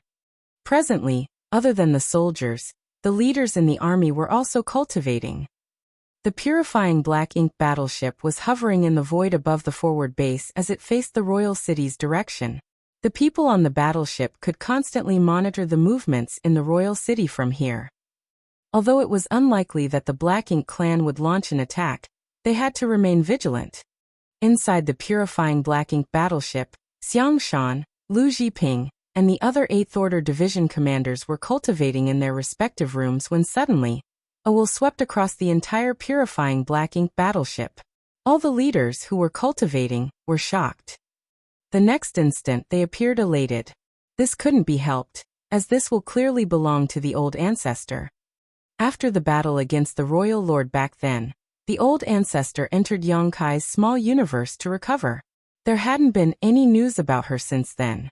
Xiang Shan had asked Yang Kai about the progress in the old ancestor's recuperation, but Yang Kai only told him that everything was going well. Xiang Shan initially thought that it would take the old ancestor at least 40 to 50 years to recuperate, but she left the small universe barely less than 30 years later. Has the old ancestor fully recovered? That's too quick. As the will swept through the battleship, an order was passed down. In an instant, the originally quiet purifying Black Ink battleship became bustling with noise as the commanders promptly left their rooms and headed to the conference hall. Soon they all gathered together. Xiang Shan turned to look at an 8th Order Open Heaven Realm Master and asked, "Junior Brother Zhou, how many universe worlds are ready now?"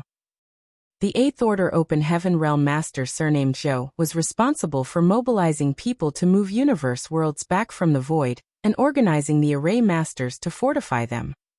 He had been diligent since he was given such a task and immediately replied, 10 days ago, I was informed that 5 universe worlds are ready to be used. The 6th one is still being prepared." Xiang Shan nodded. It had only been 4 years since they last launched an attack on the royal city. They were pretty efficient to have found 5 suitable universe worlds and finished setting them up during this period. According to the plan of Xiang Shan and the others, they should prepare at least 10 to 15 universe worlds before they initiated an attack, so that it would have a more devastating impact on the enemy. However, that plan had to be modified now. The old ancestor intends to attack the royal city, so we'll need those 6 universe worlds prepared now.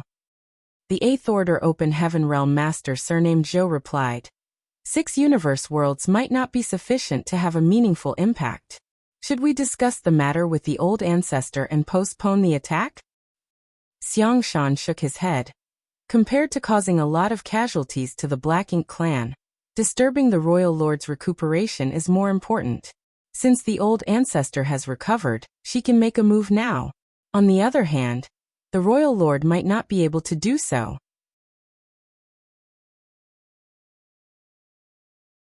If we don't do anything now, the Black Ink clan will only gain a more advantageous position. The man surnamed Zhou nodded. You have a point, senior brother Xiang. I was too negligent. Lu Zhiping said. Moreover, since the old ancestor can make a move now, the number of universe worlds we have no longer matters. The presence of an old ancestor was significantly more intimidating to the Black Ink clan than a few more universe worlds. Therefore, the lack of universe worlds shouldn't be a concern. In that case, send the teams working on the universe worlds a message and tell them to start taking action, Xiang Shan ordered. Soon, the man surnamed Zhou left the purifying Black Ink battleship and activated the universe transference law. With the help of the universe array, he headed to the other purifying Black Ink battleship that was about 10 days away from the forward base, where the humans were setting up universe worlds. As the universe worlds were propelled across the void for 10 days, they would gain horrifying momentum by the time they arrived at the royal city. For the ease of communication between both sides, the East-West Army's second purifying Black Ink battleship was anchored there. As arrangements were being made in the East-West Army, the soldiers were soon mobilized. All of them stopped cultivating and started getting busy. Inside the small universe, old ancestor Xiao Xiao stood in front of the simple tomb and stared at it as she talked to Yang Kai. With her memory unsealed and her injuries fully healed, she was at the peak of her strength. However, she would never forget the fact that she had lived in this village for over 100 years. The couple in the tomb would always be her parents who had taken care of her for all their lives. Basically, it was old ancestor Xiao Xiao who talked most of the time while Yang Kai simply listened. All she talked about was her daily life with the couple. It was hard to imagine that a ninth-order old ancestor could wear such a sincere smile when she recounted such mundane affairs. Nevertheless, this was truly who old ancestor Xiao Xiao was. Yang Kai believed that this one point was where she significantly differed from the other old ancestors. She was a vivid, vibrant figure rather than a dispassionate and aloof powerhouse.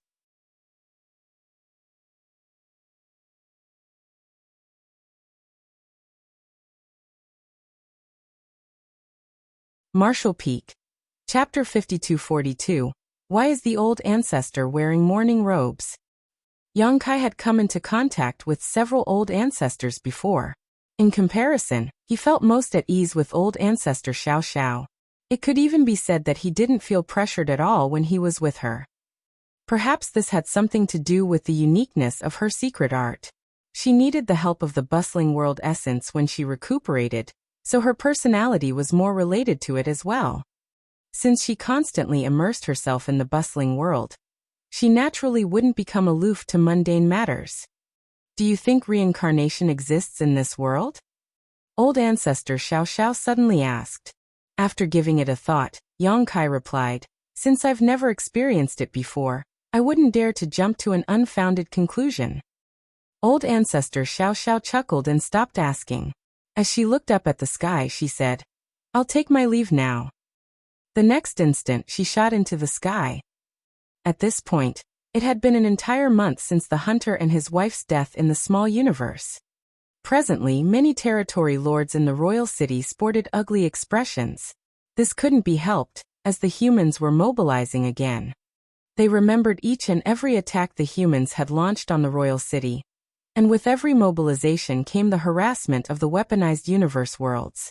Furthermore, the humans would only approach the royal city every time to pressure them, but the Black Ink clan's 1 million soldiers would all still have to respond as if a battle was imminent. They had no choice but to send forces to block those universe worlds and the human army. Over the years, a staggering number of Black Ink clansmen had lost their lives to those universe worlds. It was expected that all of the Black Ink clansmen were vexed. They were fine with being killed by the humans on the battlefield.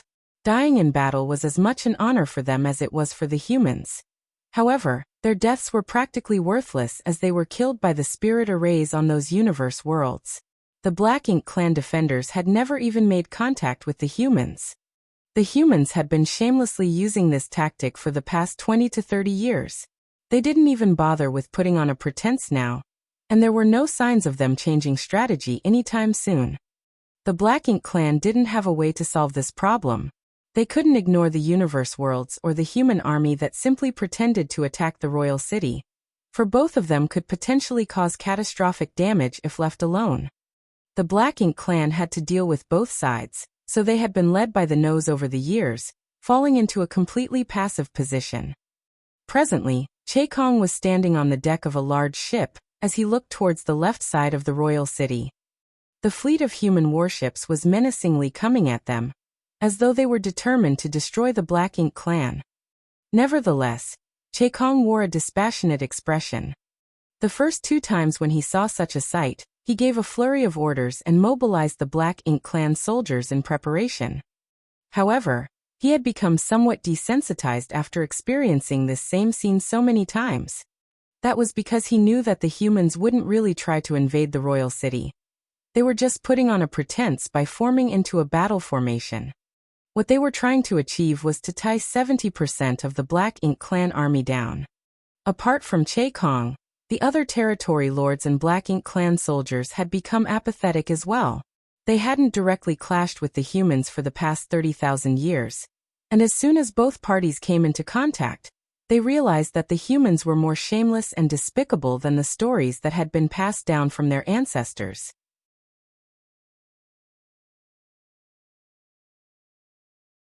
As the Black Ink clansmen watched intently, the fleet of warships driven by humans crept closer to the royal city.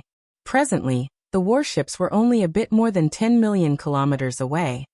Based on past experiences, the universe worlds would appear about now. When the human soldiers reached a spot that was 10 million kilometers away from the royal city, the Black Ink clan would have to start attacking the incoming universe worlds. By then, the humans would either directly retreat or launch a round of attacks before running away. There wouldn't be anything new. What's the situation? How many universe worlds have they prepared this time? Che Kong asked the territory lord beside him as he gazed at the fleet of warships. They had experienced the same thing many times before, so although they were unable to fully resolve it, they had come up with some tactics to deal with this situation. They could make some arrangements in advance by sending out scouts to find out how many universe worlds were coming at them, so that the soldiers around the royal city could get psychologically prepared. This wasn't a difficult task for the Black Ink clan. Upon hearing Che Kong's question, the territory lord, who looked like a female, replied, "I was just informed that the humans have sent 6 universe worlds towards the royal city this time." 6 universe worlds? Che Kong frowned. Are you sure? Other than the initial probing attack, the humans had never used such a small amount of universe worlds to attack the royal city. During the first real attack, they had used 10 universe worlds. If there were too few universe worlds, it wouldn't pose a threat to the Black Ink clan. The female territory lord shook her head. A single feudal lord might be mistaken, but it's not likely for 5 feudal lords to all be mistaken. Che Kong fell into his thoughts. Since several feudal lords had left to gather information at the same time, there was no way their information was inaccurate. It has only been a few years since they last launched an attack on the royal city. They might not have enough resources to set up the spirit arrays. 6 universe worlds might be their limit this time, the female territory lord said. Certainly, Che Kong understood that. However, if the humans didn't have enough resources, why didn't they just wait a few more years? They could have prepared even more universe worlds by collecting sufficient resources first. The humans' unusual approach this time made him feel ill at ease. Tell them not to let their guard down. The humans' behavior is a little unusual this time. Perhaps they have some other plot. The female territory lord nodded and waved her hand, after which a feudal lord approached her. She spoke to the territory lord, who then left in a hurry and passed her order on to the right flank of the royal city. Meanwhile, the Black Ink Clan soldiers on the right side of the royal city could see that the universe worlds were flying towards them from the void. The universe worlds were rapidly moving across the void. Perhaps the humans knew that they couldn't hide the universe worlds from the Black Ink Clan, so they had stopped wasting any resources to arrange any spirit arrays to conceal them since the third attack. That way, all the universe worlds that were coming at the royal city were as bright as the great suns. Although they were still millions of kilometers away, they were flying towards the royal city in an intimidating manner. Before those universe worlds even arrived, many of the Black Ink Clan soldiers gulped. Based on past experiences, every time the humans attacked, a large number of the Black Ink Clansmen would lose their lives. Although dying to humans on the battlefield was an honorable sacrifice, it didn't mean they were willing to be slaughtered by these universe worlds covered in spirit arrays. On the other hand, the territory lords in this place were at ease, for they had already successfully intercepted 18 universe worlds in a single attack before, thus ensuring the safety of the royal city. With that said, they had paid a huge price to achieve that victory. Since there were only 6 universe worlds this time, it would be effortless for them to defend the royal city. On the left side of the royal city, the human warships were only 12 million kilometers away. The unease that Che Kong felt intensified. This kind of unease came out of nowhere, but he was still deeply concerned. He paid close attention to both sides of the royal city so that he wouldn't miss any anomalies. However, regardless of how hard he looked, he couldn't detect anything unusual. He was informed by the clansmen from the right flank that there were indeed only 6 approaching universe worlds. On the other hand, the human warships were inching closer to the left side of the royal city. It was estimated that by the time the universe world struck, the humans would have reached a spot that was 10 million kilometers away from the royal city. The humans would always do this without fail, and their timing was annoyingly precise. Since there were no anomalies on either of the sides, why did Che Kong feel ill at ease at this point? Just then he detected an anomaly from the corner of his eye. He promptly turned to look in the direction where the humans' forward base was located. There seemed to be a ray of light that was coming at the royal city at an unimaginable speed. This kind of speed couldn't be achieved by a mere territory lord or 8th Order masters. Che Kong detected that ray of light just as it emerged from the humans' forward base, but in the blink of an eye, it had moved across millions of kilometers, and was growing closer at an astonishing rate. In just several breaths of time, the ray of light became as dazzling as the sun. At the same time, a terrifying pressure could be felt coming from the light. Che Kong felt his chest tightening as he exclaimed, "It's the old ancestor." By the time he finished speaking, the ray of light from the human's forward base had turned into a gigantic blade. There seemed to be an invisible hand that was holding the blade and slashing at the royal city. Space trembled, and the universe destabilized. Faced with this sudden attack, all the Black Ink Clansmen felt cold all over their bodies, as though they were about to lose their lives. Time seemed to have frozen at that instant. Regardless of how bright the light was, it couldn't conceal the stunning beauty within it. At that moment, both the Black Ink Clan soldiers and the human soldiers found their eyes drawn to that figure. It was a figure who was wearing all white clothes with a piece of white cloth wrapped around her forehead.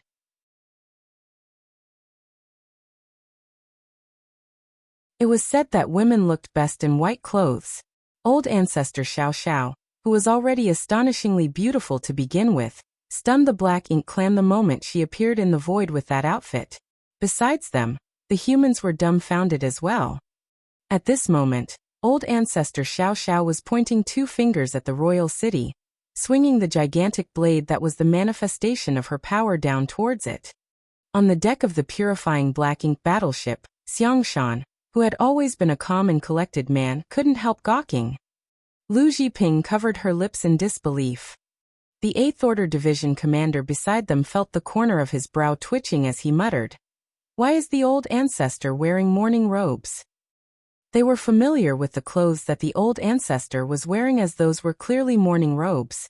One would only put on such clothes when their relatives passed away.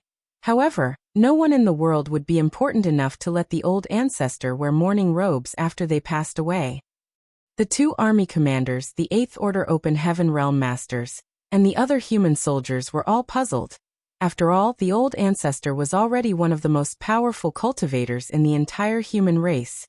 Be it her age, cultivation, or seniority, she was at the peak of everything. Even if a junior from her sect had passed away, she didn't have to put on such clothes. Certainly, the old ancestor didn't have any elders either, as they should have all passed on by now. The Eighth Order Division commander suddenly had an odd idea as he thought of a possibility. Could it be that Yang Kai has lost his life?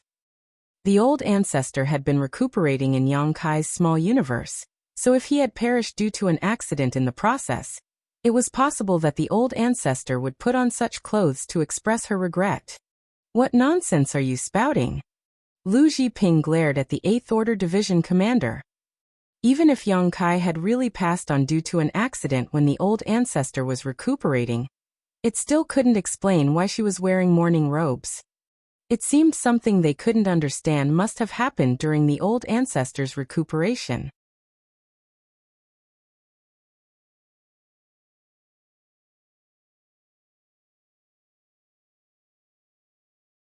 Marshall Peak. Chapter 5243. It's serious this time. Dawning Light was located on the far side of the fleet, so it could be said that the warship was near the outer flank. In such a location, once a battle broke out, they would be in a more perilous situation than the warships closer to the center, because they could be attacked and encircled by the Black Ink clan first. Certainly, the leaders had intentionally made such an arrangement.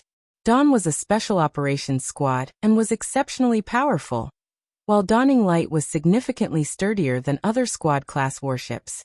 It was expected that they would be tasked with dealing with the Black Ink clan first. The moment the old ancestor appeared, the members of Dawn were dumbfounded and rendered speechless. Just then, a fluctuation was felt coming from the space array on Dawning Light. Feng turned her head and saw a familiar figure stepping out of the array. "Squad leader!" she exclaimed with joy. The other members greeted him as well. Over the years, Yang Kai had been helping the old ancestor to recuperate, so he hadn't shown up all this time. Although Feng was there to lead Dawn, they just felt that something was missing. It wasn't until Yang Kai appeared that the feeling was gone. Wherever humans gathered together, they would need a pillar of strength, and to the members of Dawn, Yang Kai was that pillar. Yang Kai nodded lightly and moved towards the deck. As he looked intently, he couldn't help but give a nod. It seemed that the Black Ink clan had run out of luck this time. The old ancestor was going all out the moment she appeared. It was apparent that she was in a terrible mood, so she wanted to vent it all out. Although her power had been restored and her memory had been unsealed, she would never forget the 100-year life she had experienced in Yang Kai's small universe. As Xiao Xiao, she naturally wouldn't be in a good mood after her parents, who had taken care of her all their lives, passed away. What happened to the old ancestor? Has one of her relatives passed away? Feng voiced the doubts of those members on the deck. It's a long story. Yang Kai wasn't even sure how to explain. What's more, this matter was something deeply personal and intimate to the old ancestor, so he couldn't just reveal it as he pleased. Has the old ancestor recovered? Chi Tai Chu asked, as that was the most pressing issue for the humans now. They were aware that the old ancestor was recuperating, and they had already estimated how long it would take her to recover. Although there wasn't a clear answer, they all agreed that it would take her many decades to 100 years to recover. Some of the soldiers came from Yinyang Pass, so they knew better than the others about how the old ancestor healed. They were the ones who speculated that it would take her up to 200 years to fully recover. Therefore, everyone believed that it would be at least 50 years before the old ancestor made a move again. None of them had expected that the old ancestor would finish her recovery barely 30 years later, or that the moment she showed up, she would launch a fierce attack on the royal city. "She's fine," Yang Kai replied. Feng Ying's eyes brightened. "Does that mean that it's serious this time?" Several tens of thousands of soldiers of the East-West Army had been mobilized many times over the past 20 years to attack the royal city. However, they would only put on a pretense each time. There was no doubt that it was a clever tactic, and the Black Ink clan had suffered a lot of hardship because of that. But the humans yearned to clash with the Black Ink clan on the battlefield to let the latter know their fury and strength. They had been waiting for the war to really start for the past 30 years.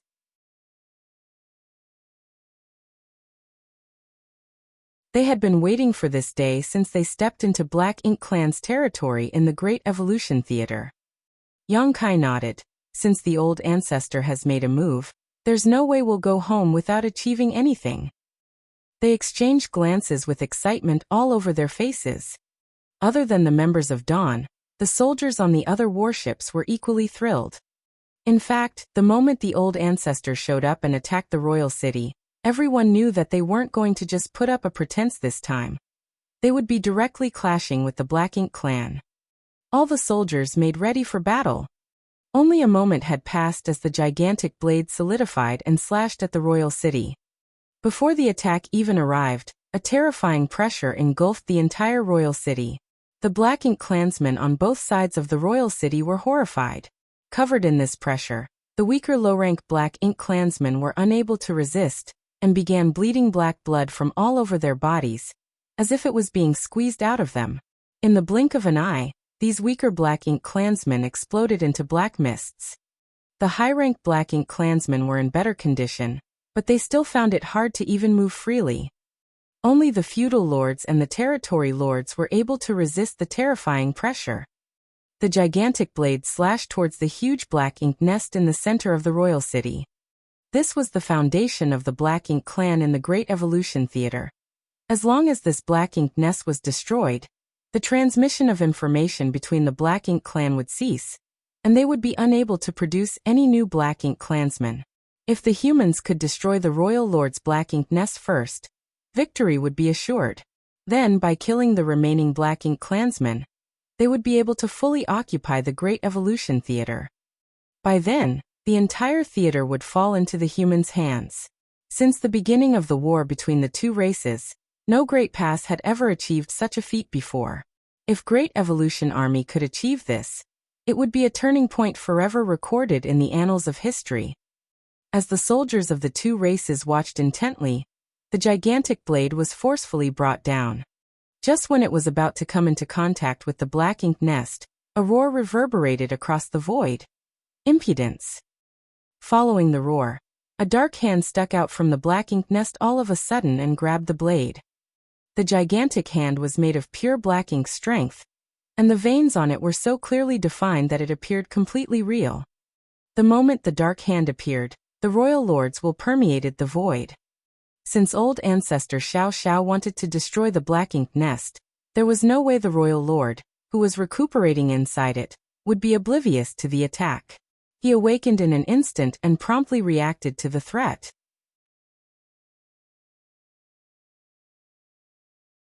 Ultimately, the blade didn't manage to strike the Black Ink nest as it was grasped by the dark hand.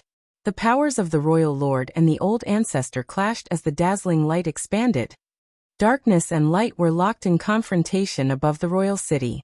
After a short deadlock, the dazzling light pressed down again while the dark hand was forced lower, as though it was unable to resist the blade as it inched closer to the Black Ink nest. All the Black Ink clansmen felt their hearts leaping to their throats, for the sight suggested that the royal lord was at a disadvantage. The Black Ink clansmen were horrified, for if the royal lord couldn't resist this attack, his Black Ink nest would be destroyed. Once that happened, regardless of how many Black Ink clansmen there were, they would be like a tree without roots, or a river without a source. All of them would die sooner or later, with no hope for the future. Just as the Black Ink clansmen were growing anxious, even more Black Ink strength billowed from the Black Ink nest and streamed into the dark hand. With this new wave of Black Ink strength's help, the dark hand, which was originally being forced back, steadied itself. Not only did it get out of the disadvantageous position though, but it even started pushing the enemy back. The Black Ink clansmen were ecstatic. This situation suggested that the royal lord was only temporarily at a disadvantage after the sneak attack. Since he had rallied his strength, there was no way the old ancestor was a match for him. After all, a royal lord who was close to his Black Ink nest could make use of the Black Ink nest's power and exhibit strength beyond what he normally could. The clash between the blade and the dark hand soon ended. As the dark hand tightened its grip, the blade shattered and scattered into wisps of light. As the blade disappeared, the old ancestor turned into a ray of light and charged towards the royal lord's black ink nest. The enraged royal lord flew out, and the two figures, one big and one small, clashed above the royal city, shaking the heavens and shattering the earth. Unlike their previous exchange, the royal lord had gone all out right from the start. This couldn't be helped, as the royal city was literally right behind him. He had to ward off the old ancestor at all costs and make sure that his black ink nest was not damaged. Thrown into this intense battle, the royal lord was infuriated. He had never expected that the old ancestor would come spoiling for a fight so soon. He had only exchanged moves with the other party once in the past. Although he had suffered a setback in that battle, he was generally fine. After obtaining some information from the royal lord in the Inyang theater, he learned a lot about the female old ancestor. On the other hand, the old ancestor knew next to nothing about him. Therefore, after the previous battle, he concluded that it would take this old ancestor at least 200 years to recuperate before she staged a comeback. 200 years was enough for him to fully recover with the help of his black ink nest. By then, he would be able to catch the old ancestor off guard. How could he have anticipated that the old ancestor came attacking him again barely 20 to 30 years later? Has she fully recovered? Wouldn't it damage her foundation if she frequently makes a move without healing first? From what he had gathered, the old ancestor from Inyang Pass cultivated a unique secret art, and it was extremely difficult for her to recuperate once injured. It seemed impossible that she could recover in such a short time. However, their brief exchange just now had astounded him. If not for him drawing on the black ink nest's strength, he wouldn't have been able to block the old ancestor's attack given his current state.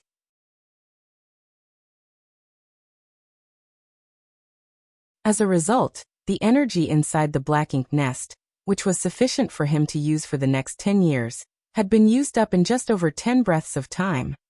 Now the black ink nest was just an empty husk with no energy to spare. But soon, he realized that his judgment was wrong as the old ancestor hadn't fully recovered. That was because during their subsequent clashes, he could sense that the old ancestor was occasionally sluggish when she activated her strength. This was a sign that she was still injured. Although she had been trying her best to conceal it, he could still sense it. This allowed him to feel slightly more at ease. It would have been a catastrophe for the Black Ink clan if this old ancestor could really recover so quickly. Now she was just concealing her injury using some kind of secret technique. She was practically digging her own grave. The backlash from using such a technique, on top of her own injuries, would cause serious damage to her in the long run. Both of them still hadn't recovered from their injuries, so neither held an advantageous position. It was just the royal lord's speculation in the beginning, but as the battle dragged on, he became certain of his judgment. There was no way that the old ancestor had fully recovered. Although she still fought as fiercely as the last time, she was unable to conceal the fact that she was not at the peak of her power. In the beginning, the royal lord was at a disadvantage, but as time passed, they became equally matched. A while later, the old ancestor was at a disadvantageous position instead.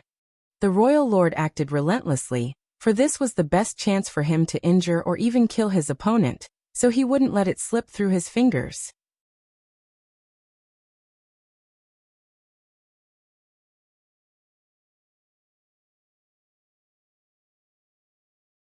Martial Peak. Chapter 5244 Trouble. Now, it seemed that the old ancestor was trying to suppress the injury she had previously suffered from. Her intention was to destroy the Black Ink nest when the royal lord was recuperating, but she hadn't expected that the latter would counterattack so quickly. At that moment, though, it was impossible for her to just stop halfway.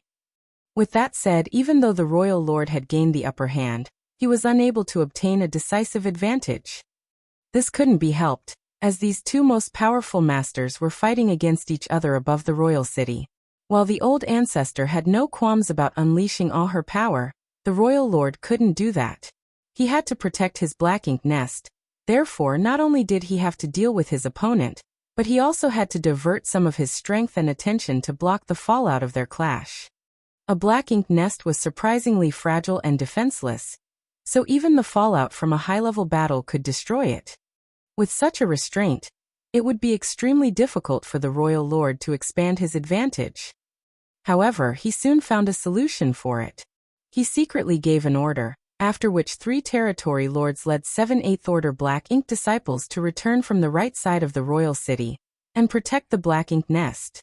With the presence of 3 territory lords and 7 8th Order Black Ink disciples, 10 powerful masters on par with 8th Order division commanders, they could easily ward off all the fallout and ensure the Black Ink nest's safety. The reason the royal lord made such an arrangement was that he realized it didn't require so many powerful Black Ink clansmen to protect the right side of the city. After all, there were only 6 universe worlds this time, so it was fine to get 10 of them to come over and protect the high-ranked Black Ink nest. The rest of them could still deal with the universe worlds. In the meantime, many feudal lords streamed into the Black Ink nest and arrived at the Black Ink pool. After fishing out all their materials from their space rings, they poured them into the Black Ink pool. Regardless of their orders, the materials were directly absorbed by the Black Ink pool and turned into pure Black Ink strength. That way, as long as the royal lord was still in the vicinity of the royal city, he could make use of the Black Ink nest to strengthen his power. As Black Ink's strength continuously billowed from the Black Ink nest, the royal lord grew increasingly confident and was no longer flustered like he had been at the start of the battle. Old ancestor Xiao Xiao repeatedly attempted to break through his blockade and attack the Black Ink nest, but he managed to block all her attacks. As the humans watched this sight, they secretly grew anxious. None of them could have expected that the old ancestor would be at a disadvantage upon clashing with the royal lord. Despite that, the human race army never stopped moving forward as they headed straight towards the royal city. On the deck of the Dawning Light, Yang Kai, who was intently watching the fight, furrowed his brow. This scenario was playing out differently from what he had expected. What puzzled him was that the old ancestor was slightly sluggish when she activated her power. Although they were far apart, he could still sense it as the old ancestor was extremely powerful to begin with. He was very familiar with that kind of sluggishness, and knew it meant that a cultivator was injured. Nevertheless, he was certain the old ancestor had fully recovered, so she hadn't suffered a setback during the exchange of moves. How was it possible that she was suddenly injured again? The only possibility he could think up was that the old ancestor was deliberately doing this to deceive her opponent.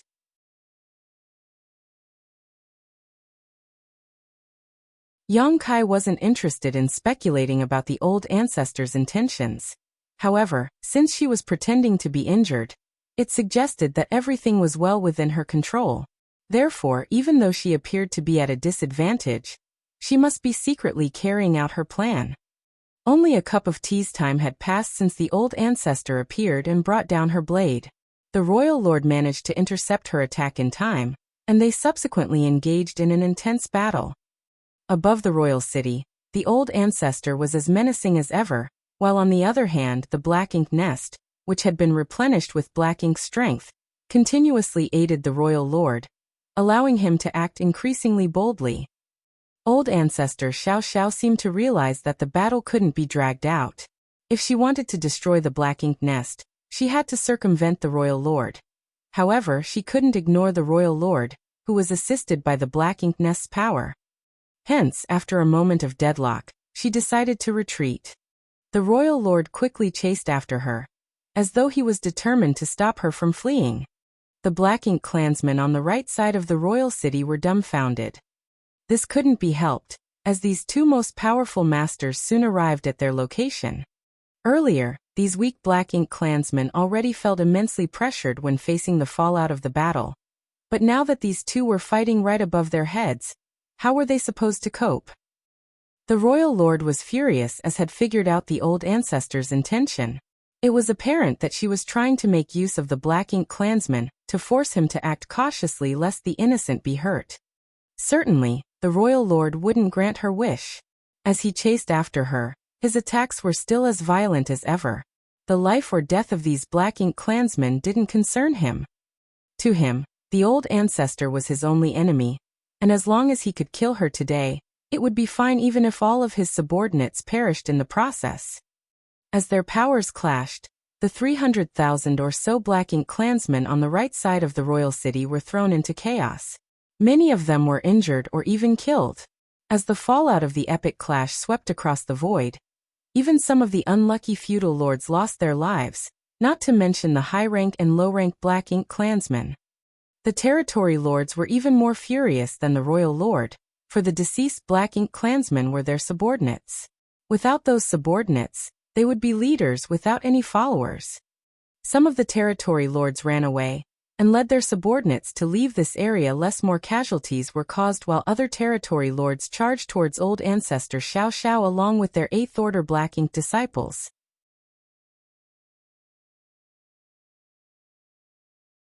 The battle between the old ancestor and the royal lord was intimidating, and the average person would never be able to have a hand in it.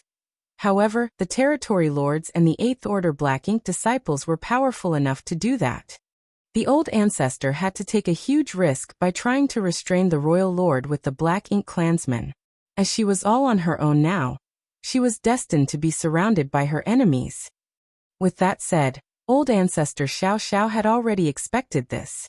Before the Black Ink clansmen could close in on her, she raised her hand and took out a medallion, which rapidly expanded into an invisible shield that surrounded her. The royal lord's horrifying attack as well as the secret techniques of those territory lords and 8th Order Black Ink disciples struck the shield, causing it to ripple and dim. It was apparent that the medallion that the old ancestor had summoned was quite precious. Despite that, most of its spirituality was lost very quickly. However, with the help of the momentary protection, she performed a set of hand seals and chanted, "From chaos, yin and yang are born." As world force undulated, a gigantic yin-yang fish pattern expanded and engulfed the surrounding 300,000 Black Ink clansmen. At that instant, yin and yang manifested. At the same time, countless strange-looking silk threads spread across the yin-yang fish. Those silk threads appeared as light as feathers, but the instant they penetrated the Black Ink clansmen, they became razor-sharp, easily cutting them into innumerable pieces. The aura of death engulfed the entire void. In just 3 breaths of time, the shield around the old ancestor was shattered, and at that instant, she extended her hand and grasped something. An 8th Order Black Ink disciple, who had been eager to make a contribution, froze as though he had been clenched by an immense force, his face filling with horror. When he looked down, he realized that his legs had been tied by the silk threads, which quickly cut into his body. Terrified, he hurriedly pushed the power of his small universe in an attempt to resist the attack. Nevertheless, what happened next astounded him. The moment he tried to access his small universe, he realized that it had fallen into chaos. He immediately inspected himself, only to see that the silk threads had broken through the barrier of his small universe and slashed across it like countless sharp knives. At that instant, he came to the realization that this was a secret technique that specifically targeted one small universe. No one had a better understanding of small universes than the human old ancestors. Moreover, the old ancestor before his eyes was one already an order above him, and she had used a secret technique that specifically targeted the small universe. How was he supposed to resist? What was laughable was that when he saw that the old ancestor was at a disadvantage against the royal lord earlier, he wanted to seize the chance and attack her. However, instead of achieving his goal, he would most likely lose his life here. As soon as the thought flashed through his mind, his small universe was cut to pieces, and his vitality rapidly left him. An 8th Order Black Ink disciple indeed had a right to have a hand in the battle between the old ancestor and the royal lord, but in order to do so, they had to bear an enormous risk. Apart from him, the other 8th Order Black Ink disciples faced the same situation. As they were engulfed in the yin-yang fish, the silk threads broke through the barriers of their small universes and turned into attacks that could destroy the heavens and shatter the earth. Their small universes were soon devastated. Faced with this attack, these 8th Order Black Ink disciples had no other choice but to stop in their tracks and focused on resisting the invasive secret technique.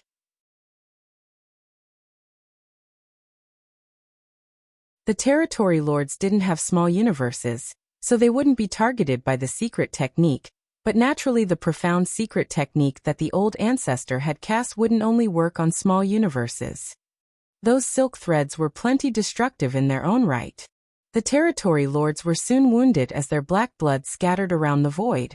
Regardless, they still relentlessly charged towards the old ancestor in an attempt to join forces and slay her. The royal lord had never stopped his assault, and faced with the series of violent attacks, the old ancestor wouldn't dare to be negligent. Nevertheless, hovering within this yin-yang fish, the old ancestor was evidently more agile and sensitive to her surroundings. She moved so elusively that even the royal lord found it hard to hit her.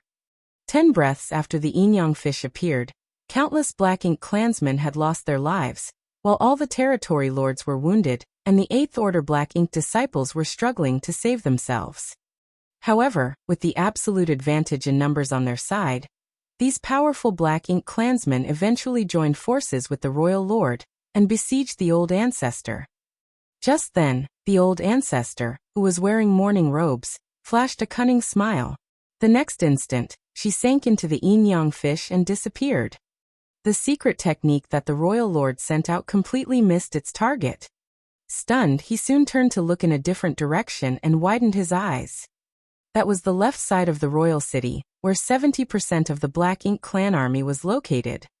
The territory lords on the left side had watched as the old ancestor attempted to attack the Black Ink nest, and subsequently got into a fight with the powerful Black Ink clansmen on the right side of the city.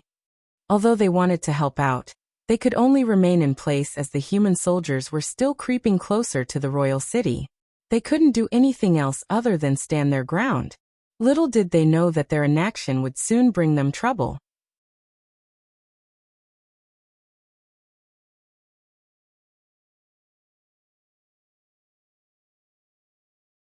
Martial Peak, Chapter 5245, Silent Anger.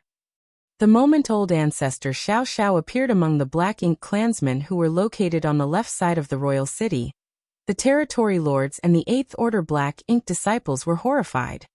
Earlier, they had witnessed the moves that the old ancestor had used, so they were acutely aware of how powerful she was. Therefore, the moment she appeared, the Black Ink clansmen around her promptly ran away. However, it was too late. The world force swirled around her and turned into a violent storm. As it spread out, the Black Ink clansmen around her collapsed. Following her appearance, the yin-yang fish, which was supposed to be on the right side of the royal city, appeared and engulfed the Black Ink clansmen in this place. All the Black Ink clansmen felt as though they were suffocating. If not for the fact that old ancestor Xiao Xiao was under considerable strain trying to affect so many enemies across such a vast area, she would have been able to destroy all these 700,000 Black Ink clansmen on her own given enough time. Even the territory lords and the 8th Order Black Ink disciples wouldn't be able to escape from her. Fortunately for them, the royal lord arrived swiftly. These two figures clashed again. This was their third battlefield as they had been fighting against each other all around the royal city. The first battlefield was just above the royal city where old ancestor Xiao Xiao attempted to destroy the Black Ink nest. After her plan was foiled, she had no choice but to head to the right side of the royal city, where she devastated the Black Ink clansmen stationed over there. After she was done with that, she somehow slipped over to the left side of the royal city, and did the same thing to the Black Ink clan army here. Such roguish actions did not befit her status as the old ancestor. The royal lord was so furious that he almost went mad. He had previously battled old ancestor Xiao Xiao. During the exchange of moves, his only impression of this human was that she was insane, and this time, her insanity had gotten worse. This woman was aware that she would be at a disadvantage by fighting against the royal lord near the royal city, but she insisted on doing it just to destroy the Black Ink clan army. The royal lord almost had the urge to leave her alone and head straight to the human warships. He wouldn't be heartbroken regardless of how many Black Ink clansmen lost their lives. However, if too many humans were killed, the old ancestor wouldn't be able to take it. However, he did not dare act on this impulse, for if he did, this insane woman would surely seize the chance and head straight for the Black Ink nest. When that happened, even though he could cause a massive number of casualties to the humans, his Black Ink nest would be gone forever. He didn't care how many Black Ink clansmen were killed, but he could never let his Black Ink nest be destroyed. Therefore, he had to target the old ancestor no matter what. he could not allow her to move about freely. This put him in a passive position.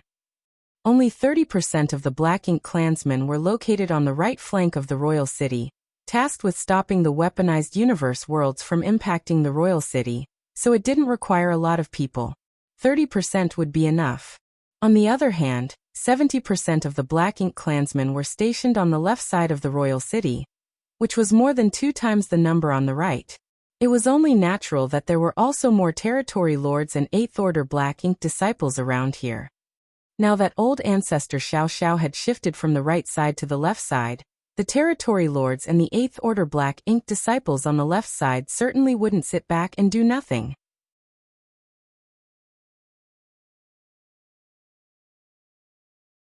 Just like what had happened earlier, they charged towards the old ancestor in order to assist the royal lord. Old ancestor Xiao Xiao was in an increasingly perilous situation. Given the strength she had exhibited earlier, she would still be at a disadvantage even if she was in a one-on-one fight with the royal lord in this place. Not to mention that the royal lord had the assistance of these territory lords and 8th Order Black Ink disciples now.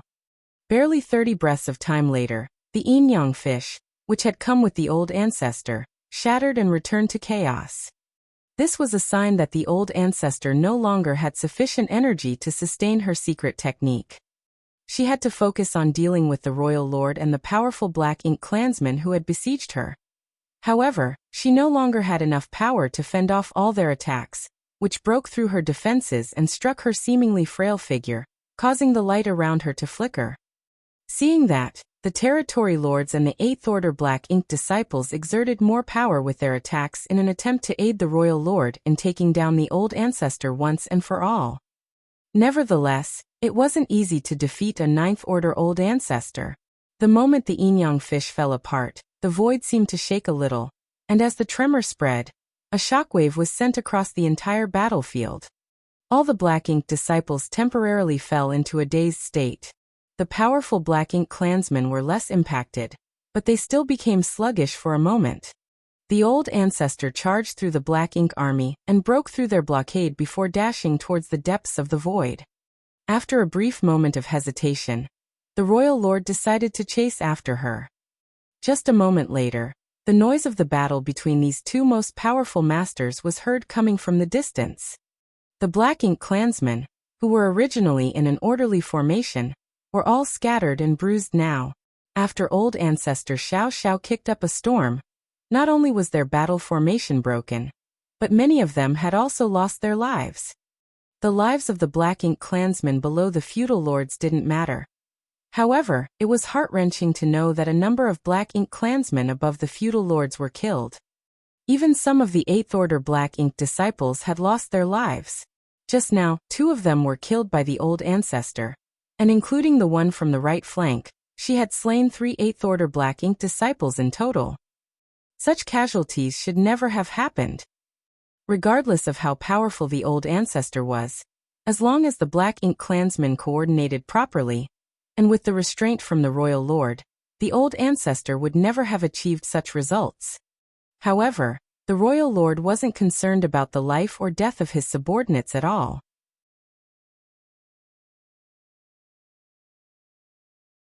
While the secret techniques and divine abilities used by the old ancestor were ferocious, those used by the royal lord were even more savage. These Black Ink clansmen not only had to deal with the old ancestor, but they also had to be cautious about getting impacted by the repercussions of the royal lord's attacks. Although the battle didn't last a long time, the powerful Black Ink clansmen all felt extremely weary. Fortunately, these 2 sources of disaster had left. This was the kind of situation that should have taken place since the beginning. These 2 powerful masters should have gone to their exclusive battlefield and engaged in a life-and-death battle.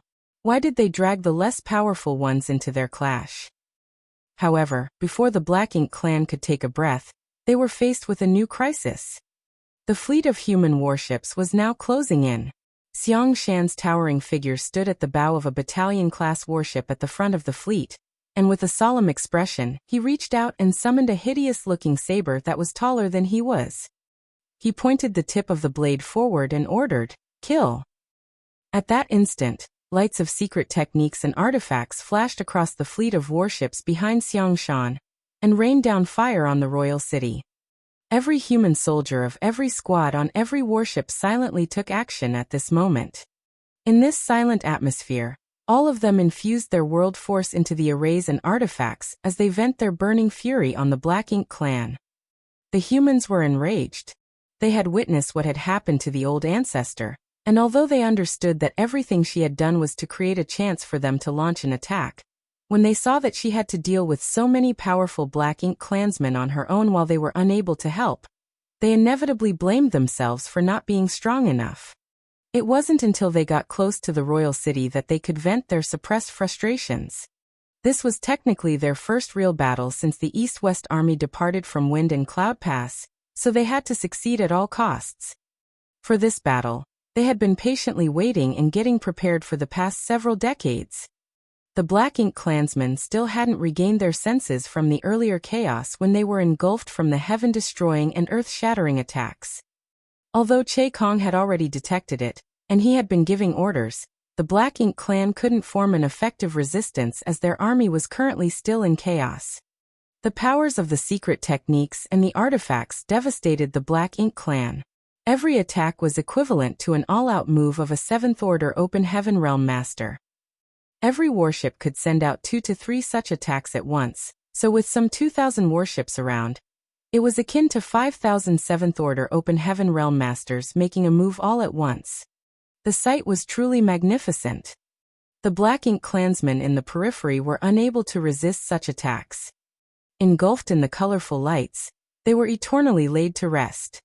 Before the two races even clashed, a massive number of Black Ink clansmen had lost their lives. After the series of attacks, there was a moment of silence. Several breaths of time later, the attacks of the same intensity shot forth again. After 3 rounds of intense attacks from the warships, a large number of Black Ink clansmen were either injured or killed. The Black Ink clansmen were terrified. It had been 30,000 years since they last fought with the humans, and over the past 30 years, although the humans had repeatedly harassed them, they would run away after launching a single round of attacks and achieving some small success. Hence, the Black Ink clan never had a taste of how horrible the human warships truly were.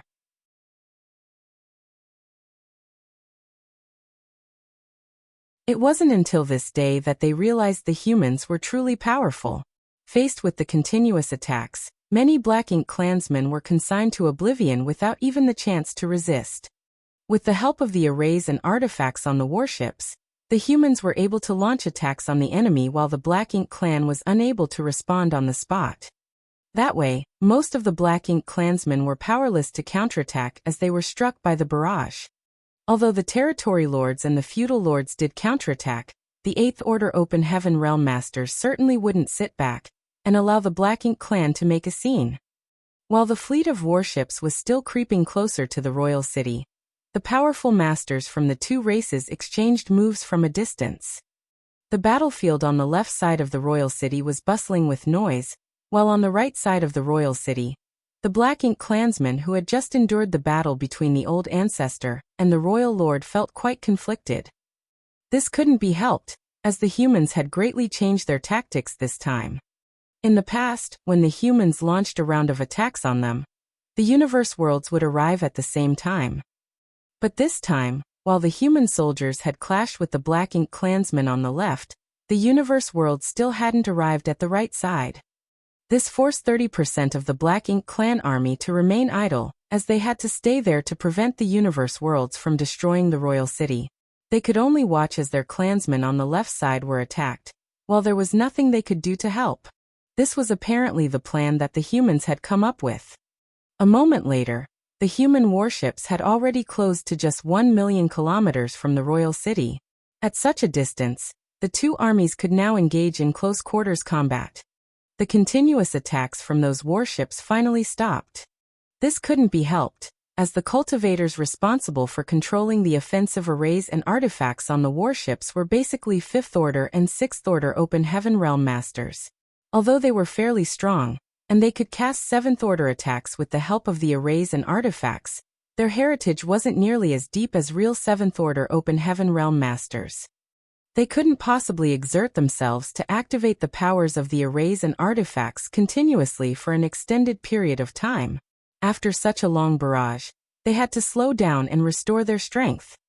Che Kong, who was extremely vexed, raised his arm and ordered, "Stop them. Do not let them get any closer to the royal city." Following his order, the Black Ink clansmen behind him charged forward. You're tuning in to the Li Mei's Wuxia Whispers YouTube channel. We're so grateful for your support, and don't forget to subscribe to join us on this incredible journey through captivating stories. Your generosity through donations truly makes a world of difference, as it's the primary source of revenue that allows me to expand and enhance this channel for you. Thank you from the bottom of my heart for being a part of this adventure.